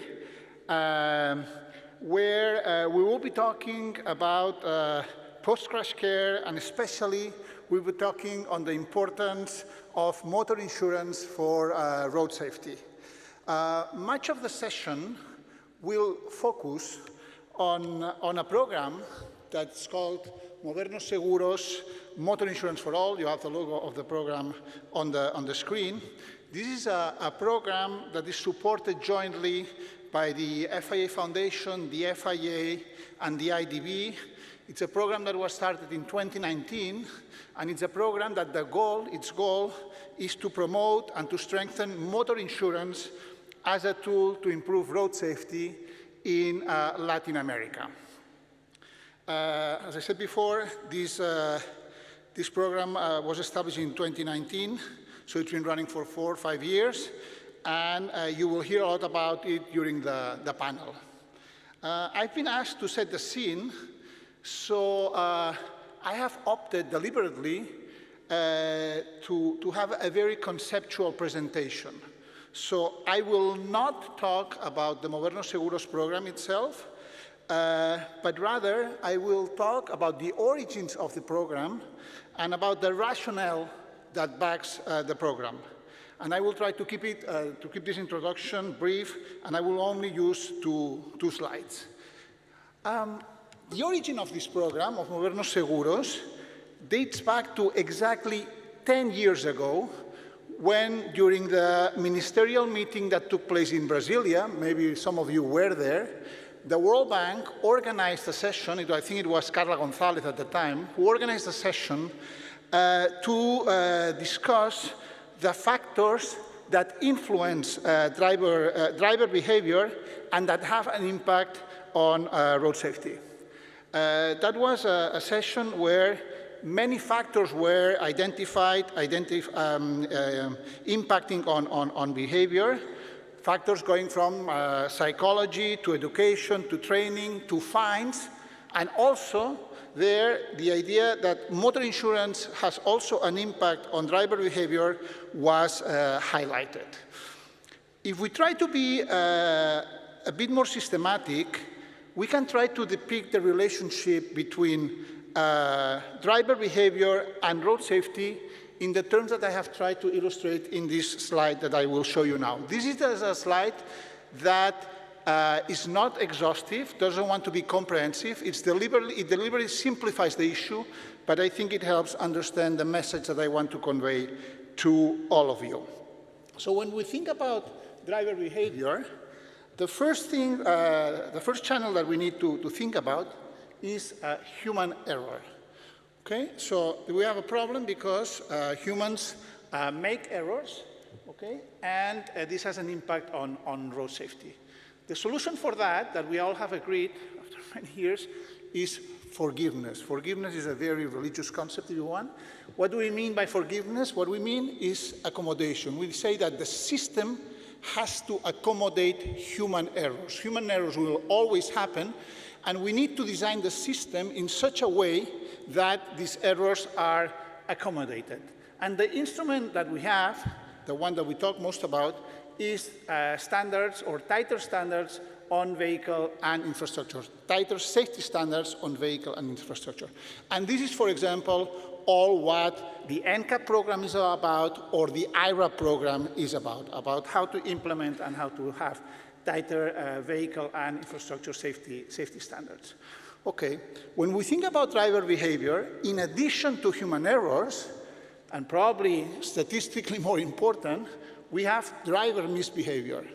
This means that drivers, as we all know, incur into, let's call it, risky driving. How do we go about that? What's the solution to somehow solve the problem of misbehavior of risky driving? There are several solutions. First one is education. We need to go to the root causes of why this happens. We need to educate drivers. And in practice, this means that we have deployed a whole set of campaign, of training courses, you name it, okay, that try to educate people, that try to raise awareness on the risks of driving. No? There is another solution to misbehavior by drivers, which is accountability.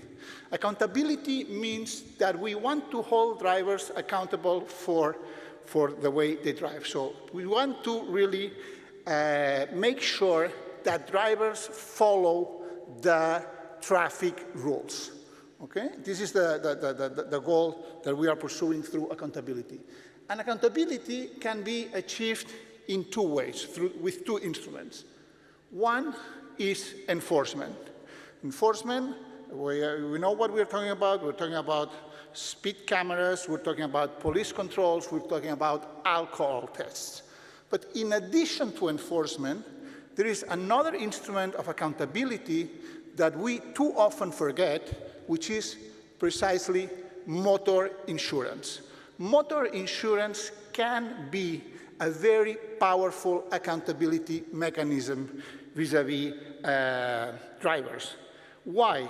Because through the insurance premium, we can adjust the insurance premium as a function of the risk profile of the driver, and this can be used as a preventive tool. This can be used as a way to incentivize safe driving. If I know that my premium is going to go up if I run into a crash, or if I do if I incur in certain risky behavior, then I will not do it. Probably not do it. Okay, so this is a very powerful accountability mechanism.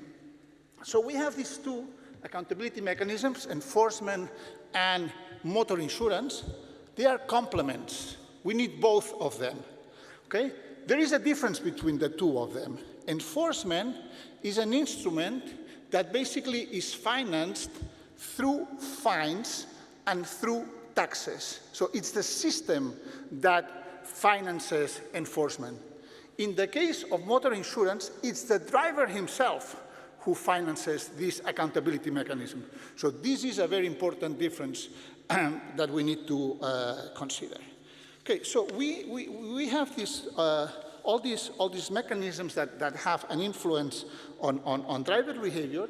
And if we look at the right-hand side of the slide, when we think about all these mechanisms, we see that the attention that has been paid to all these mechanisms is quite different. In the case of vehicle standards and infrastructure standards, a lot of attention has been paid to that. So is the case for campaigns or training courses, or also for enforcement. We have been talking a lot about enforcement, but about motor insurance, this is not so much the case. I'm not saying that nothing has been done. Of course, some things have been done, but if we compare to the other instruments that we have to influence driver behavior, we see that in the last 20 years, easily, the attention that we have paid from a public policy point of view, and even if you want from the discussions that we have had when the members of the road safety community, get together on motor insurance, the attention that we have been devoting to this is much smaller, when potentially it is a very important instrument that we have to impact on driver behavior and to promote safe driving. This lack of attention, of due attention to motor insurance, in my view, is even more surprising when we take into account that motor insurance is not only, or can be not only, a very powerful accountability mechanism, but motor insurance is also very relevant in many other aspects. And these are the ones that are illustrated here. For example, motor insurance is a very powerful instrument for compensation to victims. Probably is the only instrument that we have to compensate victims in many cases. Motor insurance is a very powerful instrument that we have to provide recurrent or sustainable funds to the health systems, whether public or private. Again, this is a very important channel or a very important factor that we need to take into account when considering motor insurance. Also, motor insurance can be a way to provide dedicated funding for road safety policies. I think this morning we've heard that in the case of Morocco, 1% of the insurance premium goes to funding the Moroccan Road Safety Agency. Okay, so this can be a source of funding that can be very important. And finally, motor insurance can be a very useful instrument for data collection and public policy design. No? So clearly, motor insurance, I insist, it's a very powerful instrument that probably we have not paid enough attention to, and in this sense, there is a huge opportunity to improve the way that motor insurance works, especially in low and middle income countries, and to have a real impact on road safety. This is exactly what the Movernos Seguros program is all about. The Movernos Seguros program tries, in the first place, to make sure that in all Latin American countries, there is compulsory motor insurance. Because if we want motor insurance to be an accountability mechanism, it needs to be compulsory. Otherwise, it doesn't work. No? We want to make sure that in Latin American countries, motor insurance is used as a preventive tool, so that there are bonus-malus schemes to promote safe driving and to punish risky driving. We want to make sure that in Latin American countries, the number of, in those countries where there is already compulsory motor insurance, the number of cars that is effectively insured goes to 100%. Right now, out of the total fleet, on average, around 50% of the fleet is insured in Latin America for cars. If we take the case of motorcycles, it is around 30%. Again, the range of improvement that there is huge. Modernos Seguros is also about improving compensation to victims. Okay, because the compensation that victims get in many Latin American countries, it's very small.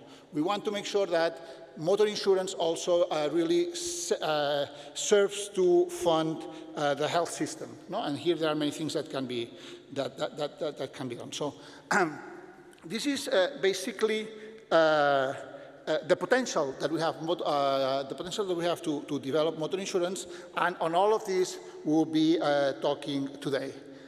I will leave it here. As I said before, I would try to be brief in setting the scene. I want to end up with a positive note. I mean, I've been saying that motor insurance has not had the attention that it deserves as a tool to improve road safety, but I think that in the last years, there have been some developments that are very encouraging. I will refer to three of them. One is the program Modernos Seguros itself. Second is the fact that WHO has included motor insurance in its action plan for the decade 2020-2030, and there the plan is very clear, saying that motor insurance can be a very useful tool to promote safe driving and for compensation to victims, and it recommends that motor insurance becomes compulsory in all countries. That's included, as I said, in the action plan of WHO for the 2020-2030 decade. And finally, I want also to mention the fact that the World Bank, that in the past has been working on motor insurance, has renewed this interest in motor insurance in the last years. And in fact, today, one of the panelists, Marisela, will be presenting a report that the bank has commissioned and will be launching here on vehicle registries that are a key element if we want to ensure that motor insurance works well. Okay? So I'll leave it here. I'm sure that the panel will be exciting, and I leave the floor to Eduardo Café, who will be moderating the panel. Eduardo, thank you.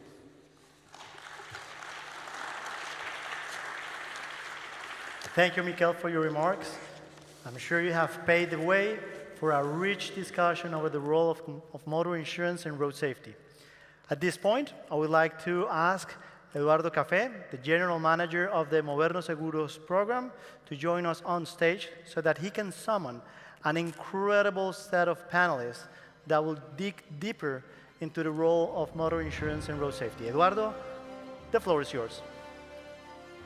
Hello all. Yeah, thank you very much, Ricardo. Thank you very much, Mikel. I started as a Modernos Seguros manager since 2021, and hearing Mikel and discussing about motor insurance and road safety with Mikel gave me the inspiration to like this program very much. So I thank him very much for his words. So we have a very diverse panel. I think that I haven't seen that much here during the conference. We have 3 women and 3 men in the panel. I think that this is a great message that we can give, but also from different institutions. So we have here the Victims Association. We have also the government, and I think in terms of countries too. So I want to introduce to come here and sit with us Maricela Ponce de Leon. She's the Senior Transport Specialist in the World Bank, and she has been on the Movernos Seguros program when she was working at IDB, and she was one of the ones who make this program possible. So welcome, Maricela. Juan Carlos Botran, he's the Road Safety Manager at the VFI Club Guatemala.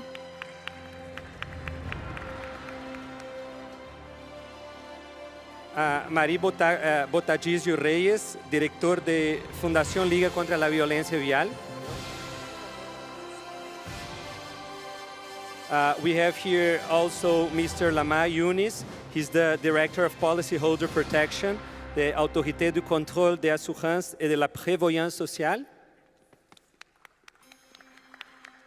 from Morocco. And we have also the Operations Senior Advisor from the Inter-American Development Bank, Esteban Diaz-Ru.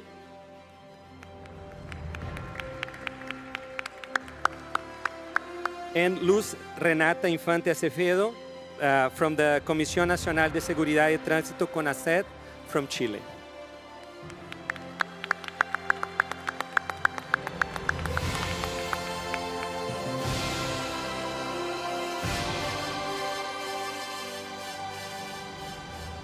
Great, so let's start with Esteban Diaz-Ru, our colleague from the IDB.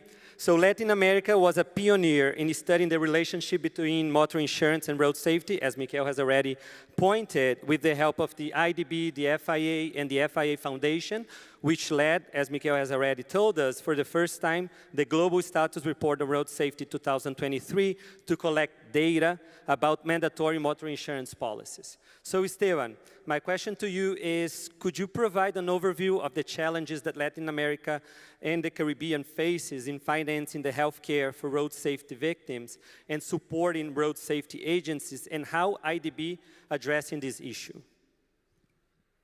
Okay, thank you. This is on, right?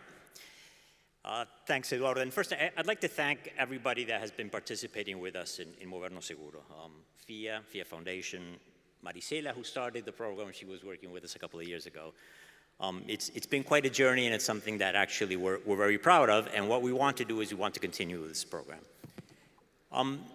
For us, it's obviously, as a development bank, we've always been financing the health sector, but one of the issues is when we talk about health, road safety is not necessarily their first priority, and the needs of financing for the health sector are enormous.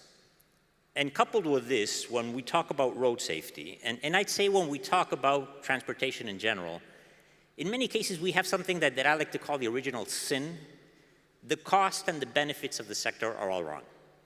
The truth is that automobiles do not actually pay the cost that they incur. When we talk about automobiles, there's road construction, road maintenance, but we also have very strong negative externalities, emissions, and probably the most important one is road safety. Cars cause damage, they cause deaths, they cause injuries, and this is an enormous cost that cars are not paying. And that is what economists call an externality, and the way to correct an externality is to internalize that cost somewhere in the price. And this is exactly what the insurance can do and what Movernos Seguros is trying to do. We're trying to get that cost and make cars pay for that cost that they're incurring. And we think that that is a very important fact. That's one issue. The second thing that we're very proud of is when we talk about road safety, there also is a very strong equity issue. The people that die and are injured tend to be pedestrians. They tend to be the poorest, and especially in Latin America. And these are people, they don't only suffer the enormous human cost of a fatality or having a family injured, but this may be their main source of support. So the financial impact for them is enormous. The fact that Movernos Seguros and insurance provides funds for these people that actually need it enormously is also incredibly important. The third factor that Miguel also mentioned is, since we're internalizing this cost with the car and the driver, we have a very strong incentive to improve driver behavior and to reduce risky behavior. I want to give my own personal example. 20 years ago, I had joined the bank. I had just got married, didn't have kids. I had a little bit of extra cash, and I bought a very nice German car. And as the idiot that I am, 1 month after having the car, I was caught speeding on a highway in rural Maryland. There was nobody there, and I had to pay a fine. But not only did I have to pay a fine, but I got points because of that fine. I actually had to go to court. And these points raised my insurance premiums dramatically. And since I was a road safety expert, I should have known a lot better. I went to court, and the judge told me, you know what, you have a perfect driving, I'm not going to give you the points. I'm going to put you on probation. So for the next 2 years, if you don't get any fines, if you're a perfect driver, those points will disappear. But if you do have a fine, I'm going to give you double the points up top of the new points that you get. My premiums would have been 3 or 4 times higher. And we're talking about thousands of dollars per year. I can guarantee you this is an incredible incentive to improve your driver behavior. And I became the best driver in the world. So that's the other reason that we're very proud of this program. I know that in Latin America, in some of the cases, we're not yet at the point in which we can talk about insurance with points, but that's one point that we want to reach. But again, these 3 factors, the factor that it internalizes the cost of what cars cause, the fact that it provides funding for these families that actually need it a lot, and the third factor that it provides this incentive for us are incredibly powerful, and that's why we're so proud of this program. Okay, thank you very much, Esteban, for the inspiring story. I hope that this can make you guys see how this program is so important for the region and why we have to expand it. Now I'm going to turn to Juan Carlos Botran. No? So Guatemala is one of the countries in Latin America with no compulsory motor insurance policy for all vehicles. No? We follow the horrible bus crash in the country that killed around 50 people. And could you tell us what the main challenges Guatemala faces regarding mandatory motor insurance policy and road safety, and how is FIA helping to address the topic there with the Movernos Seguros program? Thank you, Eduardo. Well, just to give you a sense of Guatemala.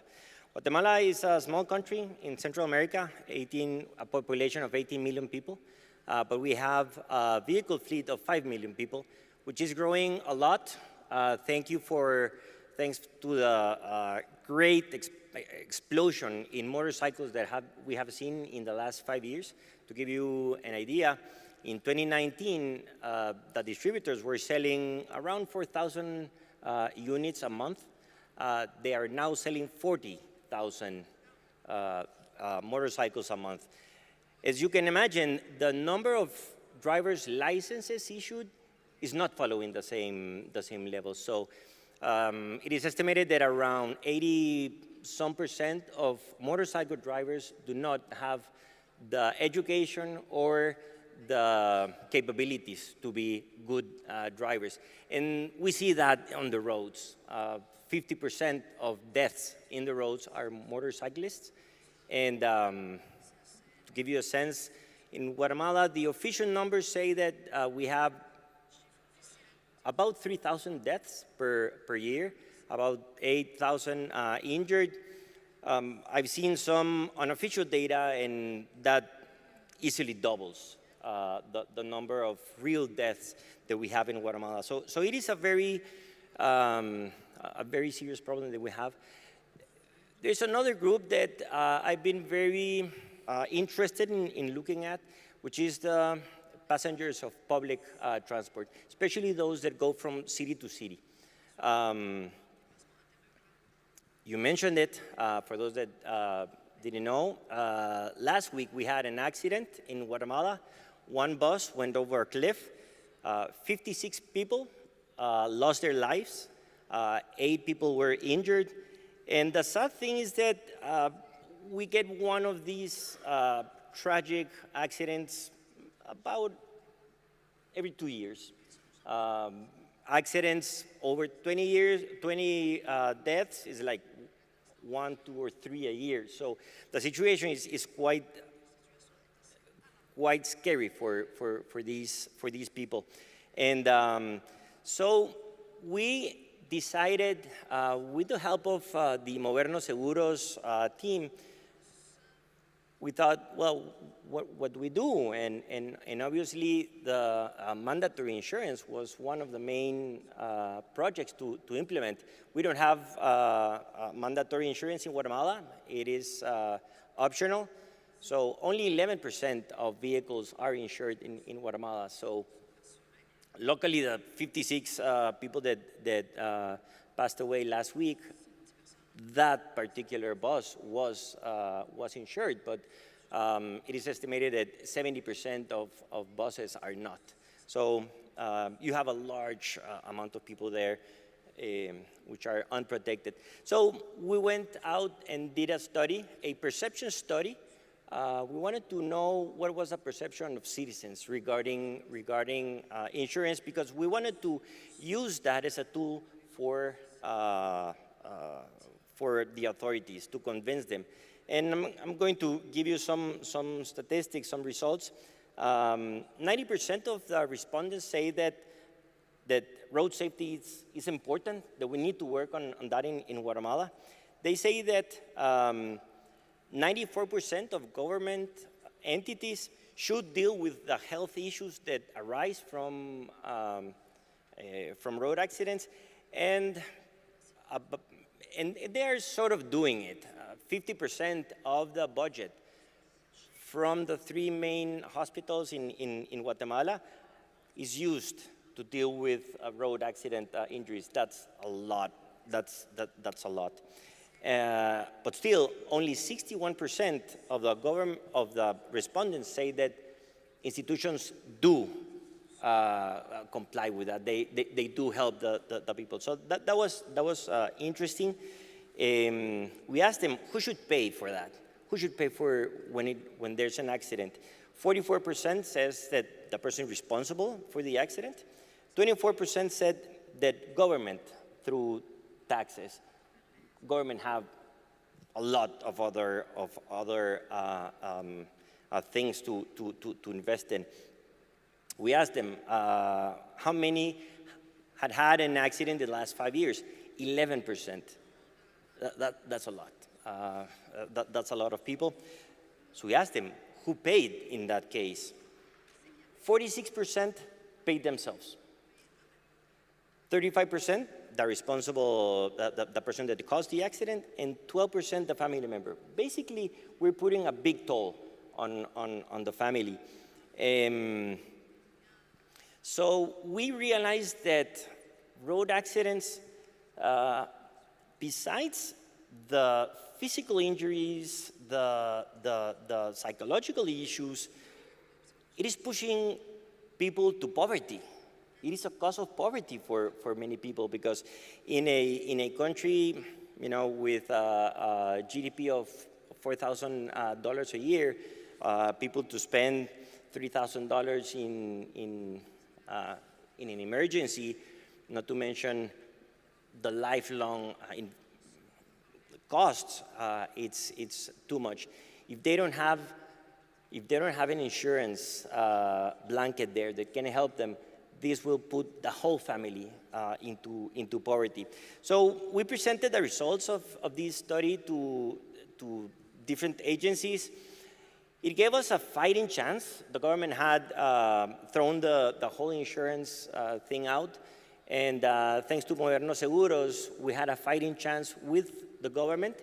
We presented a new regulation that would give life to it.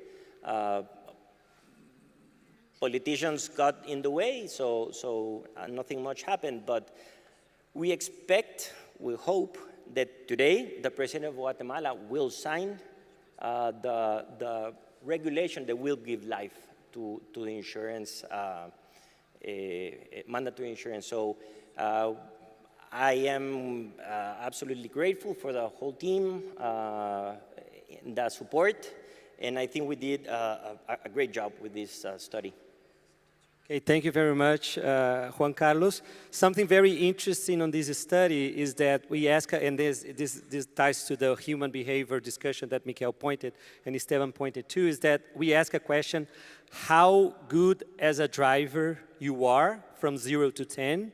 The average answer is about to 8 to 9, and how good an average driver is in your country. And the answer is always around 4 to 5, no? And this was, we did a survey in Paraguay, Guatemala, in Mexico, in El Salvador, and the answer is always the same. No? So this is this human component we have been talking about here that came from this, that it's very important. So now we are going to another continent, another country. We're going to Morocco in Africa, because we have to learn the experience that Morocco has here too. So I'm going to Mr. Lamat. No? So the compulsory motor insurance in Morocco dates back to 1937, initially introduced for public transport vehicles. No? In 1941, it was extended to cover all vehicles nationwide. Over time, the system has undergone various adjustments to improve its reach and effectiveness. However, a critical issue remains. Now, how effective is motor insurance in protecting road crash victims in Morocco, and what modifications might be necessary to address ongoing challenges in road safety, for example, the motorcycles, mopeds that we have been talking here during the event, and the compulsory motor insurance system in Morocco. So the floor is yours. Tout d'abord, je vous remercie pour l'invitation à ce panel et pour nous permettre de parler de l'expérience marocaine. Comme vous l'avez dit, l'expérience marocaine est un peu ancienne en matière de couverture, d'assurance, responsabilité civile automobile. Ça date de 1937, ça a été modifié en 1941, et puis en 1969, et en 2002, et en 2020 avec l'introduction des événements catastrophiques. Mais au-delà de tout ça, le secteur des assurances intervient sur plusieurs aspects en ce qui concerne la sécurité routière. Premier aspect, le plus direct, c'est d'abord de participer à la réhabilitation financière des victimes et des personnes ayant causé des sinistres. On ne peut pas réduire à zéro la sinistralité, au moins donner de l'argent aux gens qui en ont perdu suite à un sinistre. Le secteur des assurances marocain fait à peu près 14 milliards de dirhams de chiffre d'affaires, soit pratiquement 1,5 milliard de dollars. Donc sur ces 1,5 milliard, plus de 9 milliards sont payés en sinistre à la population, permettant un renouvellement du parc. On n'a pas de voitures aujourd'hui accidentées qui circulent de manière flagrante au niveau des routes marocaines. Ça, c'est un facteur très très important, parce que si on n'a pas cette couverture, on aurait pu avoir des véhicules qui ne sont pas réparés, parce que la réparation, c'est un coût. Ça, c'est un. Deuxièmement, par rapport à la population qui a souffert d'un préjudice physique, le fait de pouvoir revivre et retravailler, et comprendre que suite à ça, il va falloir payer des enfants, etc. Et le paiement n'est pas total. Donc ce qui fait que réellement, un sinistre, ça continue à être ressenti. L'objectif de l'assurance, c'est surtout de réduire l'impact et non pas de l'annuler.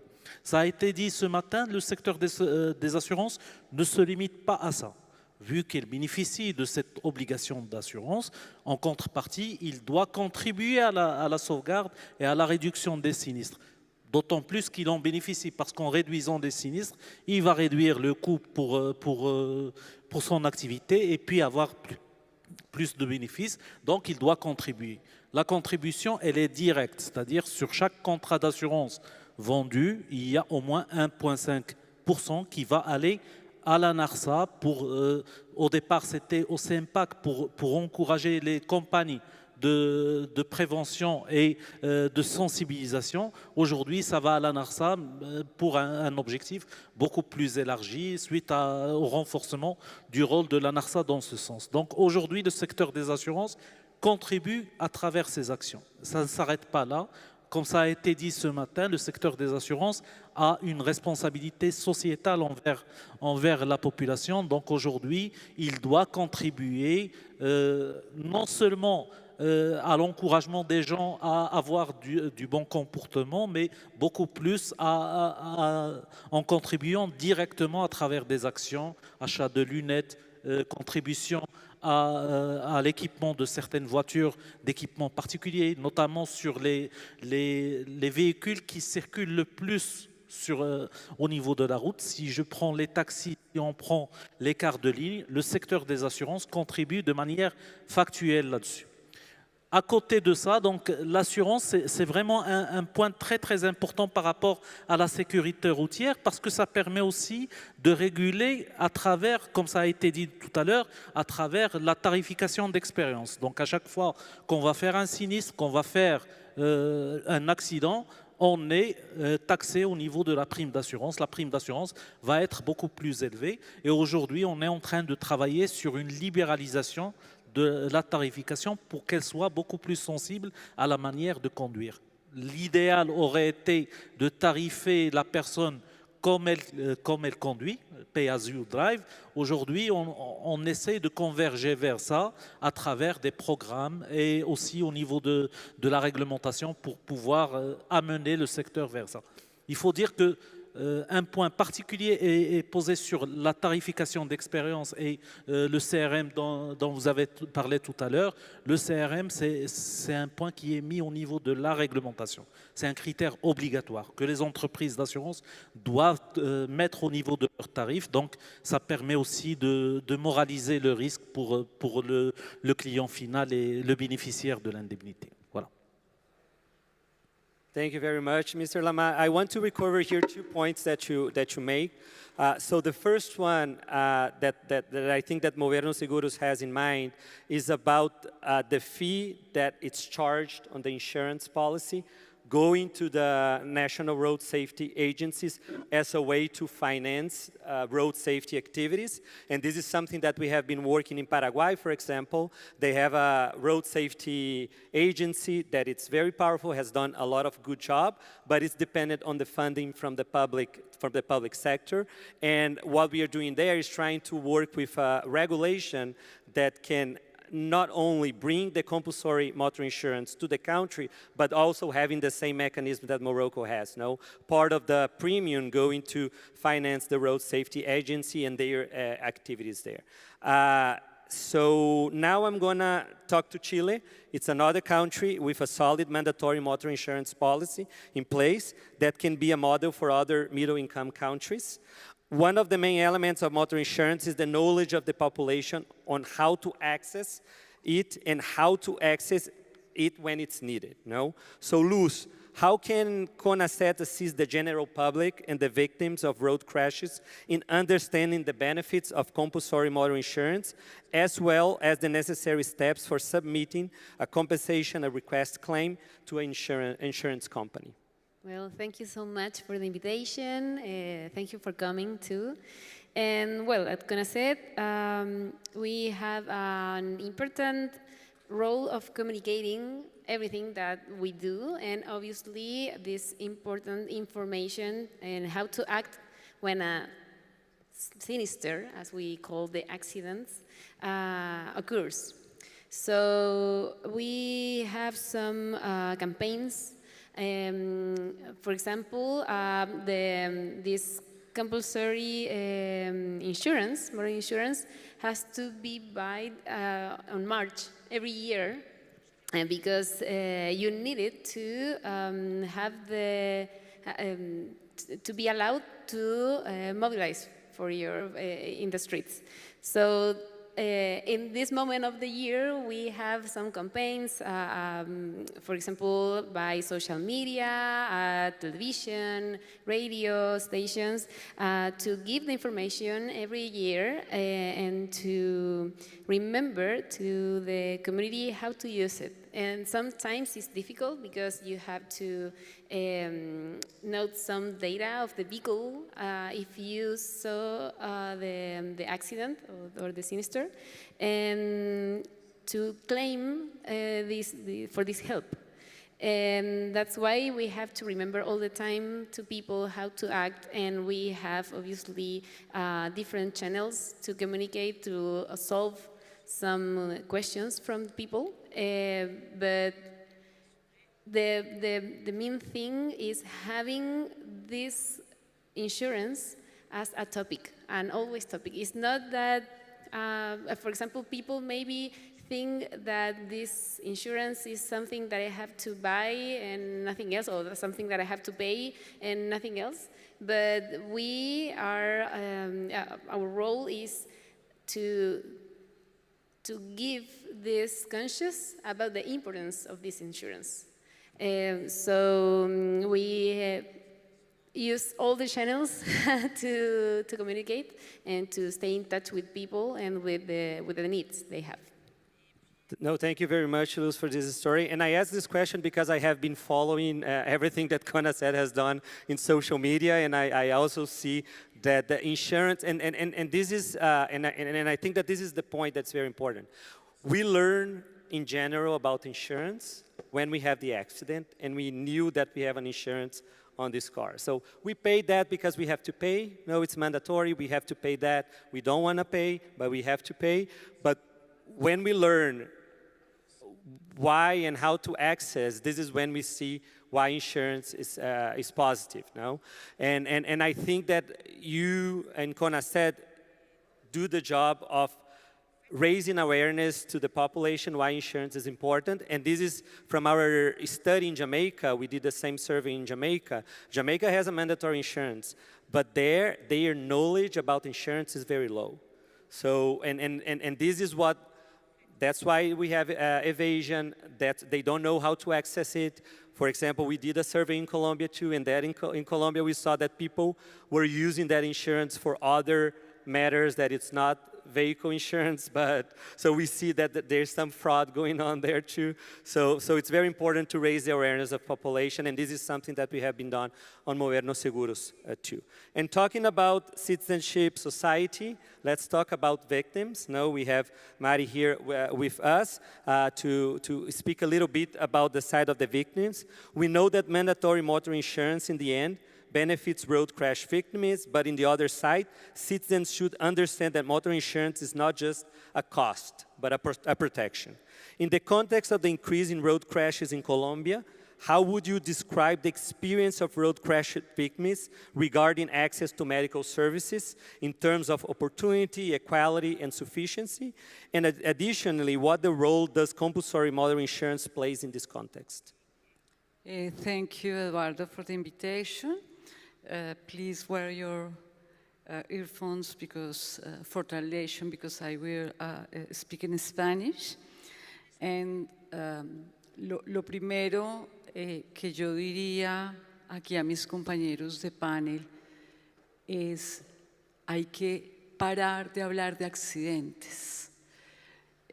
Hemos llevado durante muchos años una causa para cambiar ese adjetivo, porque lo único accidental que hay en una muerte o en una lesión en tránsito es el nombre del que va a morir o el nombre del que quedó discapacitado.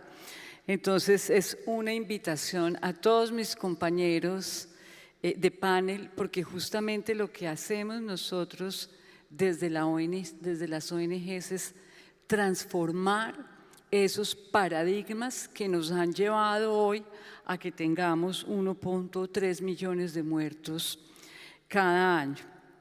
Yo quiero, antes de contestar, Eduardo, retomar algo que dijo Esteban, que me parece muy importante. Aquí estamos hablando de un costo social versus un valor social. Y eso es lo que tenemos que empezar a cambiar, nuestros valores sociales. Tú hablaste de que es algo que impacta mucho a las personas de la base de la sociedad. Yo quiero contarle algo. Es un tema, las muertes en siniestros viales y las lesiones nos empobrecen a todos, a todos. Es la sociedad en su conjunto la que termina empobreciéndose. Por eso acá que está Esteban y está Marisela, sería tan importante que nuestros gobiernos pudieran tener una evaluación o al menos una estimación del costo de la carga por enfermedad que dejan. No hablo de los muertos, porque el muerto se murió y hogares monoparentales, niños huérfanos, viudas, en fin, pero de esa presión que se ejerce sobre los recursos de la salud. Y escucho mucho hablar de que al final las lesiones son atendidas con recursos de los gobiernos. venga, los recursos son nuestros, los recursos son de todos los que tributamos. Y aquí entro y retomo, voy a intentar contestar tu pregunta, Eduardo, porque quiero retomar lo que dijo Esteban, y es que mire, y esa es la invitación a cambiar el paradigma, y lo dijo el señor Nadal, también dijo, claro, todo el sistema seguro reposa sobre mejorar los comportamientos de los conductores, pero ahora volteemos la torta, démosle la vuelta a esto, porque es que se trata sobre todo, cuando hablamos de seguros y más de seguro obligatorio en siniestros viales, estamos hablando de una responsabilidad individual. Fue una decisión individual porque es una decisión individual cómo yo me desplazo. Pero acá estamos de una decisión individual, estamos respondiendo todos, estamos respondiendo colectivamente por ese costo social que se deriva de una decisión individual.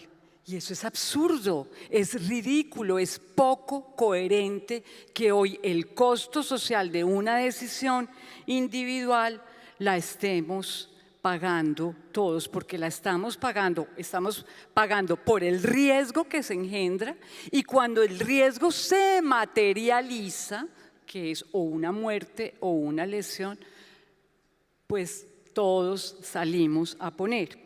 Y esto quiero decirlo es porque yo tengo que contarles que en mi ignorancia, o tal vez en mi inocencia, hasta hace unos días yo estaba seguro que el seguro obligatorio de siniestros viales era obligatorio en todos los países, porque es que no puede pasar, no, a ver, venga, perdónenme aquí que estoy profundamente escandalizada, porque yo no entiendo cómo no es obligatorio.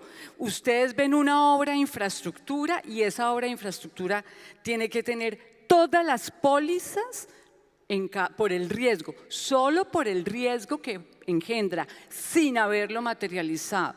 En mi país, Colombia, para operar un sistema de transporte público, aquí está Natalie, como Transmilenio, Transmilenio tiene que tener unas pólizas de responsabilidad civil con unos montos gigantes. Entonces, mire cómo nosotros nos estamos equivocando en nuestra aproximación a los valores sociales, ¿sí? En mi país, por ejemplo, el seguro obligatorio de siniestros viales tiene un modelo de subsidio cruzado, donde los vehículos más nuevos y más modernos, que engendran menos riesgos porque tienen menor vetustez mecánica, pagan más que las motos que tienen una vetustez mecánica que ni siquiera en cual país civilizado no podrían circular. Pero bueno, eso es, digamos, yo sí hago una invitación a lo mismo. Hoy, por ejemplo, en el sistema penológico colombiano, ¿quién introduce el riesgo al sistema? El vehículo. No hay nada más que introduzca el riesgo al sistema. Un choque, bicicleta, peatón, de pronto causa algún daño, pero el que introduce el riesgo al sistema vial es el vehículo. Por lo tanto, el vehículo, como una acción de prevención, tiene que pagar un seguro. No debería poder circular ningún vehículo en el mundo, debería poder circular sin un seguro obligatorio. En mi país es obligatorio y es social. Obligatorio quiere decir que todos los vehículos motorizados tienen que tener el seguro, y social es porque indistintamente de la responsabilidad en la materialización del riesgo, atiende a las víctimas. Hace 25 años las víctimas quedaban muertas o heridas en las carreteras y en ningún hospital las atendían. Pero hoy, repito, cuando hablo de social, no es social, es que qué chévere, todos pagamos. No, es que social es que indistintamente de la persona la atiendo, pero no puede ser trasladar el riesgo y trasladar el costo a la sociedad. En eso creo que quiero ser muy claro. Y ya para responder a tu pregunta, sí, nosotros tenemos un seguro obligatorio con una contribución que va para ciertos casos.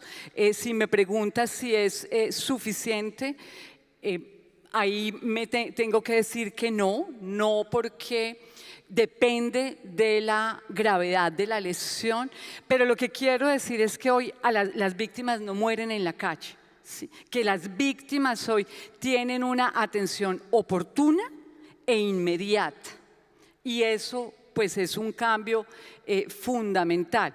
Ya en cuanto entramos en la gravedad de las lesiones, un trauma craneoencefálico, una mutilación de miembro, una pérdida de órgano vital, no, el seguro obligatorio no alcanzaría para eso. Pero además, aquí aprovecho para anunciarles que nosotros estamos preparando un proyecto de ley.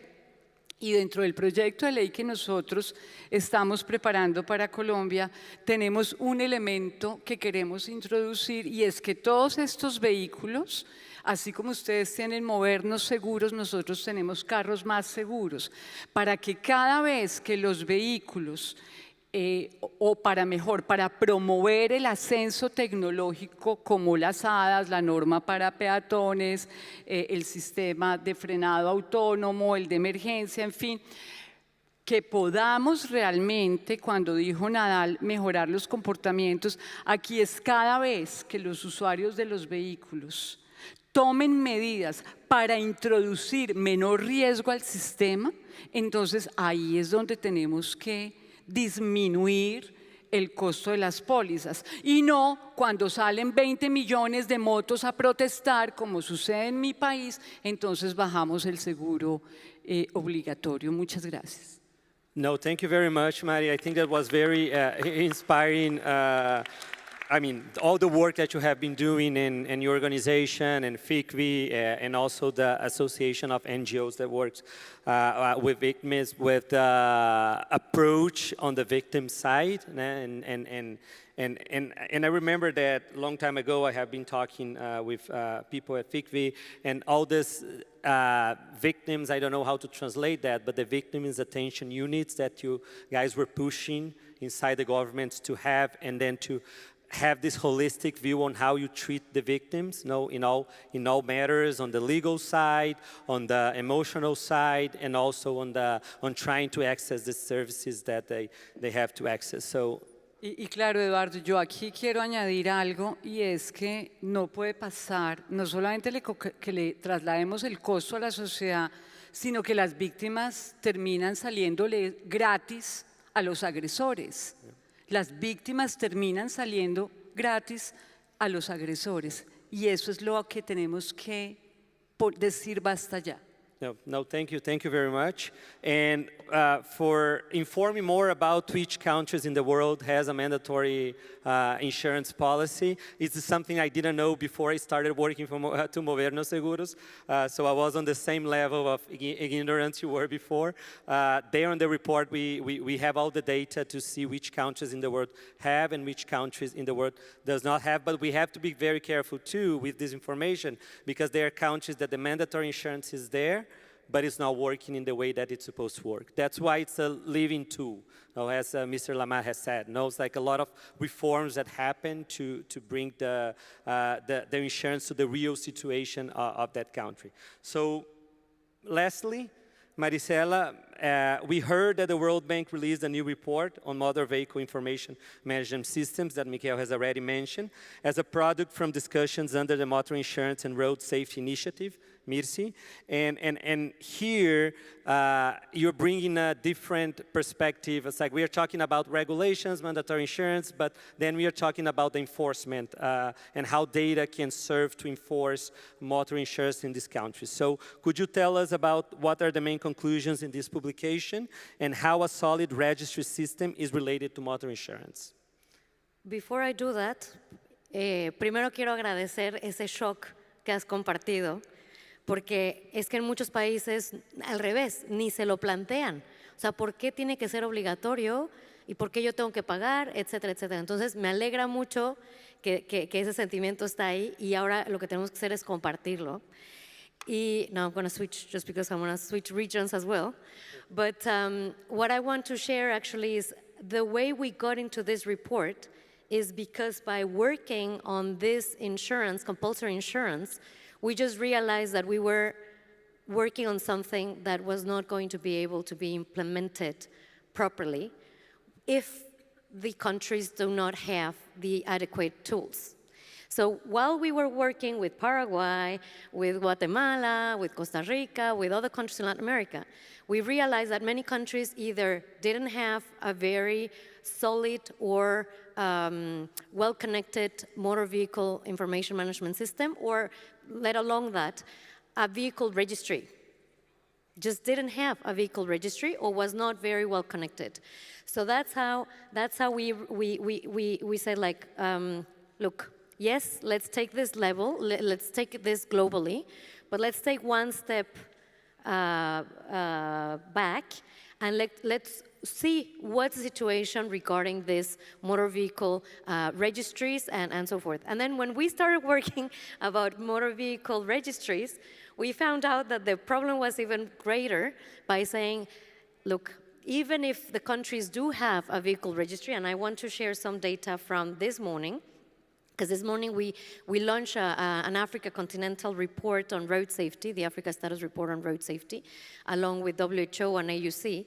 And you'll be shocked, because from this report we have, like, out of the 54 African countries, indeed we have 36 countries that the insurance is compulsory and it's in the national law, 36. So it's not such a bad number. But then when you start looking and digging a bit more about it, then you find out that only 2 countries, this insurance applies to all vehicles. And this is when it starts getting a bit... Then you keep digging, and then you see that only 2 countries have premium regulation. And then when you go into looking into the vehicle registration, as I was saying, we see that 49 countries, so it's a good number as well, as I was saying, it's in the national law. So they have this in the national law, and they have a vehicle registry. But then you start digging again, and then you see that only 4 countries, the law applies to both private and professional vehicles. And then all I'm trying to say is that even if you have these systems, it doesn't really mean that you are going to be able to apply and to enforce all this legislation. So that's why we said, okay, let's step one step back and work on this motor vehicle information management systems as to create a framework for countries to start somewhere to be able to apply later on the many aspects, and I'm going to go into just 2 slides because I wanted to give you a snapshot. This is literally going to be the official launch of this report. This report has taken us a while because we've been consulting a lot of international partners, we've been consulting many countries, and I'm happy to say that this is a global report in the sense that we have countries like Colombia, actually. We have Colombia, Costa Rica, El Salvador, Dominican Republic, Paraguay, Peru, Cambodia, Laos, Timor-Leste, South Africa, Zambia, Bhutan, Georgia, and the idea is that this report, hopefully we can, extend it over the years. So now I'm going to go to, to the, I didn't realize that you might not be able to read this because it's very, the little dots are very small. But this is just to show you what are the capacities or the capabilities of having a motor vehicle information management systems. And then you will see in the upper right part, you will see what it would mean to have a motor vehicle management information system that is established. So right now, what you can already start having from them, and this is just like very basic stuff like first entry, first registration, first payments, and this applies to tickets. just to enforcement. And we've been talking about this last days about how policing and enforcing is key, right, to make the road safety regulations actually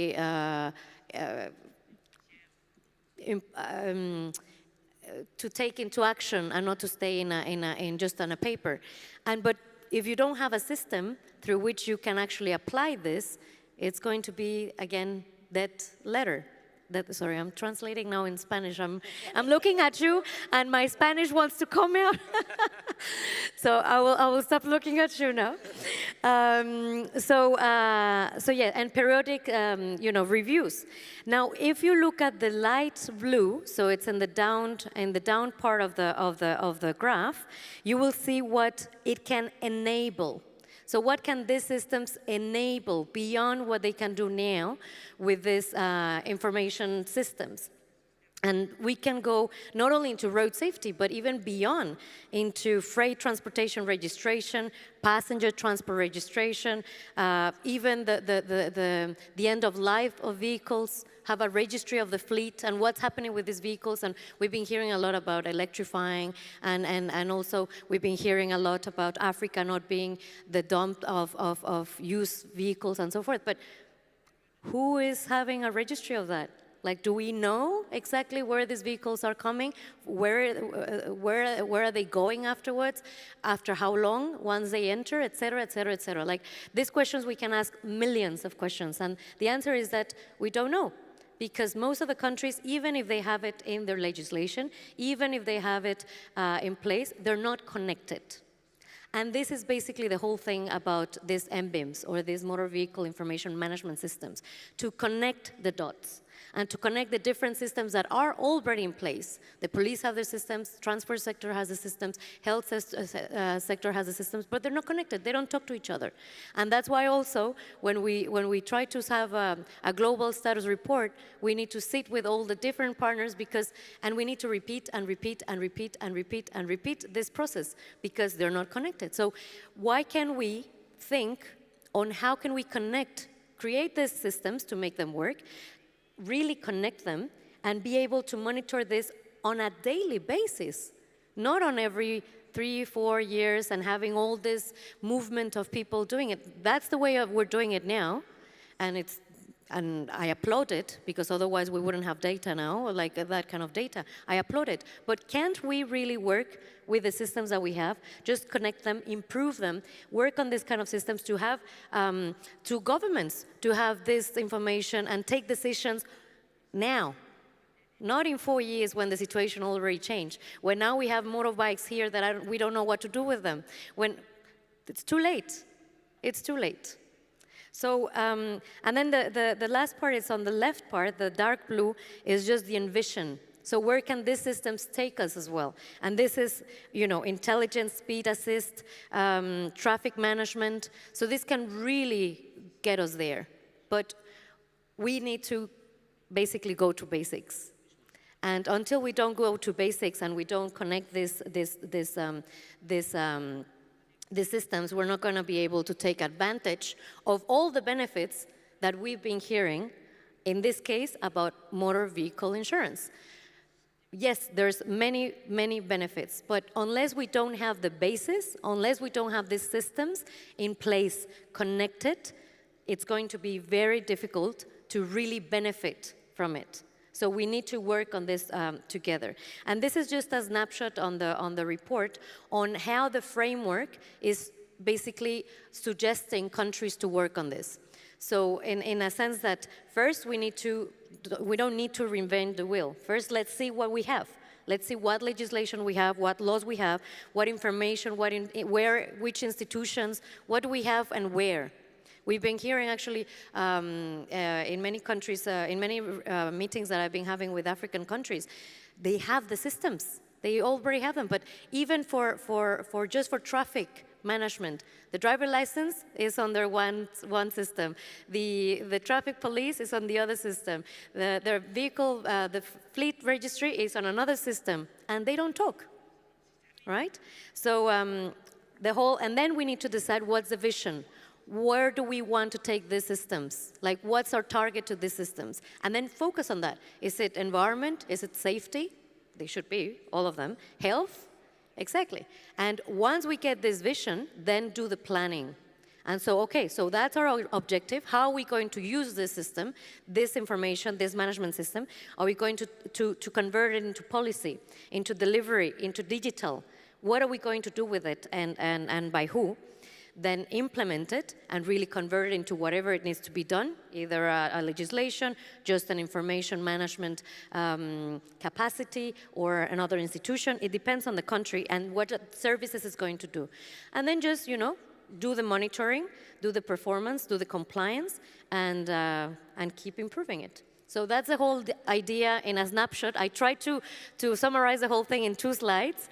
And we just invite you to download it, to read it, to use it, because again, all of these reports, all of this work, if it's not used, then it's just a waste of time, resources, and energy.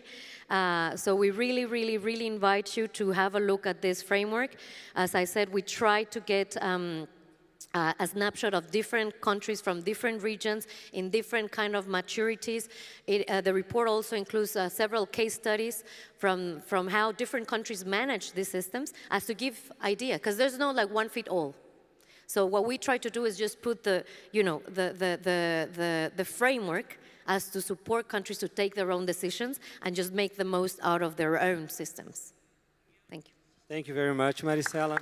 And I also think that this integrated registry systems are very important to create a common language between public institutions, no? So at Movernos Seguros, we have difficulties to bring ministries of health and departments inside the Ministry of Health to talk to us about it. And same, it's the same what like Mari was saying. It's like, it's crazy why they don't want to talk about insurance if it's something that can go to them. It's because the information is not integrated and they don't have a common language. But also to bring some trust between private sector and public sector. No, because like insurance companies can feed this system, and also the public can get information from the system to create their policies and reform regulations to be better for the private sector and also for the public sector. Thank you very much.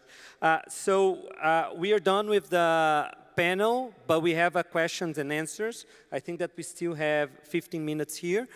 So I open to the audience if you want to ask any questions or talk about the experience of your country or make any other comments about motor insurance and road safety and bring something to the table. Just raise your hand. You can make the comments on your language that you're comfortable of. I know that we have not all languages here, but at least Spanish, English, French, Arabic, those are the languages that you guys can talk.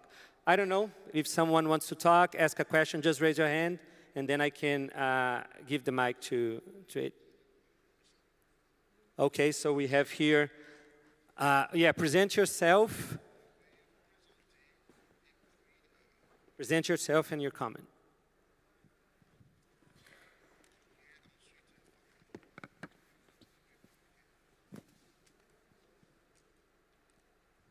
Buenas tardes a todos. Yo en español me presento, soy Hernán Jiménez, soy representante de Paraguay, viceministro de Seguridad Vial y Tránsito. Bueno, yo creo que hoy, más que nada, agradecerte, Eduardo, por la invitación. Y bueno, hoy salgo muy nutrido de toda esta experiencia de diferentes países.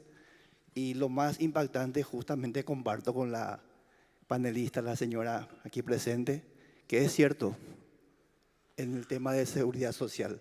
No es un gasto público, es un gasto social, porque todos pagamos los impuestos. Entonces, yo creo que esa visión debe tener cada gobierno y, bueno, bajar los índices y tener carreteras más seguras sobre todas las cosas. En mi país hay una pandemia de motos también, como todos los países de Latinoamérica.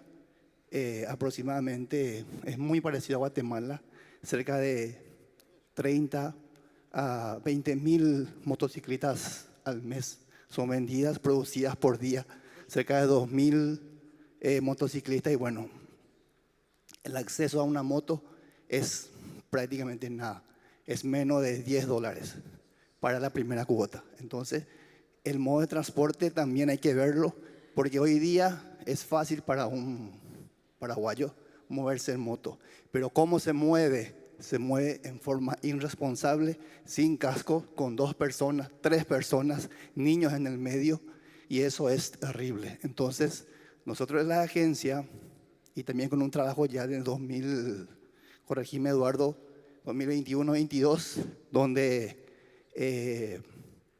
nos donaron unos cascos, fue un impacto tremendamente bueno para Paraguay, donde la comunidad internacional apostó en Paraguay y bueno, se vio muy bien visto eso y hoy tenemos ya algunos trabajos ya justamente por el seguro obligatorio. No es seguro obligatorio en Paraguay adquirirlo, pero el transporte público, el transporte normal no es seguro, así es que tenemos aproximadamente entre el 12 al 13% nada más también en Paraguay del parque automotor, que es aproximadamente 3.500 automóviles. Entonces, como digo, estamos trabajando en forma paralela, tenemos nexos muy buenos en el Congreso. Yo creo que dentro de muy poco tendríamos también ya el seguro obligatorio en Paraguay. Agradecerles nuevamente, Eduardo, por la invitación, a los panelistas, excelente, y bueno, muchas gracias a todos. Muchas gracias, Felix. Thank you very much, Felix, for your words. I don't know, so yeah, we have a hand there and then there. Or, yeah. Carlos Torres de Honduras. Pues mire, cuando hablamos de seguro universal, pues suena bien, ¿va? Pero en nuestros países, como es Centroamérica, el costo de vida es bien alto. O sea, cuando estás pidiendo un seguro, por ejemplo, hay transporte público, y aquí están los del BIDBA, con el proyecto del BRT, pero nadie les da un seguro. No tienen ni siquiera licencia para transporte pesado. Entonces, este impacto hay que moverlo, que si es obligatorio está bien, pero si hay un costo social, pero también no es fácil adquirirlo porque la canasta básica está muy alta para la mayor parte de la población. Entonces, esos modelos que podemos adquirir o pensar de cómo hacerlo universal para que sea obligatorio, también tiene que ser accesible, porque al final la cuenta es más cara. O sea, una cuota de seguro no tiene que ver cuando alguien se muere o cuando hay un accidente. Entonces, eso también me gustaría preguntarle las experiencias de ingresos muy bajos, porque en Latinoamérica lo que hace es que no compran un vehículo nuevo, sino que es traído de Estados Unidos chocado, arreglado y va en las calles, o lo encuentran por ahí y alguien hace unas reparaciones y andan ahí porque no tienen ni licencia y no hay un seguro. Entonces, cuéntenos esa experiencia cuando la población, la canasta básica es muy alta, y cómo podemos lograr, pues, tal vez un programa social de gobierno o algo que los podría contribuir, pues, para que realmente, como le decía del compañero de Juan Carlos aquí, del Club Automovilístico de Honduras, que realmente tenemos que bajar esos costes para que sean accesibles. Yo pensaba en voz alta, no sé, por volumen, mayor cantidad de personas que pagan un seguro, menor la cuota. Evidentemente con una participación gubernamental, pero me gustaría que lo pudieran decir eso, alguna experiencia, cómo hacer accesible cuando el costo social es para las personas de poco ingreso, que tienen que movilizarse, especialmente después de la pandemia, ¿va? Donde la gente prefirió la motocicleta, como decían aquí, por 1/7 de lo que podía costar cualquier cosa, y también el comentario del sistema público. Los transportistas sí compran un vehículo, pero no están asegurados, porque las aseguradoras no quieren cubrir ese gasto porque hay demasiado accidente. Entonces, ni les prestan ni para renovar la flota y no existen esos seguros, aunque los vehículos son nuevos. Gracias. No, thank you very much for your question. Maybe Mr. Lamat can, because Morocco has I think the same situation in terms of income from like some Central American countries, and his point is that how you can address affordability of insurance, taking into consideration that these countries, people have already had pressures from other things, and then in top of that, you have to put a fee that insurance is seen as a fee at some point. I don't know, maybe you can give some insights of that, and then Esteban too could make some comments. Donc, rapidement, par rapport à l'expérience marocaine, en effet, si on revient aux années 70, 80, on avait ce problème de renchérissement, notamment en ce qui concerne le coût des accidents, des sinistres corporels. En effet, c'était des sinistres qui étaient évalués de manière très très variable par les juges.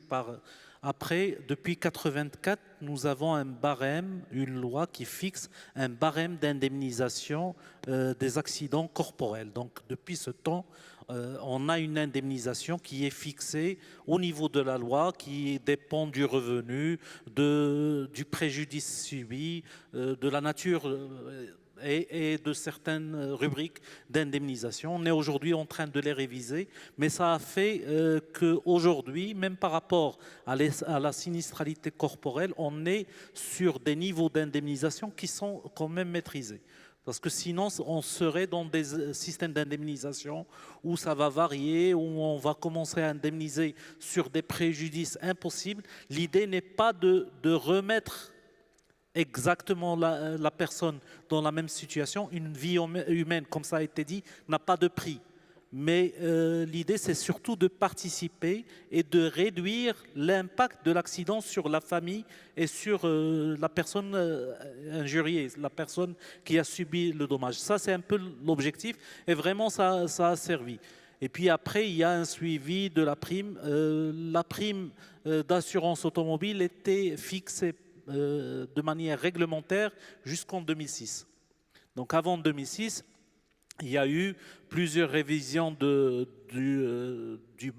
tarif automobile depuis la mise en place jusqu'en 2006, le dernier tarif qui était sorti et qui a permis aujourd'hui d'avoir une branche automobile, même par rapport à des pays développés, qui est plus ou moins équilibré au niveau national, ce qui permet de faire des actions à travers l'assurance automobile, même pour la prévention, etc. Donc aujourd'hui, c'est un facteur important, cette barémisation. Je voudrais juste revenir sur cette question d'obligation d'assurance et comment ça a marché au Maroc. Aujourd'hui, on peut se réjouir d'avoir un taux de satisfaction de l'obligation qui dépasse largement les 90%. On se dit on est sur du 95, voire même un peu plus, parce qu'on a une réelle contribution des autorités au niveau du contrôle. Donc on a un contrôle qui se fait à chaque barrage, à chaque fois qu'il y a un contrôle, comment on va contrôler, est-ce que la personne a le permis de conduire, est-ce que le véhicule est un bon véhicule qui est détenu par la personne qui le conduit. On va aussi vérifier l'assurance. Et la sanction en cas de non-détention de l'assurance est très importante. La non-présentation de l'attestation, ce sont des fees, ce sont des amendes qu'on va payer, mais le fait de ne pas disposer de l'assurance, ça implique un emprisonnement de jusqu'à 6 mois et une amende qui est très très importante. Donc ça, c'est un peu ce qui a fait la réussite jusqu'aujourd'hui. Sur le registre, aujourd'hui, on est en train de travailler avec le secteur sur le registre des véhicules assurés. Et sur ce registre, on va avoir et l'information sur le véhicule et l'information sur les couvertures qui sont achetées. Et puis après, on va faire un matching de tout ça. Une convention vient d'être signée avec la NARSA, avec le système de la NARSA pour pouvoir détecter là où il n'y a pas de couverture. Et enfin, pour couronner le tout, nous avons un fonds qui va indemniser au cas où la victime, la personne qui a causé le sinistre, n'est pas assurée par ailleurs. Donc ça permet, et c'est limité uniquement au cas des sinistres corporels. Donc on va faire l'indemnisation selon le même barème à travers un fonds, le fonds de garantie des accidents de la circulation. Merci. No, thank you very much for this enlightening answer. Esteban, I don't know if you want to jump out and comment too. Sure. Just a comment when we talk about the cost of insurance, and in many cases, the argument that some countries can't have mandatory insurance because it would cost too much for a very poor population. Insurance does not create value. What insurance does is it spreads out risk and it shares the cost.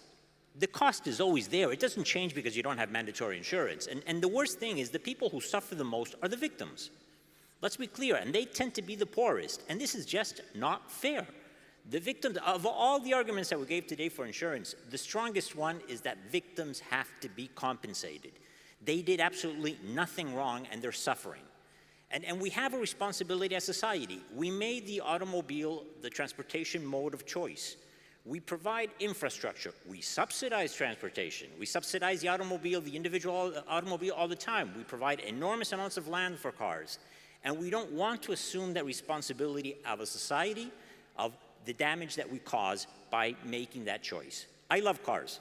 Cars provide enormous accessibility. They give us opportunities for education, health, a lot of other things. But let's also assume the cost that we suffer because of that choice that we make. And we have a responsibility to those victims, and they have to be compensated. They have enormous human suffering. Let's at least make their financial suffering a little bit better. And really, just that argument, I think, is way more than enough to make sure that we have compulsory insurance everywhere. Thank you very much, Esteban. So I think they, yeah. Sí, hola, ¿qué tal? Buenas tardes, Alma Chávez de México, de la Asociación Civil Víctimas de Violencia Vial y de la Federación Iberoamericana contra la Violencia Vial de Iberoamérica, la cual hoy presido. En mi país tenemos ya el derecho a la movilidad y tenemos una ley general de movilidad y seguridad vial. Desafortunadamente, el derecho a la movilidad no puede ser una realidad porque en la ley se omitió hacer nacional el seguro vial obligatorio.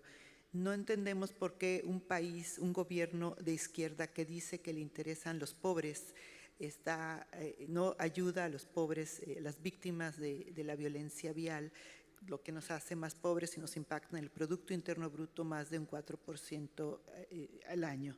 Y también, por otro lado, ¿por qué proteger, por qué no fomentar la venta de seguros? Porque nosotros no tenemos el SOAT como otros países iberoamericanos. Y lastimosamente, México no mandó delegación a este evento. Entonces nos sentimos realmente desamparados las víctimas y los sobrevivientes, porque también tenemos hoy en México una muerte, 40 personas mueren cada día. Calculamos unas 100 personas con discapacidad y semanas o meses en el hospital. ¿Cómo podemos llevar un mensaje desde sociedad civil, desde nuestra coalición Movilidad Segura, integrada por más de 120 organismos? ¿Cómo le decimos al gobierno que este tema importa? Que vengan aquí, que escuchen y que sí promuevan y exijan un seguro vial obligatorio. No, thank you very much for the comment. And we are going to launch soon a survey on Mexico. So we are going to talk before we launch the survey so we can present the results to you and see how we can advocate for that in Mexico for sure. So I don't know, I think that we are out of time, just like trying to finish in time here. Thank you very much for your presence here. Thank you very much for being from Rabat, all of you coming from your countries to be here in this panel that I think that was very enlightening about insurance. Is something that, as Michael has already told before, it's not on the radar for most of the countries who are here on the conference. So I think that we just brought this new aspect here, and we have to work on the future on improving the compulsory motor insurance in the countries, bringing registries. So this is something that I imagine that you're going to take to Africa. We invite IDB to take this registry system idea to the Latin American countries too, bringing a little bit of the experience of Morocco to see how we can expand that to the low and middle income countries. Thank you very much for all of you being here, Michael for the amazing presentation, and Ricardo, who is our technical specialist that was on the backstage, and also here making the honor to present everyone. So thank you everyone to be here and enjoy the rest of the conference and try to sightsee Marrakesh a little bit. Thank you.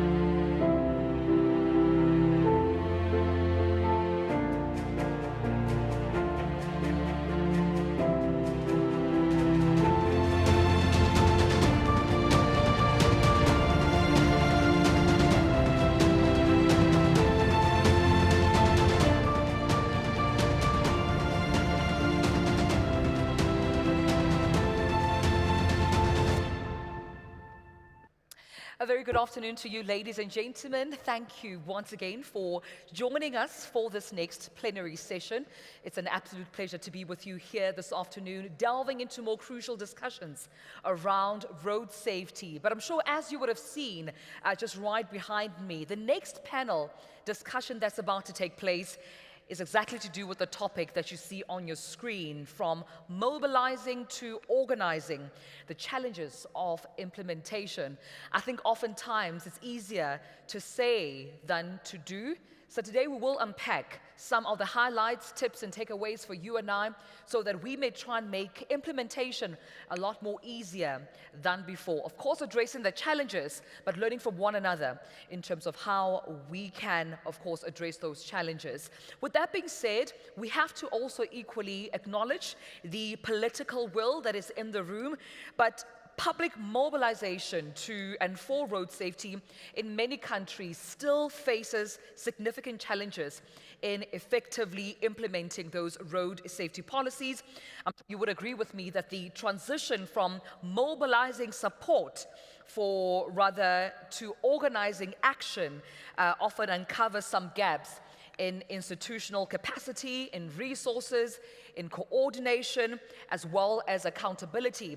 So my panelists hopefully will be giving us some, optimism and something to take away and try and implement when we get back to our spaces. So I'd like to introduce my panelists, so please come to the stage. And once again, I will be occupying the first seat on my left, your right, and I would like to request my panelists to please just occupy the second seat until we have all of them filled up. All right, so first on my list to join me for this conversation, ladies and gentlemen, please help me welcome onto the stage Sergei Diaconou, the Chief of Staff in the Office of the Prime Minister in Moldova.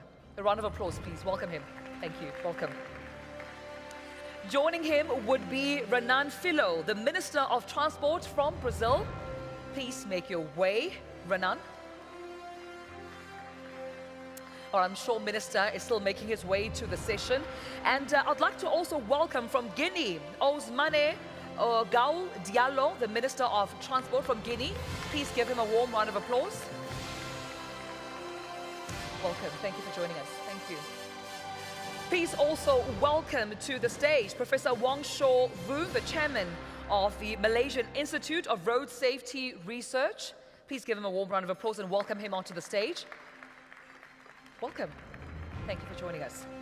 All right, ladies and gentlemen, also joining us is Kittikon Losunthorn, the Secretary to the Minister of Health from Thailand. Are you in the room with us? All right, we'll give them, of course, some time. Hopefully they will make their way as we are having this discussion. But also please welcome onto the stage John Ivar Nygaard, the Minister of Transport from Norway. Welcome. Thank you for joining us. Welcome. All right, nice to meet you. Please, ladies and gentlemen, also welcome on the stage Milton Morrison, the Executive Director, National Authority for Transport from the Dominican Republic. Please welcome him to the stage. Minister Renan, welcome. Thank you for joining us. Have a seat. Thank you. Have a seat. Thank you so much. All right, I'll also like, are all my panelists here? Do we have everyone? All right, let me just make another roll call in case I have called a panelist and they haven't made their way yet. We have Sergei Diaconou, the Chief of Staff from the Office of the Prime Minister from Moldova. We have Renan Filho, Minister of Transport from Brazil. Ousmane Gaoul Diallo, Minister of Transport from Guinea. Professor Wong Shaw Vu, the Chairman from the Malaysian Institute of Road Safety Research. Kittikon Losunthorn, Secretary to the Minister of Health from Thailand.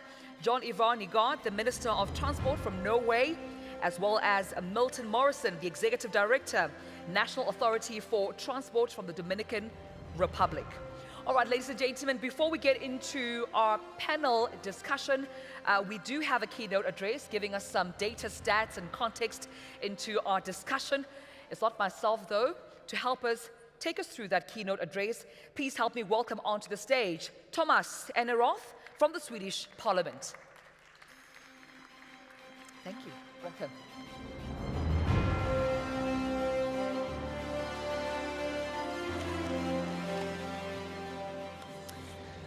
Thank you, Tumelo, and thank you, everyone. Ministers, colleagues, friends of road safety. It is a pleasure being here, and actually it brings back a lot of memories.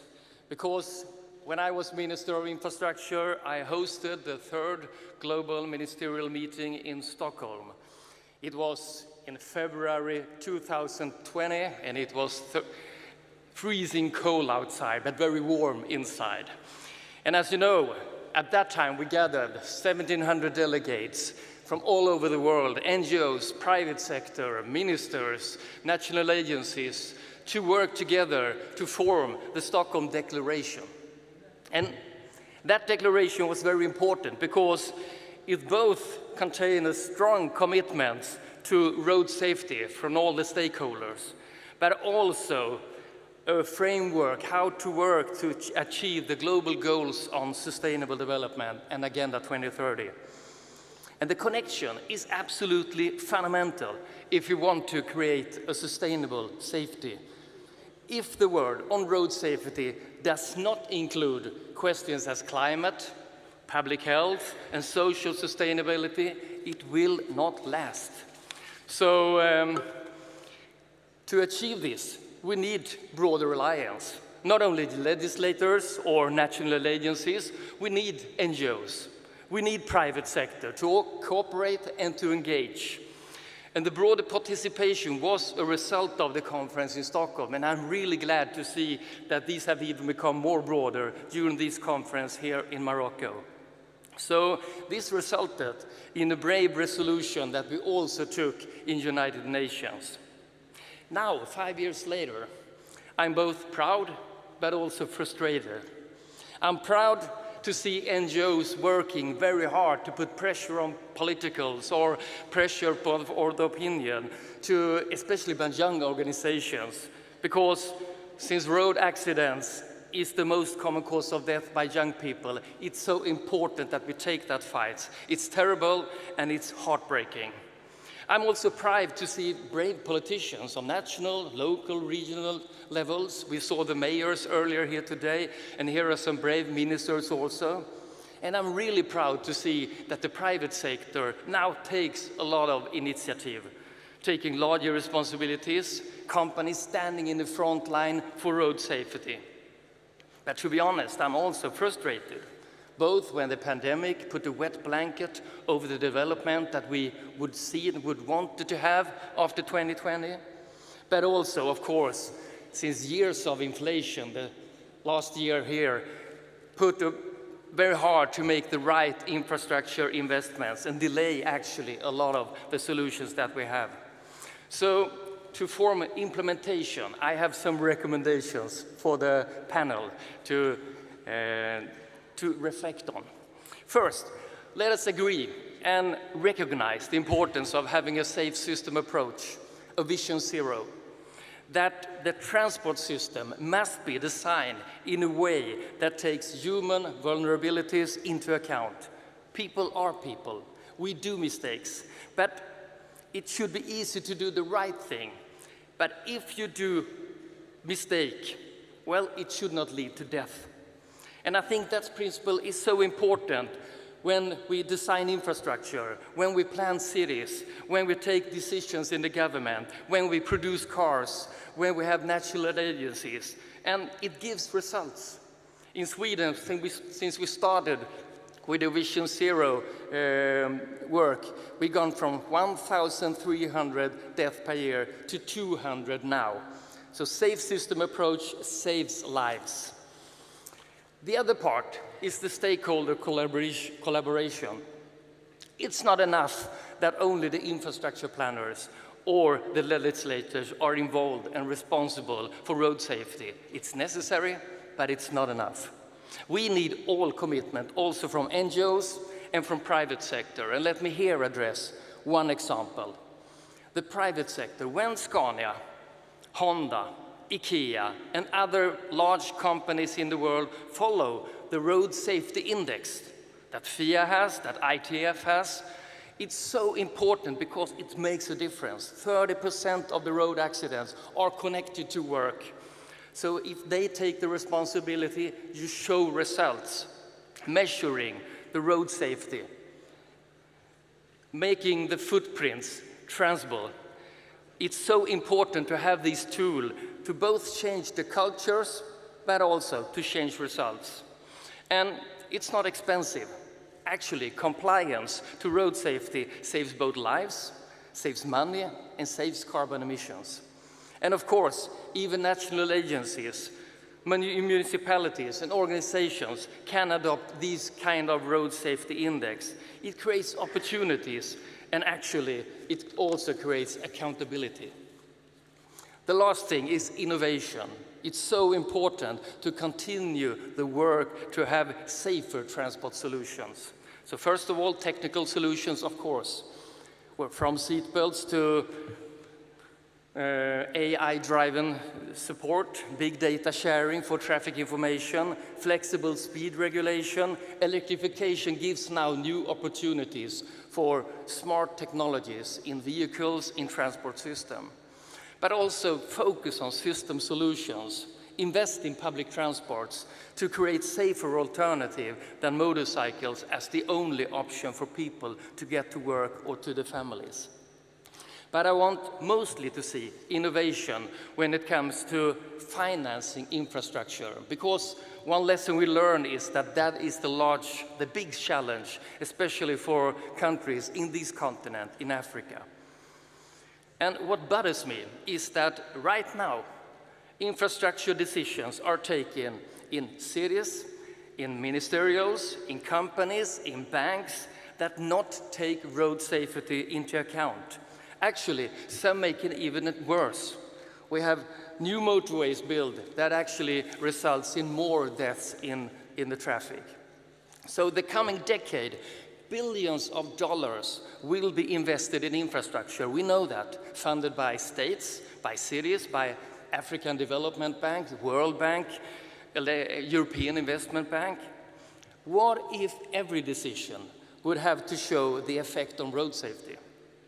The World Bank has worked now with these kind of tools, and it's really good work from the World Bank, but more is needed. We need a global framework for this kind of index of measuring the road safety infrastructure investments. And if we have investments bonds of road safety, then we also could provide the projects with funding. The Swedish insurance company Folksam launched a road safety bond just some years ago to facilitate resources that will be put into new infrastructure projects. It was $1 billion. It's not all money in the world, but it was an important signal, and more need to follow. I want to see courage among banks, insurance companies, and others to do the same, to have road safety bonds to make sure that we have new money into these infrastructure investments that's needed. So if we could create the right framework, the impact, especially for all projects in this continent, it would be enormous. And to be honest, sometimes these amounts, these regulations will of course result in a little bit more expensive investments decision. But I'm really sure that in the long run, the effect on public health, on labor market, on society, and for people is both, it's very, very good. Finally, as we all know, one of the challenges right now are increasingly polarizing world, where differences and geopolitical tensions between countries rather than common challenges are in focus. To succeed, we need more multilateral arenas. WHO, ITF, United Nations, we need more arenas for collaboration, not less. And I know that there are different ideologies, values, or interests among countries in the world, but road accident, to be honest, road accident, they are the same. The same terrible results, the same challenges. We could at least talk about this. I call it the transport diplomacy. They would say a way to maintain international dialogue when other questions are off the table. And it's urgent. We call it the decade for action, but actually we need a little bit more action. So that's why this conference is so important, that Morocco is doing very well, to show all the engagements among countries, among ministers, among organizations, among NGOs, to show the world that there is a huge will to make a difference. And if there are some that don't want to contribute or participate, don't let that stop us. We are committed to make a change. We want to save lives. We want to do our best for the next generation. We can do it. Thank you. Thank you, Thomas. Thank you so much for setting the stage and the tone for this discussion. And I think that's exactly what we want to hear, right, from the various countries in terms of the examples they have, the highlights they can share with us on how to turn these ideas and commitments made at policy level into tangible, impactful action on the ground, because it's the impact on the ground that needs to be felt the most. But we'll also, ladies and gentlemen, take our focus on the practical realities of implementation, often easier said than done. But we will discuss areas of securing resources to ensuring that coordination and accountability, as well as providing a roadmap for overcoming these challenges that prevent road safety from becoming a priority to be ventilated on the stage. So once again, I'd like to thank my panelists for joining me. I see that I'm the rose amongst the thorns. So it's an absolute pleasure being with you here and having this discussion. Perhaps let me start with Moldova. And Sergey, I would like just to touch on, the significant progress that you have made as Moldova, without a doubt, in road safety reforms. Perhaps share with us some of the lessons that can be learned from your country's experience in moving from policy frameworks to tangible results felt on the ground. Thank you so much. So, we started in 2010 with a very small project on road policing exchange. That was actually supported by WHO and World Bank, and implemented with the support of some partners, East and FIA.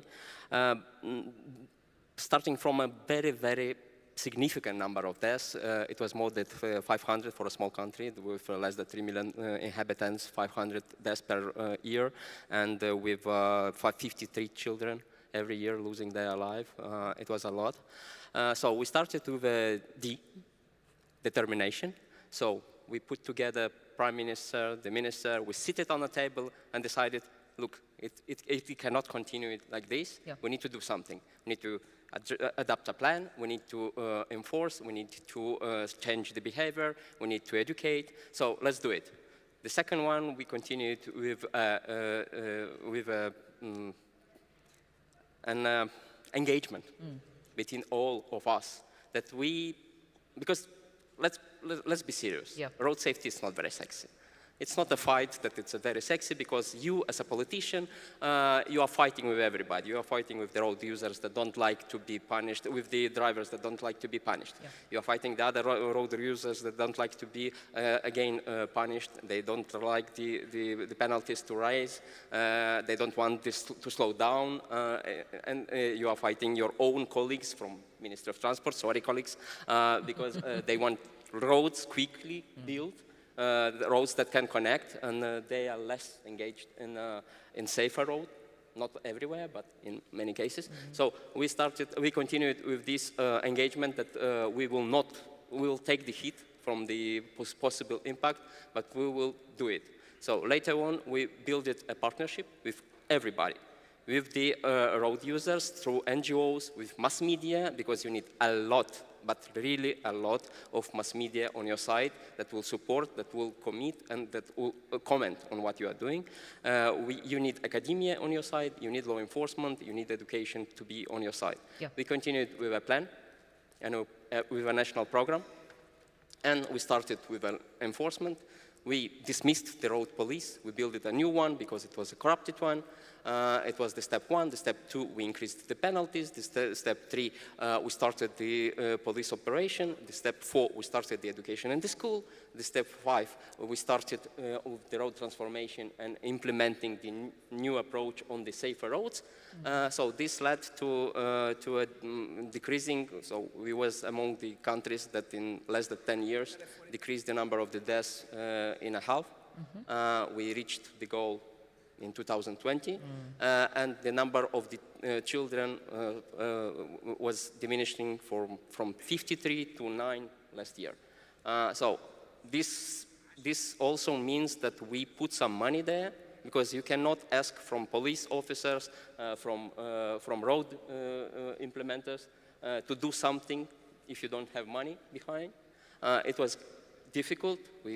It needed some real engagement from the state, from the budget, and from the partners, but we did it.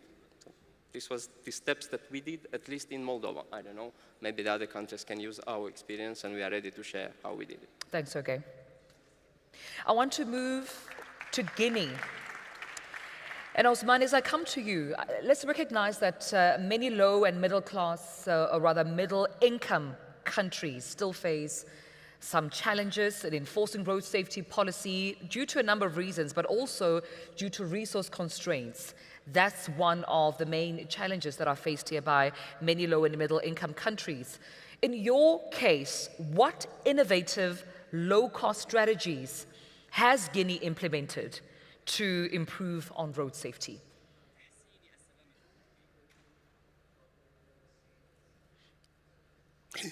Merci beaucoup. Alors, le travail n'était pas simple, tant les constats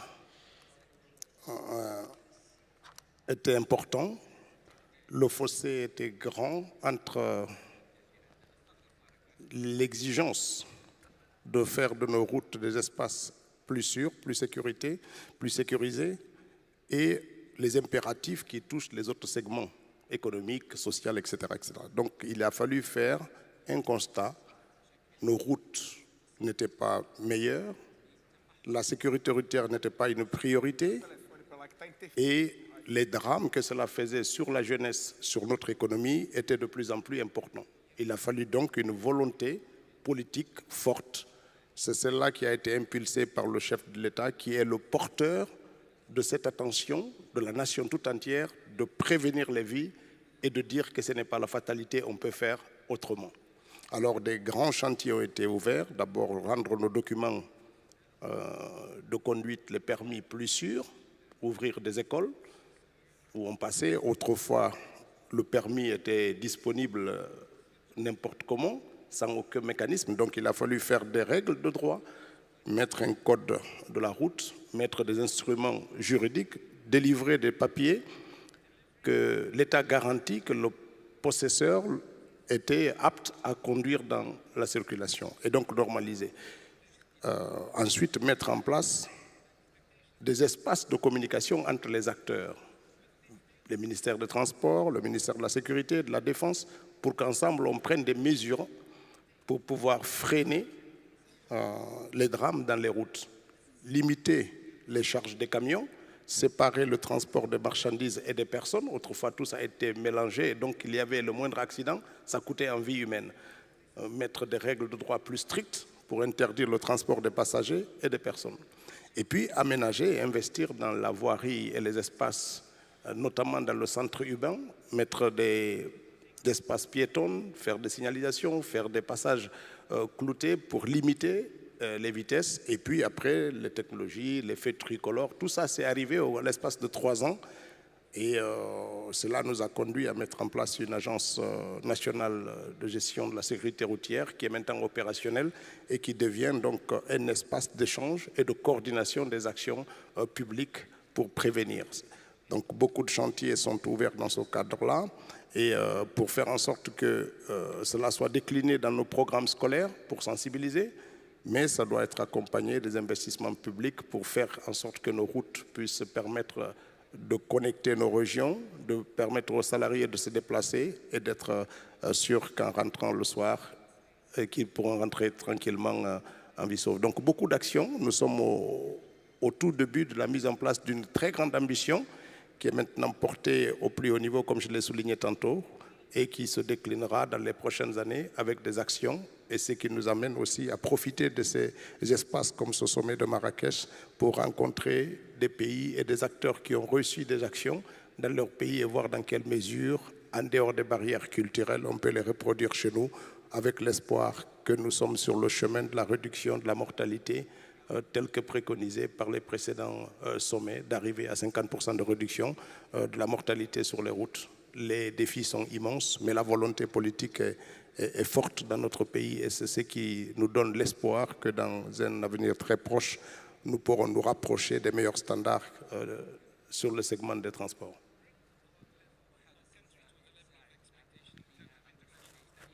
Thank you so much, Osmani. Thank you. Prof. Woon, I'd like to come to you and just speak more on the work that Malaysia has done. It's without a doubt that the country has implemented successful smart mobility and road initiatives, or rather road safety initiatives. How has digital innovation helped to bridge the gap between policy formulation and real-world application? Thank you very much. Well, I think utilizing technology is always the opportunity, so we shouldn't miss that. So, of course, a lot of things that we do, we need to get the data to support. We need the evidence to prove that whatever we do, we give us some result. It may not be the perfect result, but at least we can see the progress. So digitizations about this so-called new technology may, of course, I use the word may because it depends on how we use it. It may push us to a better level, in terms of how we get things done and how we can utilize it. Connected vehicle is definitely getting more and more attention. And then what they call the trip management by using digital data would enable us to make it more efficient as usual, but at the same time would able to tackle safety issues on the road. So information is important. Whether we can plan our trip, so-called the trip management, the journey management, can we do it better? Yes, depends on the data we have, depends on the information we have, and a lot of time, it will be always very good that if we can have something even live to have a so-called live feedback in terms of how your driver drive, and can you do something just to prevent the tired driver from driving further? These are the good opportunities that we always have. But more important thing is that all these, a lot of people say, it comes with costs, it comes with money. We do not have enough money. Can we do it? And this particularly go to the low and middle income countries. This is always a concern. In fact, I do believe funding or resources is always a limit. Yeah. Money never enough. No matter how much you put in, we always say we can do better with more. Yeah. Yes. So my wish is that for everyone else to take home is that if we have whatever we have, we maximize it, we make use of it, and then we start work on it. Don't wait until the money is enough. And to be frank, it never be. So I will hope that we all can help each other to provide positive energy for all of us to move forward together. And we are all friends. We need positive energy for us to move forward, although a lot of times we have constraints, including the funding side. Thank you. Thank you, Prof. Let me move to Norway. And John Ivar, I mean, Norway has been at the forefront of, defining targets and indicators for road safety.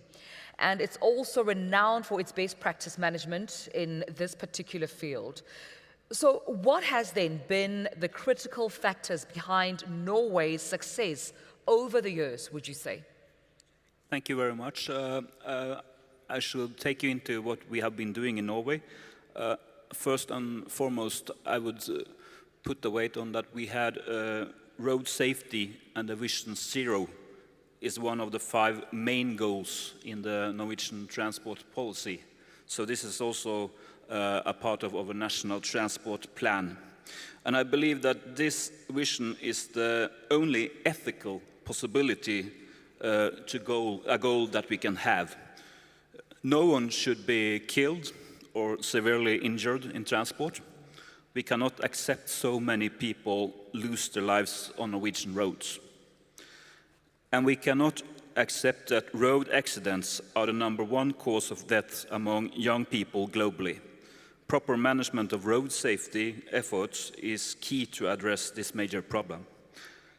We strongly believe that the main reason behind Norway's progress are our continued commitment and broad approach to road safety over many years, and that we have managed to get relevant stakeholders on board. We like to call it the Norwegian road safety model. We acknowledge that road authorities cannot win on our own. It has been essential to involve a broad range of governmental and non-governmental stakeholders to address challenges in different areas. We work systematically and targeted towards a common goal. Everything we implement should be based on science and knowledge, and we strive to evaluate all measures. And this is fundamental in order to be able to pick the right measures to pinpoint the different challenges where the potential for improvement is the largest. For instance, the Norwegian Public Road Administration carry out in-depth analysis of fatal accidents to learn what went wrong, and in this way we can develop measures to prevent it from happening again. And we have a strong national lead agency in the Norwegian Public Road Administration, and they are responsible for road safety measures in the transport sector, and they coordinate road safety efforts across different policy sectors and stakeholders. Explicit targets endorsed by the Parliament are also a key success. And I'm very pleased that Norway has been at the forefront in defining targets and key performance indicators for road safety. We reset our targets every 4 years when the government presents its national transport policy. At the same time, international cooperation and targets at the global level have been beneficial for us, and it has also given us inspiration and confirmation that we are heading in the right direction. Our target harmonizes with the targets set at UN and EU levels. Ultimately, the goal is to eliminate fatalities in road traffic by 2050. And this target is, without doubt, highly ambitious. So far, we are above the level we need to be at to reach the target. This shows that we must continuously seek new measures and gain new knowledge. Yesterday's achievements are already history. Increased effort are needed to save lives also tomorrow and the day after. Some words about the results in Norway. In 2024, we reached a milestone by recording fewer than 100 road facilities in a single year. Preliminary figures show that 89 people died in traffic accidents last year, and this puts Norway at 16 people killed per million inhabitants. Yet, there is still far too many. As I will make a commitment on today, the Norwegian government will intensify efforts in our road safety works. This includes increased controls and enforcement, targeted awareness campaigns, and smaller infrastructure measures on road segments with documented safety concerns. One concrete example, the Norwegian government will propose regulatory measures to address hazardous driver behavior, including stricter and more efficient rules on confiscation of vehicles in case of extreme speeding. We will propose to prohibit warning services that reduce the effectiveness of police controls, and we will propose stricter rules on the use of mobile phones while driving. Thank you. Thank you so much. Thank you, John. I'd like to move to Brazil now, and Renan, it's without a doubt that Brazil is one of the largest and most diverse transportation markets globally. How do you then ensure that road safety initiatives are effectively implemented across such a vast and varied landscape? I'm sorry, but I need to speak in Portuguese. It's easier for me. O Brasil é um país realmente muito grande. Foi uma boa oportunidade escutar um pouco aqui as iniciativas de outros países. E nós temos algumas características interessantes que eu gostaria de descrevê-las aqui. Por exemplo, nós somos um país com mais de 200 milhões de habitantes. Talvez sejamos hoje o país que mais transporta pessoas por ônibus regionalmente. Porque como somos também um país de dimensão continental, não temos um sistema ferroviário capaz de transportar pessoas de norte a sul do país. Isso exige que a gente utilize as nossas rodovias para transportar as pessoas e para transportar também muita carga, porque o Brasil é um dos maiores exportadores do mundo. Exportadores de alimento e também exportador de minério. Isso gera um conflito rodoviário muito significativo. E as nossas rodovias, infelizmente, têm um número de mortes alto. Um número de mortes superior a 5.000 mortes por ano. Mas o grande problema é que as mortes no Brasil não estão nas rodovias federais. Elas estão muito mais nas rodovias estaduais e municipais e dentro das cidades. Esse conflito do trânsito, ele ocorre dentro das grandes cidades do Brasil. E aí, por um outro fator que é também muito característico nosso, o Brasil é talvez um dos maiores mercados do mundo para a venda de motocicletas. Então, nós somos um grande mercado para ônibus, como disse, um grande mercado para caminhões, talvez o maior de todos, e um mercado também muito grande para motocicletas. As pessoas utilizam as motocicletas para o transporte individual, para ir ao trabalho, para facilitar a sua própria vida. Nas pequenas cidades, onde ela substituiu outros modos de transporte, e também nas grandes cidades, onde o trânsito é um dos principais problemas das grandes cidades. As pessoas perdem muito tempo no trânsito, o que força algumas pessoas a utilizarem o seu próprio meio de transporte individual para chegar mais rápido ao trabalho ou voltar ao final do dia do trabalho mais rápido para a sua casa. E isso faz com que o Brasil tenha 30.000 mortes em rodovias federais ou municipais anualmente. O Brasil reduziu no século XXI significativamente o número de mortes.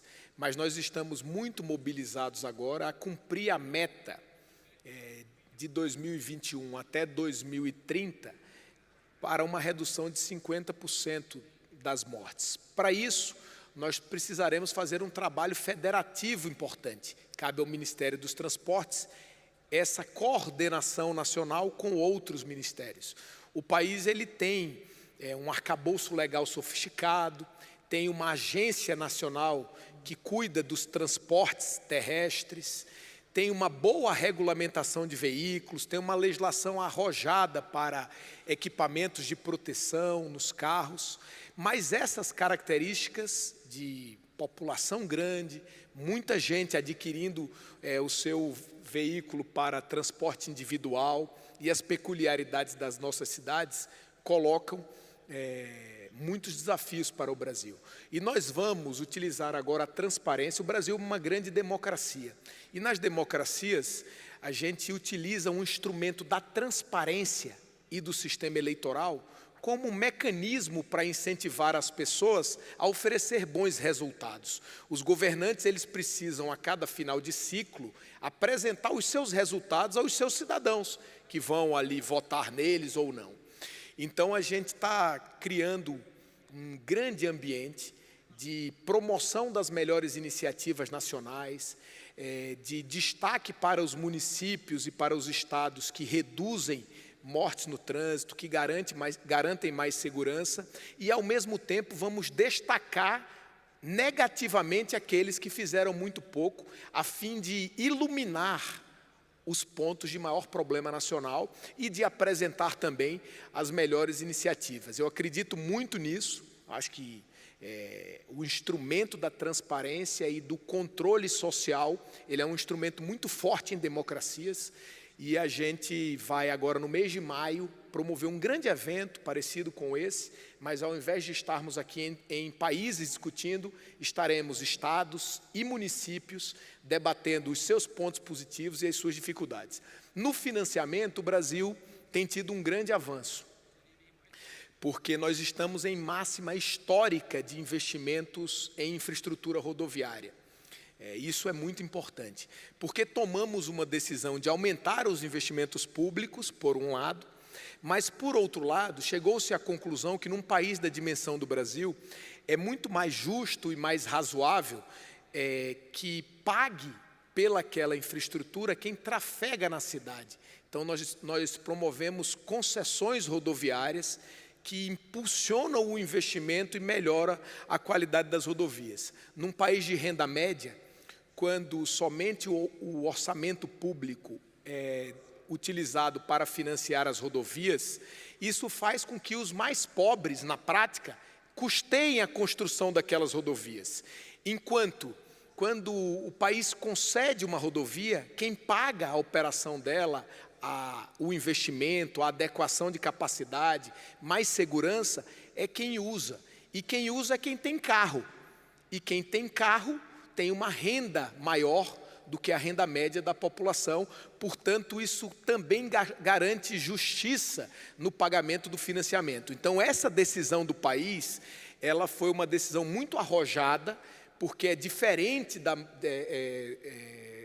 maioria dos países de renda média no mundo. Os países de renda mais elevada, eles já atuam dessa maneira, e nós acreditamos que nós vamos conseguir manter o investimento em alta no Brasil pelos próximos anos. Então, essa foi uma iniciativa corajosa que garantiu o avanço do financiamento, e com mais financiamento a gente acredita que nós vamos reduzir as mortes nas rodovias. E precisamos, com transparência, com controle social e utilizando esses mecanismos, reduzir mais as mortes nas cidades também. Eu acho que esse o mote que nós vamos utilizar para que a gente consiga cumprir essa meta, e eu acho que, se o Brasil cumprir, nós vamos dar uma grande contribuição para a redução de mortes no mundo inteiro, dado, infelizmente, a colaboração que o Brasil faz no número total de mortes no mundo. Muito obrigado pela oportunidade. Thank you so much, Renan.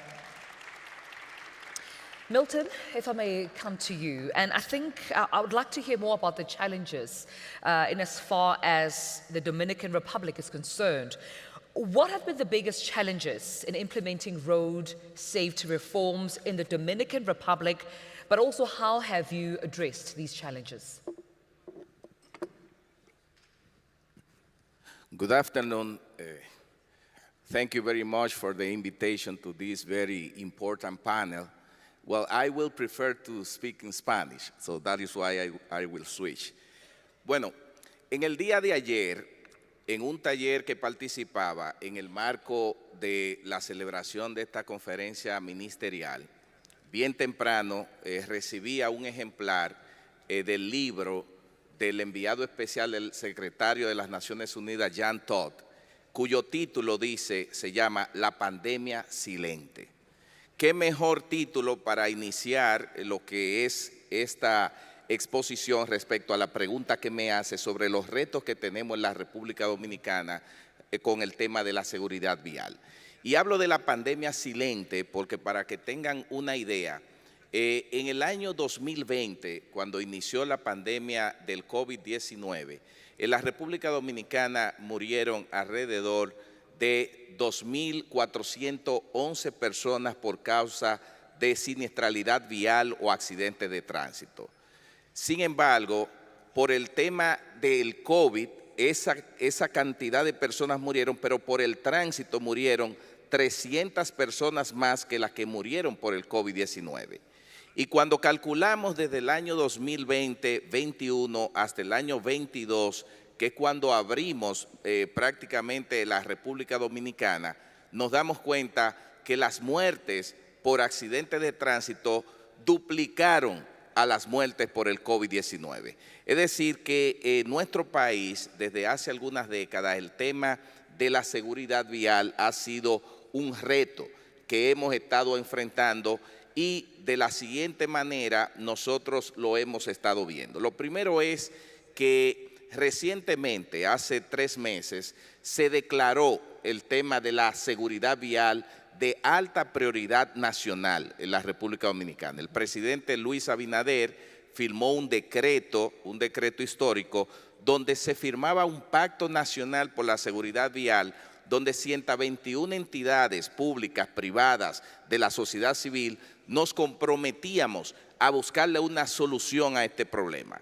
Eso derivó a que iniciáramos un proceso en el cual nos encontramos de elaborar un Plan Nacional de Seguridad Vial, pero un Plan Nacional de Seguridad Vial orientado en un quinquenio 2025-2030, pero que fuese un plan realmente que se implemente, un plan que hiciera una especie de acupuntura en lo que es el tema de los accidentes de tránsito y se pudiesen enlistar, cronometrar, presupuestar proyectos y acciones que vayan directamente a enfrentar ese flagelo que en el año 2024 se llevó alrededor de 3.114 dominicanos, que para una población de 11 millones es bastante. Eso nos ha situado en el lugar número 13 del mundo. Eso nos ha situado, según el último informe de la Organización Mundial de la Salud, en el lugar número 2 de las Américas. Nosotros, como país, estamos comprometidos a reducir eso de una manera drástica, porque somos un país que muchos ciudadanos del mundo les gusta ir a visitar, con un turismo floreciente, con un pueblo cálido, una cultura que atrae, pero el tema de la siniestralidad vial y los accidentes ha sido tomado como prioridad. ¿Y eso qué ha llevado? Ha llevado a que nosotros tengamos todos juntos que trabajar para buscar esa solución que ya está marcada como uno de los puntos de la agenda de gobierno para en los próximos 5 años reducirlo drásticamente. Para que tengan una idea rápida de la realidad que tenemos y luego yo comentarle algunos de los grandes desafíos que tenemos. Primero, de una población de 11 millones de habitantes, tenemos un parque vehicular de 6.2 millones. Pero de esos 6.2 millones de vehículos que tenemos, alrededor de 3.6 son motocicletas. Es decir, que las motocicletas se han convertido en un dolor de cabeza para lo que es la sociedad dominicana y sobre todo el tema del respeto de la ley y la siniestralidad. Porque el 65% de los fallecidos por causa de siniestralidad vial y accidentes son motociclistas. Entonces, estamos muy enfocados en políticas en esa área fundamental para poder erradicarla. Ahora, ¿qué sucede? Dentro de los grandes desafíos que hay y sobre todo esos retos que tenemos, hay algo muy importante.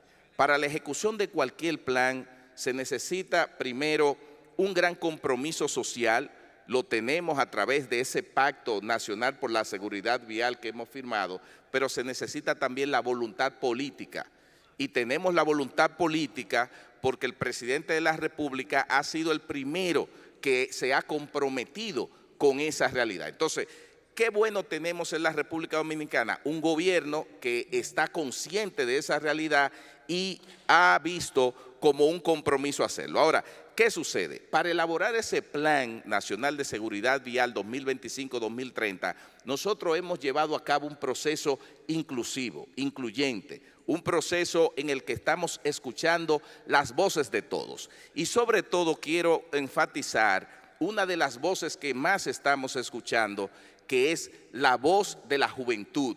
Por eso hace 2 días, cuando me invitaron a participar en un panel, el equipo de la Global Youth Coalition for Road Safety, aquí en el marco en Marrakech, ahí yo les decía que nosotros vamos a hacer de los jóvenes partícipes de la toma de decisiones, porque precisamente en la República Dominicana el 55% de los que fallecen por accidentes de tránsito son jóvenes de 15 a 39 años. Es decir, que hay un compromiso de participar y darle participación a la juventud para que entiendan la realidad de que ellos son parte de la solución. Ellos no son el problema, sino parte de la solución para enfrentar esto. Entonces, desafíos importantes que nosotros tenemos: cumplimiento de la ley. Nosotros tenemos una ley de tránsito, de seguridad vial, de movilidad, de prácticamente reciente promulgación. Hace 8 años, en el 2017, se promulgó la ley 6317, pero esa ley todavía ha tenido algunas dificultades para poder ser implementada y sobre todo que los ciudadanos se comprometan con el cumplimiento de las mismas.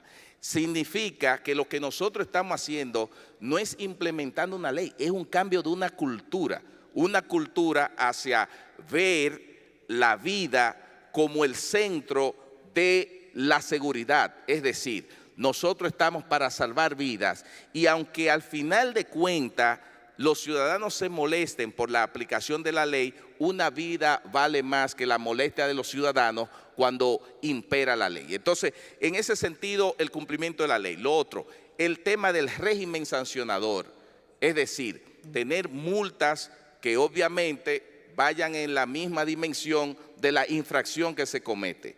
Pero también nosotros tenemos la conciencia y estamos trabajando con temas de educación, involucrando al Ministerio de Educación, donde los jóvenes de último grado de estudio tienen que tomar clases de seguridad vial y educación vial.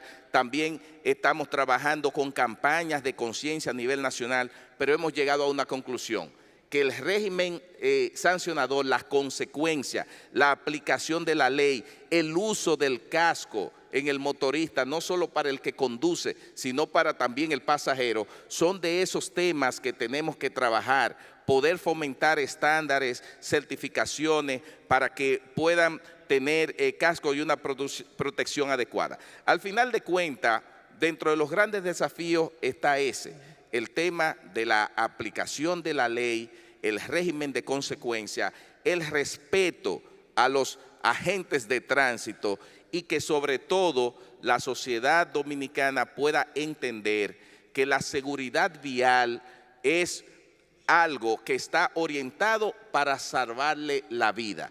Y eso en la República Dominicana estamos comprometidos y yo estoy seguro que en los próximos años, cuando se haga la próxima cumbre ministerial, aquí algún representante de la República Dominicana va a venir a decir que sí lo logramos y hemos cambiado el rumbo de lo que es los accidentes de tránsito en nuestro país. Muchas gracias. Thank you, Milton. Your last statement there leads me very well to my next question to you, Sergey, and this will be the last round of questions that I ask my panelists. And as you give your closing remarks, please consider the following questions that I will individually give you. But starting with you, Sergey, accountability and measuring impact is what I'd like to talk about with you. And we know that implementation is not just about launching programs, but it's also about ensuring measurable outcomes. So to you, what key performance indicators should governments use, and perhaps some that you've used that worked as well, to track progress? What would some of them be in terms of examples? And also, how can accountability be enforced? Yeah, so first of all, the numbers, they are not lying. So it's the most important is to get the right numbers, not to increase but to decrease. Yeah. Of course. Second, it's like it's like the road safety is like baking something. So you need to use the right ingredients in the right time. And in our case, for us, it was the most important when we are putting the ingredients one after other. Are we doing it right? And we were trying to look on the progress, looking immediately after the action, what is the outback from the action? We had a road safety agency that was looking onto details, what's happening if we are doing step 1, what's happening if we are doing step 2, reporting back, and don't be afraid to change the strategies, don't be afraid to change the plans, because something that you are planning today might not work together. So what we did to, for the accountability, we permanently changed the plans, the actual plans of the implementation, and we also worked a lot of the communication with the other stakeholders. So what you can receive from the police, it's one figure, but what the people outside is saying about your action and about the reality behind, it's another issue. So we tried to also hear the voices of the NGOs, of the mass media, of the academia, to understand, are we doing the right things, or we need to adjust, we need to change. So, and at the end, so from one hand it was the figures, from the other hand it was the public satisfaction. As if you are pushing too hard, you might lose the support of the people outside. If you are pushing too less and you are not continuing, you might lose the progress. Yes. And also, it's also important to keep the balance between what you are doing in the law enforcement, what you are doing into education, what you are doing into the other actions that are very important. If you are keeping the balance, if you are monitoring what is happening, if you are adjusting, you might have good progresses. Thank you so much, Sergey. Osman, if I may just come to you as I give you an opportunity to give your closing remarks, but please do consider this question as well. And it has to do with interagency coordination. Perhaps, you know, you would agree that successful road safety policies do require a level of coordination between government, between transport, health, law enforcement, as well as infrastructure sectors. So in your view, what are the best models for ensuring seamless collaboration between all these stakeholders? And please do share some examples that you may have implemented as Guinea. Bien entendu, la collaboration interministérielle entre les différents acteurs et l'angle est un socle indispensable. Lorsque les acteurs ne parlent pas, lorsqu'ils n'échangent pas, lorsqu'ils ne partagent pas leurs expériences pour le déroulement des stratégies nationales mises en place, les obstacles peuvent être plus importants que les résultats qu'on attend. Bien sûr, il faut connaître les causes des accidents, la mise en place d'un environnement qui permette de remonter les données fiables et aussi une piste. Le dialogue entre les acteurs, je veux dire, dans mon pays, jusqu'à récemment, pour avoir une moto, il suffisait d'aller au marché, acheter sa moto et conduire. Vous n'aviez même pas l'obligation de l'immatriculer. Ça veut dire que lorsqu'un accident se passait, c'était difficile d'identifier. Parce que n'importe qui conduisait. Le fait d'avoir introduit des règles, limiter les âges de ceux qui conduisent, mis en place des mécanismes pour obtenir un permis, pour être dans la circulation, amène déjà à réduire les facteurs de risque et sans les éliminer. Et ceux qui contrôlent la circulation, les agents de force de sécurité, s'ils ne sont pas associés à la mise en œuvre de ces règles-là, leur application va souffrir. Donc le dialogue entre les acteurs est nécessaire. Et c'est là que je rejoins l'intervenant de la République dominicaine, qu'il est important que ceux qui sont les facteurs de risque les plus élevés, les jeunes, puissent être associés à la construction de la solution. Et ça veut dire que c'est un dialogue qui va au-delà des institutions et qui interpelle.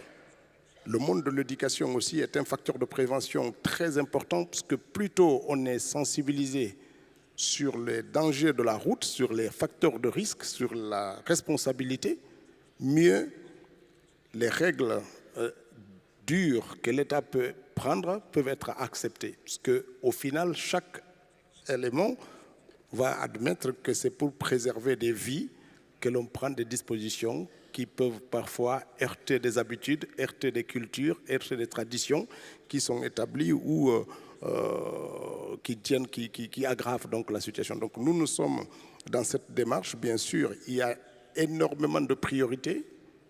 Introduire les permis pour les motos, réduire leur espace de circulation, notamment dans le monde urbain, faire en sorte que qu'ils s'immatriculent pour pouvoir les identifier, leur permettre de circuler en toute sécurité sans forcément qu'ils soient des facteurs d'accidents ou eux-mêmes impliqués dans des accidents. Ce sont des défis qui sont importants dans des pays où pendant longtemps, l'État n'a pas mis en place des mécanismes de déplacement des populations à travers les services publics de transport. Ça avait disparu, c'est quelque chose qui est en train de revenir dans notre pays pour offrir moins de déplacements de masse à travers les bus, à travers les chemins de fer, qui vont réduire drastiquement l'utilisation du véhicule dans les zones urbaines. Dans le monde rural, c'est un autre facteur, parce que les seuls moyens souvent de déplacement dans le monde rural, ça reste ces motos. Et lorsqu'on ne met pas de règles efficaces, et puis avec des modes de certification des instruments de protection comme les casques, on se rend compte qu'acquérir une moto en Guinée, c'est devenu une loi. Quand vous vendez une moto, vous la vendez avec un casque. C'est obligatoire, on n'achète pas une moto, puis on va acheter le casque, c'est vendu dans un package. Maintenant, il faut aller un peu plus loin, il faut exiger qu'il y ait 2 casques au moins qui soient vendus avec la moto. Ce sont des mesures nouvelles qui viendront renforcer l'arsenal qui est là, avec toutes ces politiques de pédagogie, d'explication et d'inclusion. Dans ces paramètres-là vont permettre, j'en suis sûr, dans le prochain sommet, de faire en sorte que notre pays rattrape un tout petit peu le retard qui est le sien dans la préservation de la vie. Thank you so much. Thank you, Osmani. Prof, I want to come to you, and as I think of the topic at hand, mobilizing and organizing, I think one of the critical acts of mobilizing for governments is to mobilize and organize behavior, voluntary compliance, right? And that leads me to the issue around enforcement versus behavioral change. In your view, as you give your closing remarks and consider this question, Prof, how do you think governments can strike that balance between strict law enforcement but equally fostering a culture of voluntary compliance with regards to road safety regulations? Thank you. Thanks. Very interesting questions. Well, we have to understand that by advocating without enforcing, it will not work. And if we only enforce without letting the people understand, it may work at the time when the enforcement get a bit lax, then it will get back. So that means it's not sustainable in a way. The best configuration would be after you get yourself used to it, become part of you. That's where we're talking about behavioral change. So if I will take example about in Malaysia now, wearing seatbelt as a driver, it is something that we would definitely automatically do. But when it moved to the back, not so. So how would that end up with? Of course, that consistently with enforcement coming in and people, quote unquote, being reminded that about wearing seatbelt, then become part of it. But for the real seatbelt, of course, can we work together? And with that enforcement coming in, can we make it as part of us? Yeah.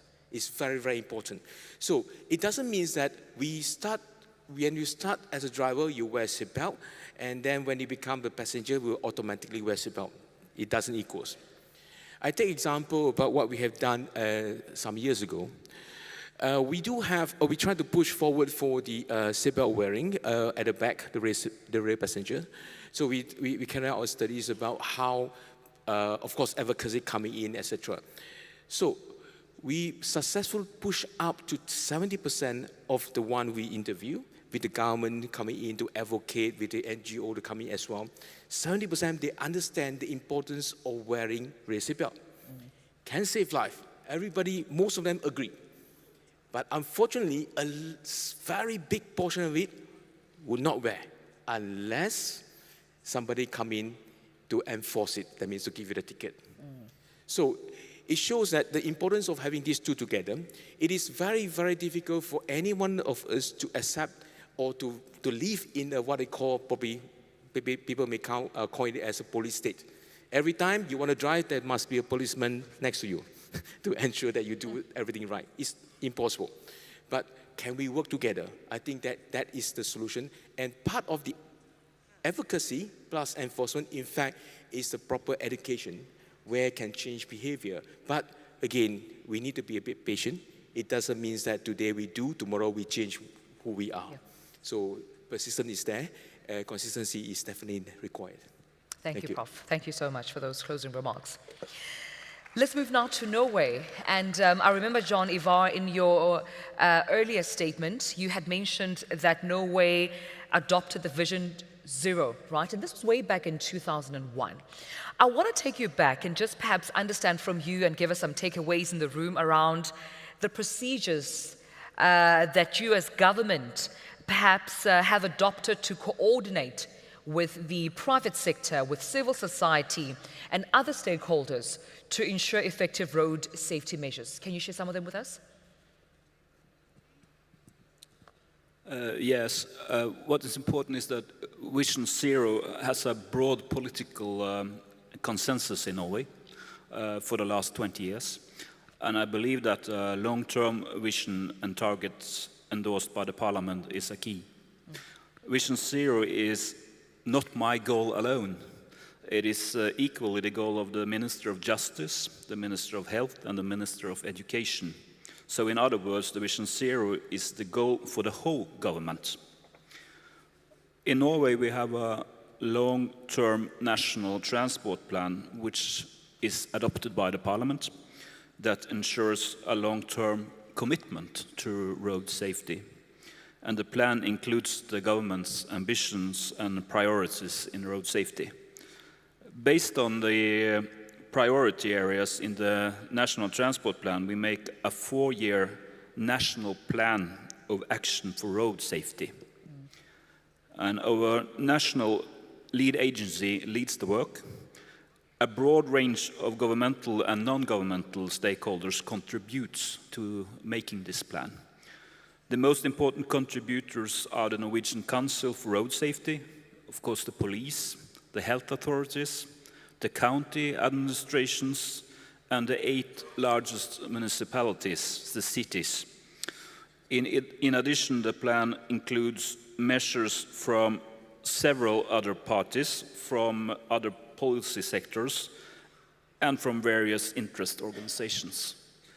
The current plan is covering the years 2022 to 2025, and it describes in detail 179 follow-up activities and measures of both public and private organizations and agencies. And these are expected to be followed up throughout the period. Another purpose of the plan is to strengthen cooperation among key road safety stakeholders. It is essential to involve all relevant stakeholders to address the challenges that we are facing, and the road users and the NGOs are an essential source of competence and knowledge to help us to find and implement the right measures. Also, such involvement creates ownership to a common goal. Mutual trust and integrity are vital aspects in this cooperation. So in a nutshell, you may say that instead of us telling everyone else what to do, or everyone else telling us what we should have done, they commit themselves to concrete actions that will contribute to better road safety. And that is really the center of the Norwegian road safety model. And now we are currently in the process of developing a plan for the period of 2026 to 2029, and this will be the 7th action plan. So it's about planning and continuous working together with the different parties. That's the key to success. Thank you so much, John Ivar. Thank you.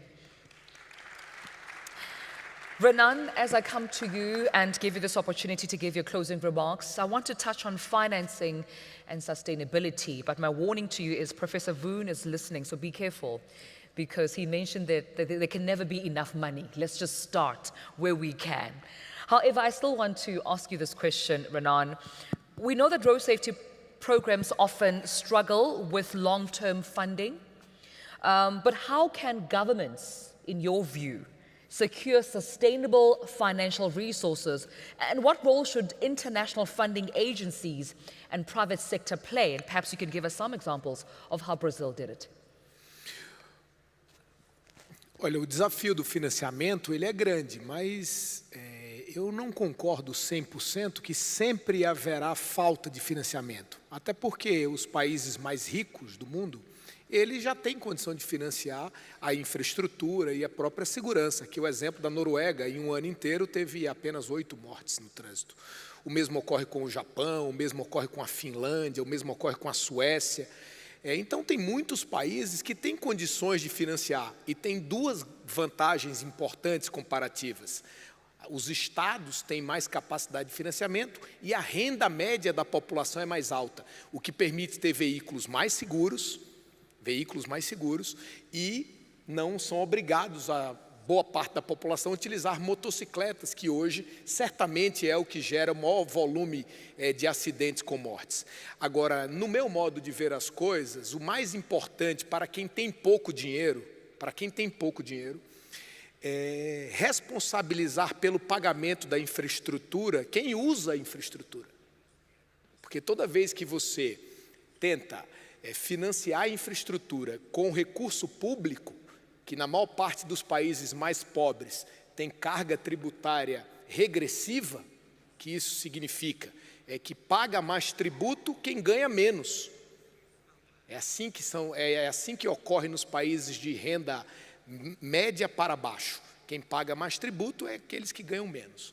Então, quando você transforma isso e coloca para pagar pela infraestrutura adequada quem usa, você dá passos muito relevantes. Não é uma solução simples, porque isso precisa ser dialogado, obviamente, com a sociedade. Isso deve ser levado em conta à luz da carga tributária dos países, quem contribui mais. Mas é assim que o Brasil está fazendo para as autoestradas, para as rodovias federais, aquelas que ligam o país de norte a sul, um país continental muito grande. Dentro das próprias cidades, os desafios são outros, porque, obviamente, não dá para o cidadão custear o investimento dentro das cidades. Não tem esse modelo estabelecido mundialmente. E o grande desafio do Brasil é o conflito entre o transporte público, ainda longe do ideal, né, e o transporte individual das pessoas. O cidadão, muitas vezes, para agilizar a própria vida, para cumprir a tarefa, ele utiliza um veículo individual e é aí que estão concentrados o maior número de acidentes fatais. Um outro ponto é o transporte de pessoas por ônibus, que também, quando ocorre um acidente com muitas pessoas dentro de um ônibus, normalmente ele é também um acidente de gravíssimo impacto contra a vida daquelas pessoas.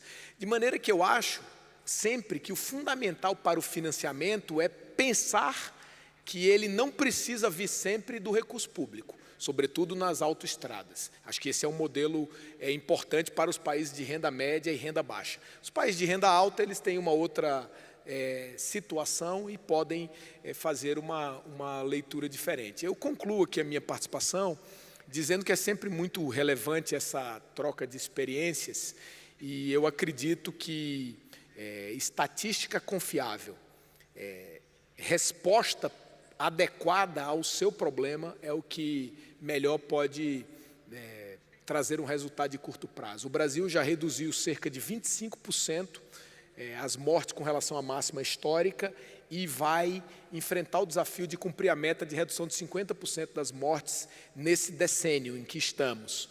Eu acho que, com isso, nós vamos criar um incentivo à própria sociedade para chegarmos a patamares mais civilizados. Acho que esse é o grande desafio dos países de renda média e, sobretudo, os países do sul global, que estão localizados no sul global, onde estão certamente concentradas o maior número de mortes. Thank you so much. Renan, thank you. And my question to you, Milton, as you give your closing remarks, perhaps consider this question as well, and it has to do with the growing urbanization and increasing vehicle ownership in Latin America. I think you did give the stats that in the Dominican Republic, out of a population of 11+ million people, there are 6 million+ vehicles equally on the road. With that being said, how then can cities better integrate sustainable solutions while enforcing road safety? And if there are any examples, please do share those with us.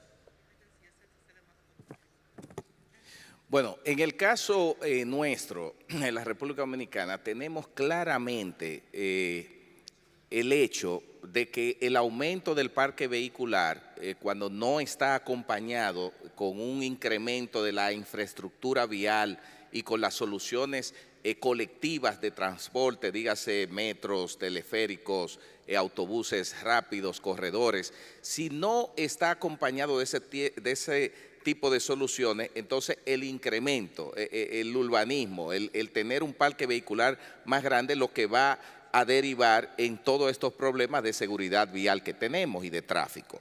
Ahora, nosotros estamos trabajando en el gobierno con un sistema integral de transporte. Ese sistema integral de transporte apunta hacia el futuro para construir nuevas líneas de metro para llevar al ciudadano a que deje su vehículo, que vea la solución colectiva en vez de la solución individual, construir otras líneas de teleférico que estamos construyendo también, el tema del monorriel, es decir, que estamos viendo las soluciones más allá, pero como muy bien haces la pregunta, el crecimiento poblacional, el crecimiento económico obliga a tener, digamos, una cantidad de vehículos mucho mayor que la solución que le podemos dar.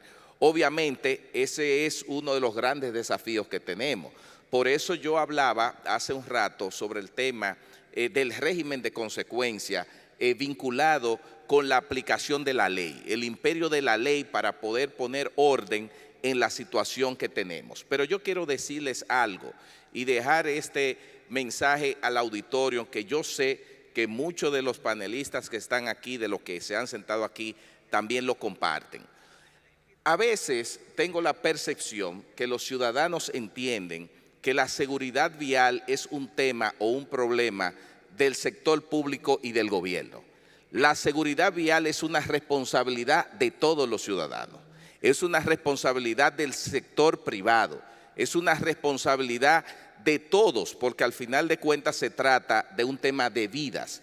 Y cuando estamos hablando de salvaguardar la vida humana, tenemos que todos poner esfuerzo en esa dirección. Es por eso que nosotros estamos impulsando iniciativas y alianzas público-privadas para involucrar ese sector privado que también tiene, el sector seguros, por ejemplo, que también tiene grandes oportunidades e incentivos para poder contribuir en eso. Y yo quisiera también señalar algo en esa misma dirección, el tema de los recursos, lo que decía nuestro ministro de Brasil de Transporte. Él señalaba cuando hablaba de la limitación de los recursos. Ese es uno de los grandes desafíos, porque cuando se llega a la toma de decisión, se quiere invertir en cualquier cosa menos en la seguridad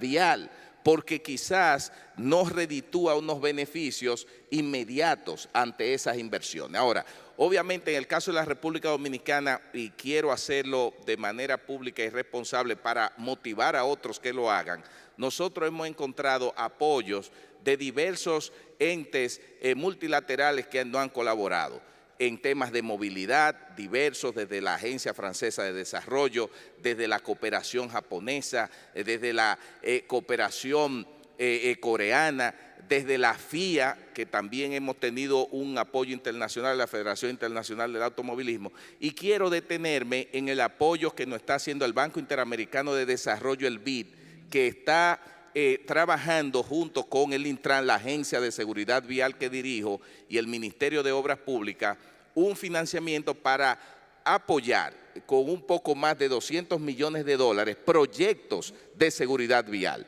Y eso obviamente nos genera una gran esperanza, porque tener un plan sin los recursos para ejecutarlo, entonces se convierte en un gran problema. Y por eso quise señalar este aspecto, resaltar ese apoyo de la banca multilateral y dejar el mensaje de que la seguridad de todos, así como tenemos todos que comprometernos con la vida, commit to life, también nosotros tenemos que comprometernos y entender que la seguridad vial es de responsabilidad del gobierno, es responsabilidad del sector privado, es responsabilidad de la sociedad civil, es responsabilidad de todos.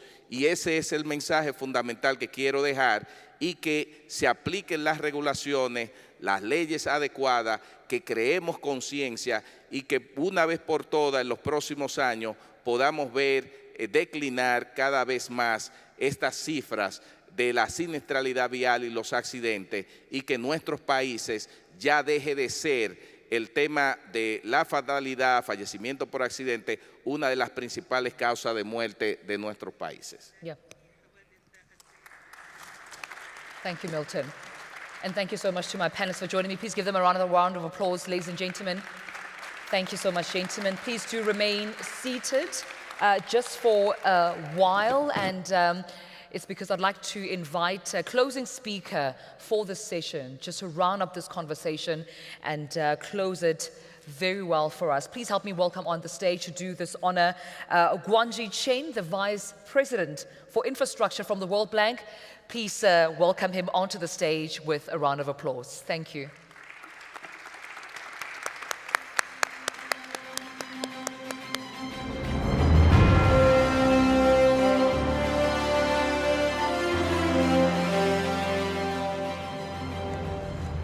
Good afternoon, distinguished panelists, esteemed colleagues, ladies and gentlemen. It's a really honor to join you.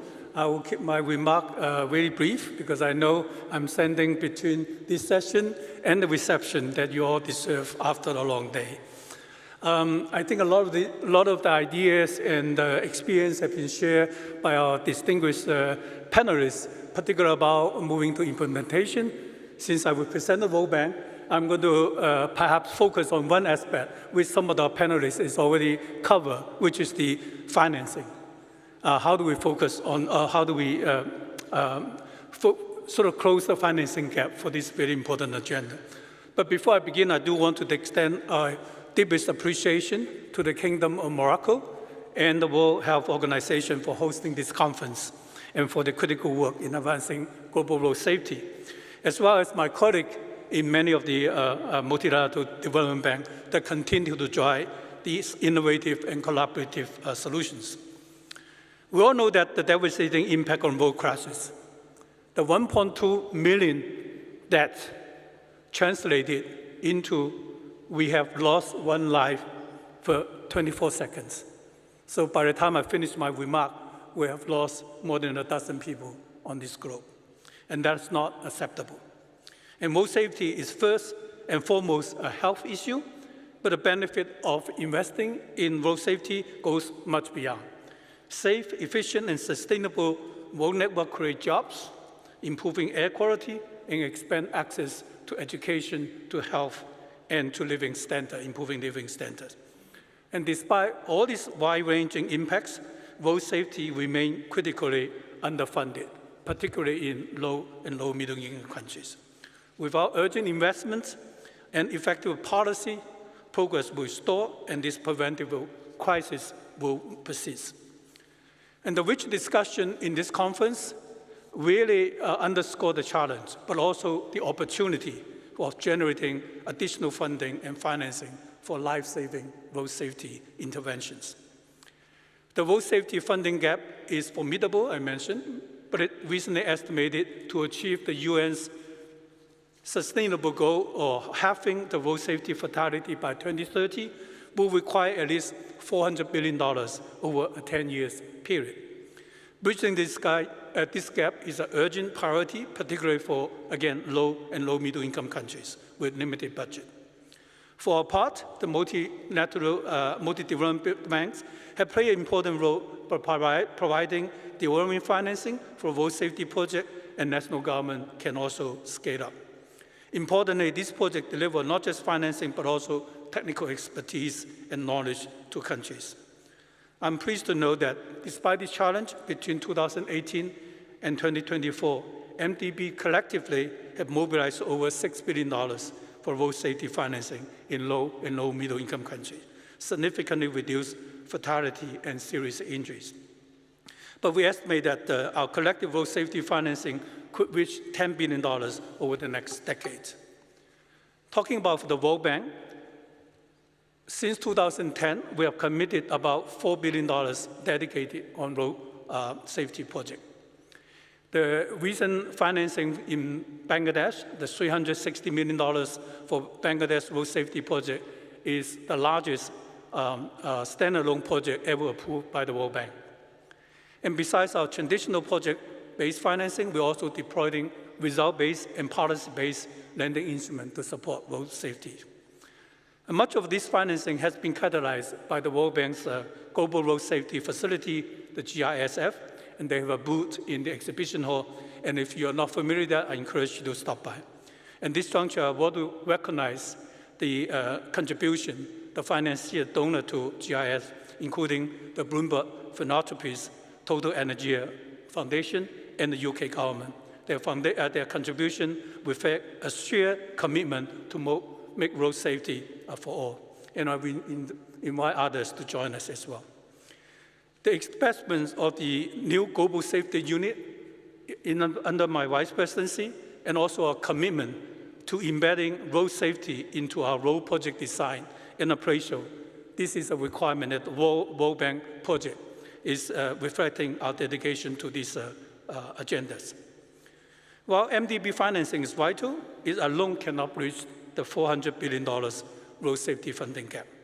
Governments should continue to prioritize road safety investment within their roads and the traffic enforcement and health budget, and as the case of good practice countries that have demonstrated in these conferences. But in parallel, we also must help them to explore other funding sources. One emerging source of this to pursue, I think the MP from Sweden mentioned about the sustainable financing market, the road safety bond, which could align investment with sustainable objectives. Sustainable bond issuing have grown rapidly in recent years, with the annual issuance exceeding $1 trillion. But of course, not all of that is dedicated for road safety, for many other sustainable objectives. But road safety could also cover a portion of that particular funding. And the government can leverage this large financial market, and I'm pleased to announce that the World Bank has just launched a guide to help government to access it. The guide identifies eligible road projects and align them with the green and social category under the international capital and loan market principles. And as we speak, just 2 days ago, we have announced, we also introduced what we call weighted criteria in World Bank funded civil work procurements for road projects. And of that, weighted criteria will include road safety into that criteria in terms of making procurement decisions. The World Bank MDB are ready to work with the government to access sustainable finance market and issue road safety bond. I reflect that 5 years ago when I attended the Stockholm Global Conference on Road Safety, we talked about this subject of road safety bond, sustainable financing. And I'm pleased to share with you, over these past couple of years, we have done quite a bit of work, including issuance of 3 road safety bonds over the last couple of years. The amount is not huge, but I think we make it into making it possible. And of course, along with that, we also produce knowledge, and one of those, it was a report that we launched during this conference called on financing road safety. This is the report. Again, you can get this report in our GIS booth. So in closing, I have a call for action. This is a moment to embrace the new financing avenues and foster collaborations among governments, MDBs, private sector, civil society organizations to close the road safety funding gap. The Marrakesh Declaration has set the stage. Let's act with urgency to scale investments, drive policy change, strengthen institutions, and implement the life-saving solutions. I thank you for your attention, and thank you for your contribution to this conference.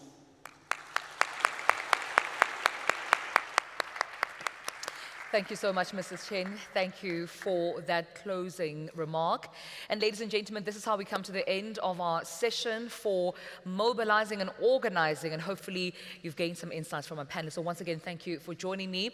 My plea to you is to please remain seated as my colleague, Melinda Crane, will follow on stage to move on to the next session with commitment. So thank you once again. It's been an honor. Thank you. Thank you so much. Appreciate it.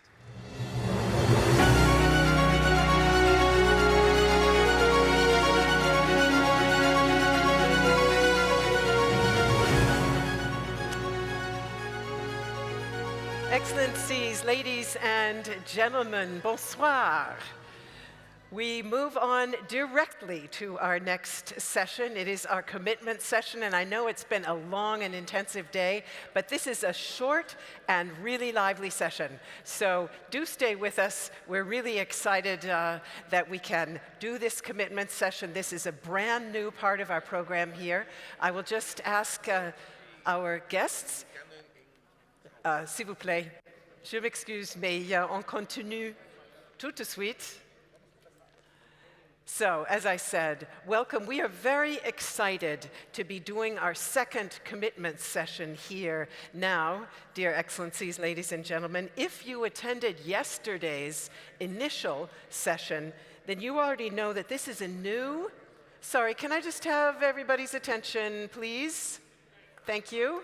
If you're not part of this session, would you kindly clear the floor?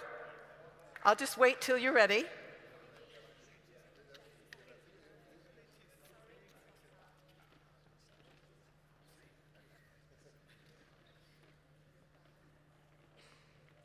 Thank you very much. As I was saying, this is our second run at quite a new element in the program of the Global Ministerial Conference. Our aim is to bring together different stakeholders, in today's case, governments, and give them an opportunity to make a formal commitment describing how they plan to achieve the decade of action for road safety, target of reducing road crash deaths and injuries by 50% by 2030. And the reason for this new session is simple. Commitments are a key step for turning the decade's targets into real, measurable action. And that's of crucial importance because, as we have said again and again, we must accelerate action to ensure meaningful progress. So just a very quick word on one key practical detail given the late hour, and I do so appreciate everybody staying with us so long. Please, all speakers, when you make your commitment, keep your remarks to 2 minutes or under. And that way, we can ensure that our program moves rapidly. And we will also be publishing the commitments in the conference proceedings. So what you say up here on stage, it's important, and the world will know.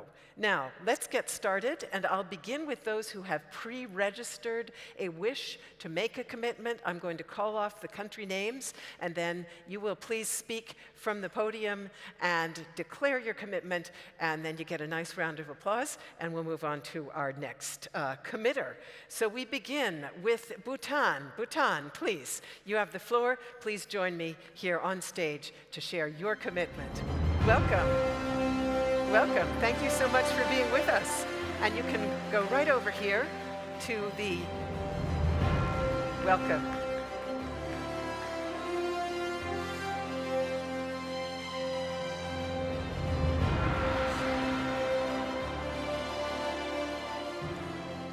Shall I? Please. Excellencies, delegates, ladies and gentlemen, greetings from the land of gross national happiness, where happiness is the goal of the country, and where gross national happiness is considered more important than gross domestic product. While Bhutan takes pride in championing environment, I would like informally to commit that I will start championing the road safety.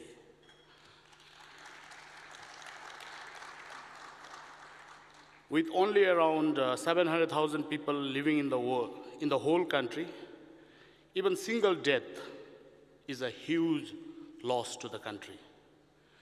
In this context, I formally commit to amend the current Road Safety and Transport Act, the legislation, in line with safe system approach to road safety as envisaged in the second decade of global actions by 2027. Thank you, and Tashi Deleg. Thank you so much. Congratulations, and thank you so much. Bhutan for that commitment, and you kept it very short and to the point. Thank you for that as well. By the way, dear Excellencies, ladies and gentlemen, if you wish to make a commitment and you're not on my pre-registered list, no worries. We are going to be taking spontaneous commitments. Maybe that's what the young lady in red wanted to find out. We will take spontaneous commitments. I'm going to start with the countries on my list, and then I will move on to other stakeholders as well. So everybody will have an opportunity. Our next committer is Nepal. Nepal, please join on stage to make your commitment.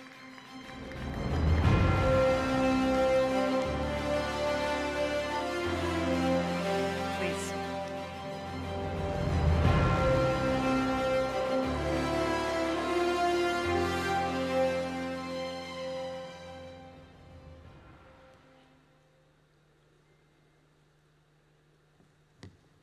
Thank you very much for this opportunity. On behalf of the Government of Nepal, I express our full commitment to implementing the second decade of action on road safety through a safe system approach. We are working on all elements of road safety, including improving our roads and highways with the concept of safer road corridors, applying safer vehicle standard and testing, education and awareness program, both in formal and informal approaches, expanding post-crash response and treatment facilities. In particular, we will enact the National Road Safety Bill and establish Road Safety Council soon as the lead agency with the resource and mandate to coordinate multi-sectoral stakeholders, ensuring better road safety condition in the country. We will enforce comprehensive helmet use for both riders and passengers of motorbikes, including speed control, drink and driving, countermeasures to urban areas and high-risk corridors.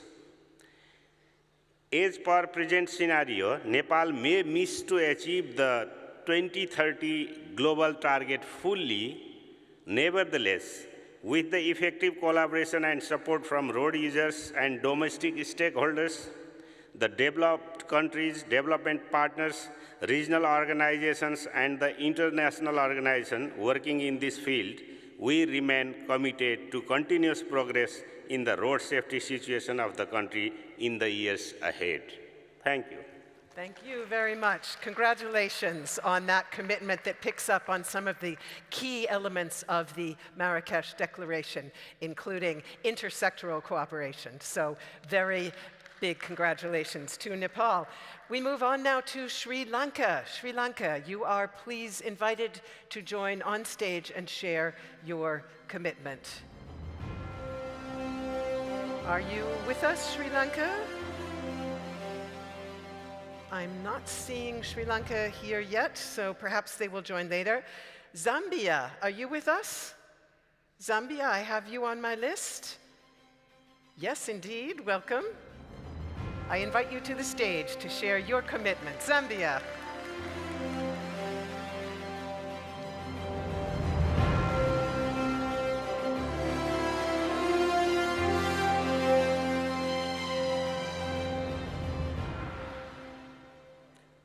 Your Excellencies, distinguished ladies and gentlemen, a very good evening. I'm reading a statement on behalf of the Republic of Zambia. Everyday road traffic accidents cause thousands of fatalities and inflict unbearable pain to the survivors. That is why today, the 19th of February 2025, here in Marrakesh, Morocco, I want to underscore our unwavering commitment to ensuring safer roads for every Zambian, not only through the implementation of the National Road Safety Strategy, which aligns with the global targets of reducing road traffic deaths and injuries by 50% by 2030, but also by fully integrating safety into road designs, enforcements, and education to protect all our road users.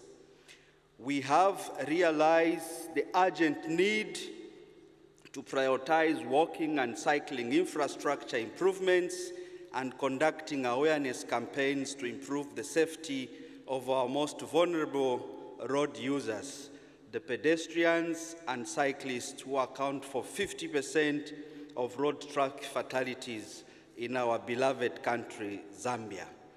To improve safety among the public service vehicles, Zambia is committed to fully implement the Fleet Safety Management Program, which is a vital component in our national road safety strategy.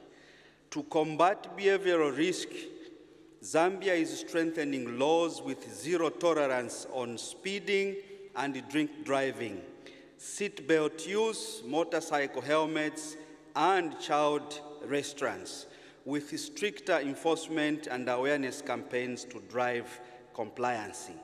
It is time to take bold decisions that creates a culture where road safety is a shared responsibility and save million lives. Together, we can create a world where every journey is very safe. I thank you. Thank you. Zambia, a very broad commitment with lots of detail in it, including safe systems, social equity for vulnerable users, and so much more. Congratulations on that. Bangladesh, you are next on my list of pre-registered committers. Please join. Welcome. You have the floor.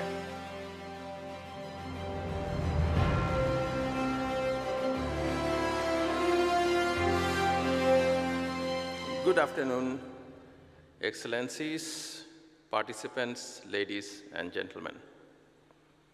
On behalf of the People's Republic of Bangladesh, I would like to say that Bangladesh commits to enact its first national road safety law by 2027 in light of the safe system approach. Bangladesh will develop a central database system by 2026, where information about road crash, including details about the crash itself, the involved vehicles, injuries sustained, and fatalities will be collected, stored, and managed from various sources.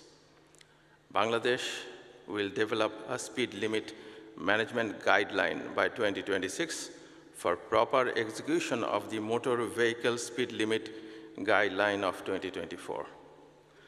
As Bangladesh has set the standard of the helmet, government will develop standard helmet implementation and enforcement guideline by 2026.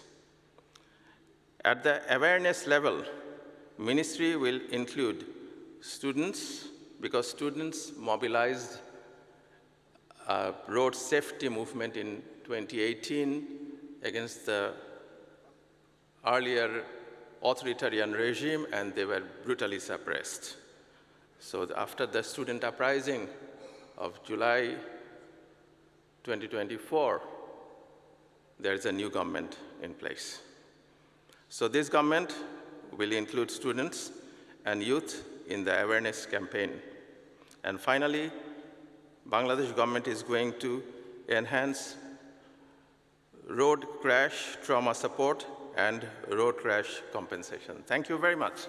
Thank you very much, Bangladesh, also for underlining the importance of youth when we talk about committing to life. That is absolutely the group.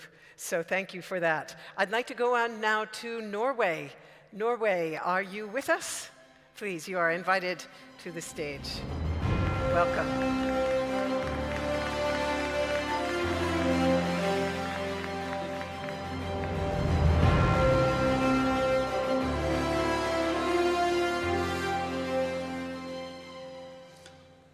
Your Excellencies, dear colleagues, ladies and gentlemen, as a Minister of Transport, road safety is one of my most important tasks.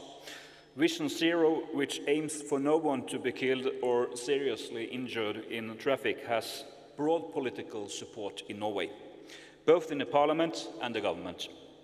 Although we have made good progress over the years, we are still far from making Vision Zero a reality. So on behalf of the Norwegian government, I confirm our commitment to intensify efforts in our road safety work. This includes increased controls and enforcement, targeted awareness campaigns, and smaller infrastructure measures on road segments with documented safety concerns. We will also propose regulatory measures to address hazardous driver behavior, including stricter and more efficient rules on confiscating on vehicles in cases of extreme speeding, provision of warning services that reduce the effectiveness of police controls, and stricter rules on the use of mobile phones while driving. We do this for one reason, so that people who travel on our roads can get home to their loved ones safely. Thank you. Thank you very much. Norway, a very specific and very measurable set of goals there. Next up on my list is Kyrgyzstan. Kyrgyzstan, are you with us? Not seeing Kyrgyzstan rising yet, so we will move on to Burkina Faso. Burkina Faso, are you in the room? Yes, please. You are welcome to take the stage.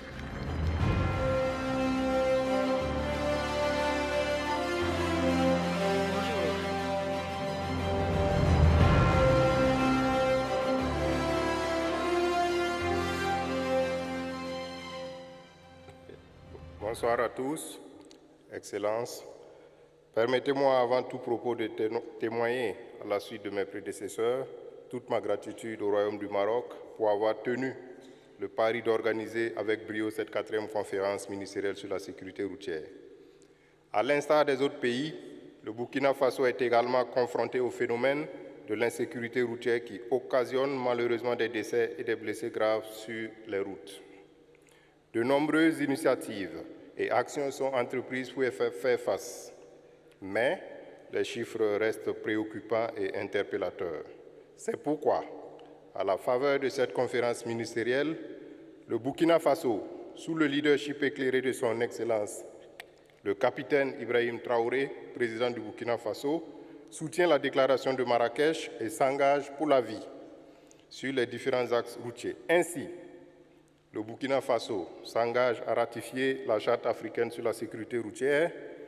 Le Burkina Faso s'engage à rendre effective l'application des textes en matière d'obligation de port du casque par les utilisateurs de 2 roues et de 3 roues motorisées à l'horizon 2030. Le Burkina Faso s'engage à renforcer les contrôles axés sur les comportements à risque, vitesse et ceinture de sécurité à l'horizon 2030.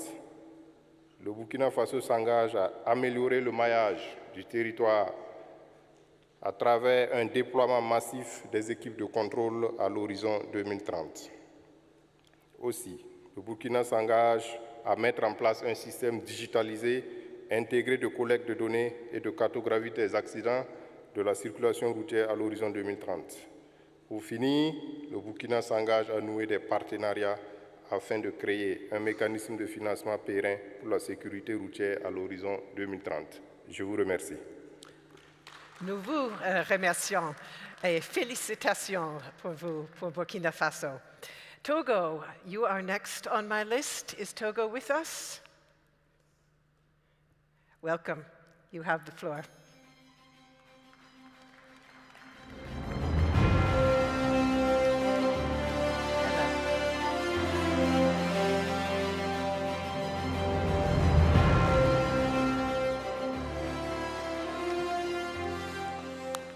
Messieurs les ministres, chers collègues, mesdames et messieurs, je voudrais également, au nom du gouvernement du Togo, féliciter les autorités du Royaume du Maroc pour l'organisation parfaite de cette conférence.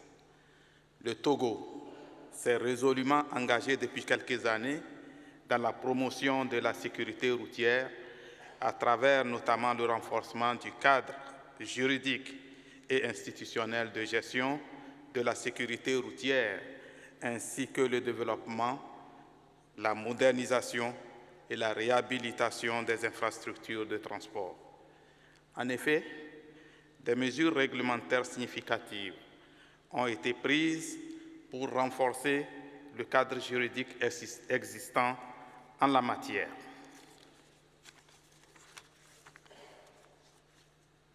En 2013, des décrets instituant le port obligatoire de casque par les conducteurs et les passagers des engins équipés d'un moteur thermique en circulation, celui relatif au port obligatoire de la ceinture de sécurité, celui interdisant l'usage du téléphone au volant ont vu le jour. Depuis 2023, la quasi-totalité des conducteurs et des passagers sur les engins à 2 roues portent désormais les casques homologués.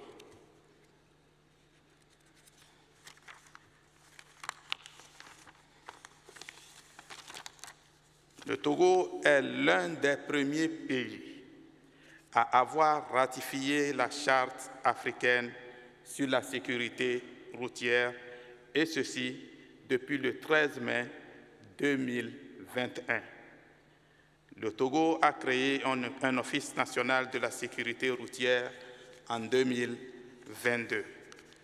Tous ces efforts et acquis doivent cependant être consolidés. C'est pourquoi le Togo s'engage à poursuivre les efforts de réduction du nombre de tués de la route de moitié d'ici 2030, à réduire de façon significative le délai entre un accident de la route et la fourniture des premiers soins,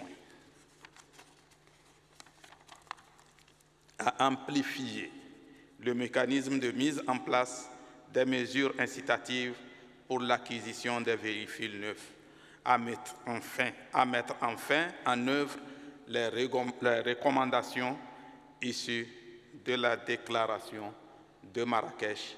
Et je vous remercie. Thank you very much to you. That is all that I had on my list. I'm just going to double check. Is there any stakeholder in the room who does still wish to make a commitment? Yes, please. Which country? Okay. None? Okay. Gabon. So please, you are invited to the stage.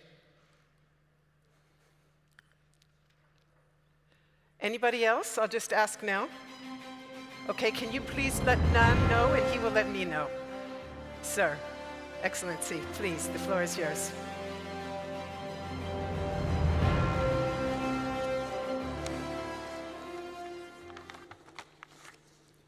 Merci et bonsoir à tous. Nous tenons à remercier ma délégation gabonaise ici présente, le Royaume du Maroc pour l'invite à cette conférence et l'accueil chaleureux, ainsi que la pertinence des thèmes développés. La question de sécurité routière est une préoccupation des plus hautes autorités de mon pays, notamment le général de brigade briscotaire Oligui Nguema, qui en fait un cheval de bataille. Plusieurs axes de réduction du nombre d'accidents sont mis en œuvre sur le plan législatif, infrastructurel et notamment sur l'intensification des actions en matière de prévention et de sécurité.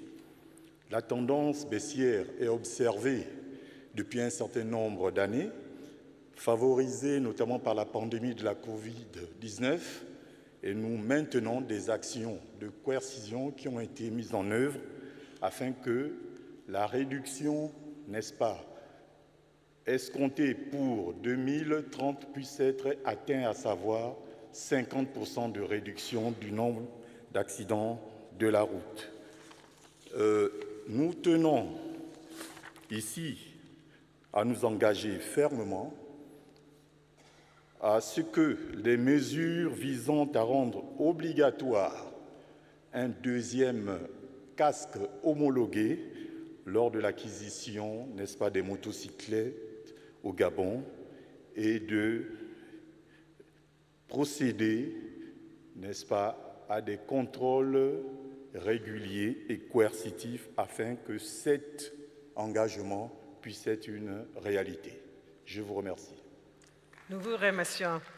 Et Eswatini, please, you have the floor. Welcome.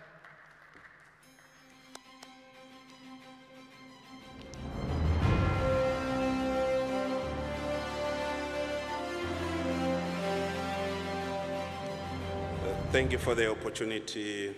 I really appreciate addressing the conference this evening. I, on behalf of the Kingdom of Eswatini, commit to the review of legislative and institutional arrangement relating to the Road Safety Council. This review shall strengthen the legislative mandate of the Council, which currently operates with a legislation of 1983, which is no longer in touch with contemporary frameworks and agreements in road safety.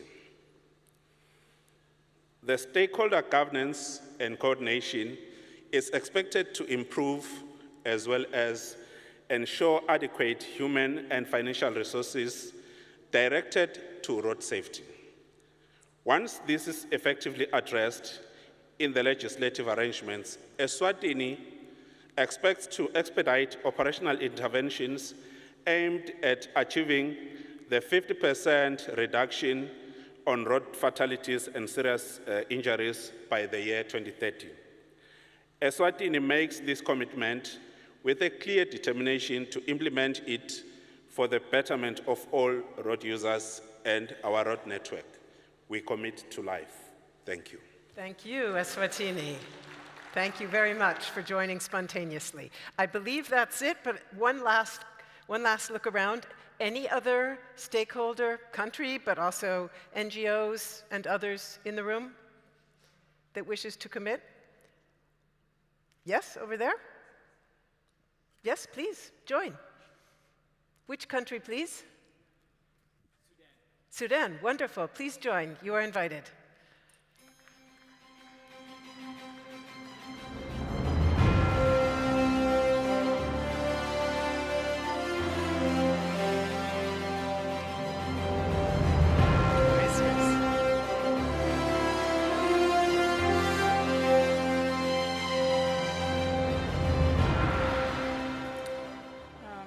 Hello, everybody, and first of all, I'd like to thank the Kingdom of Morocco for the invitation, as well as the opportunity to learn from many different countries and different sectors. On behalf of UNESCO for Sudan, we commit to fostering a collaborative effort that includes private sectors in the development of sustainable infrastructure. We aim to implement robust rules and regulations underpinned by a dedication to enhancing road networks throughout Sudan. By embracing cutting-edge technologies, we strive to contribute to the revitalization of the country in alignment with the vision of a new governmental system. Awareness and active participation will be key to our success, focusing on engaging citizens and empowering government officials and their respective sectors. Through the continuous advancement of engineering practices, coupled with the establishment of forward-thinking companies, we will create a safer and more efficient transportation network. This collective approach will undoubtedly improve road safety, thereby enhancing the quality of life and security for all Sudanese citizens. Thank you. Thank you very much.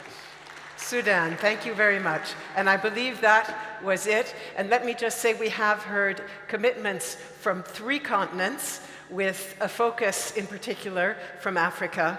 And it's notable that many of the elements of the commitments that were made here today do reflect similar challenges being faced on all of those continents. And I think also we've seen a reflection of a number of the key principles of the Marrakesh Declaration. I won't list them, the hour is late, but I will just say to everyone, thank you for committing to life. This is exactly what the conference aims to do, and you have certainly shared commitments that will make a difference. So congratulations to all of you. Thank you for joining.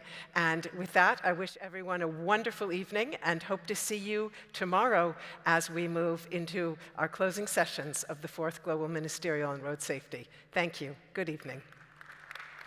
Congratulations.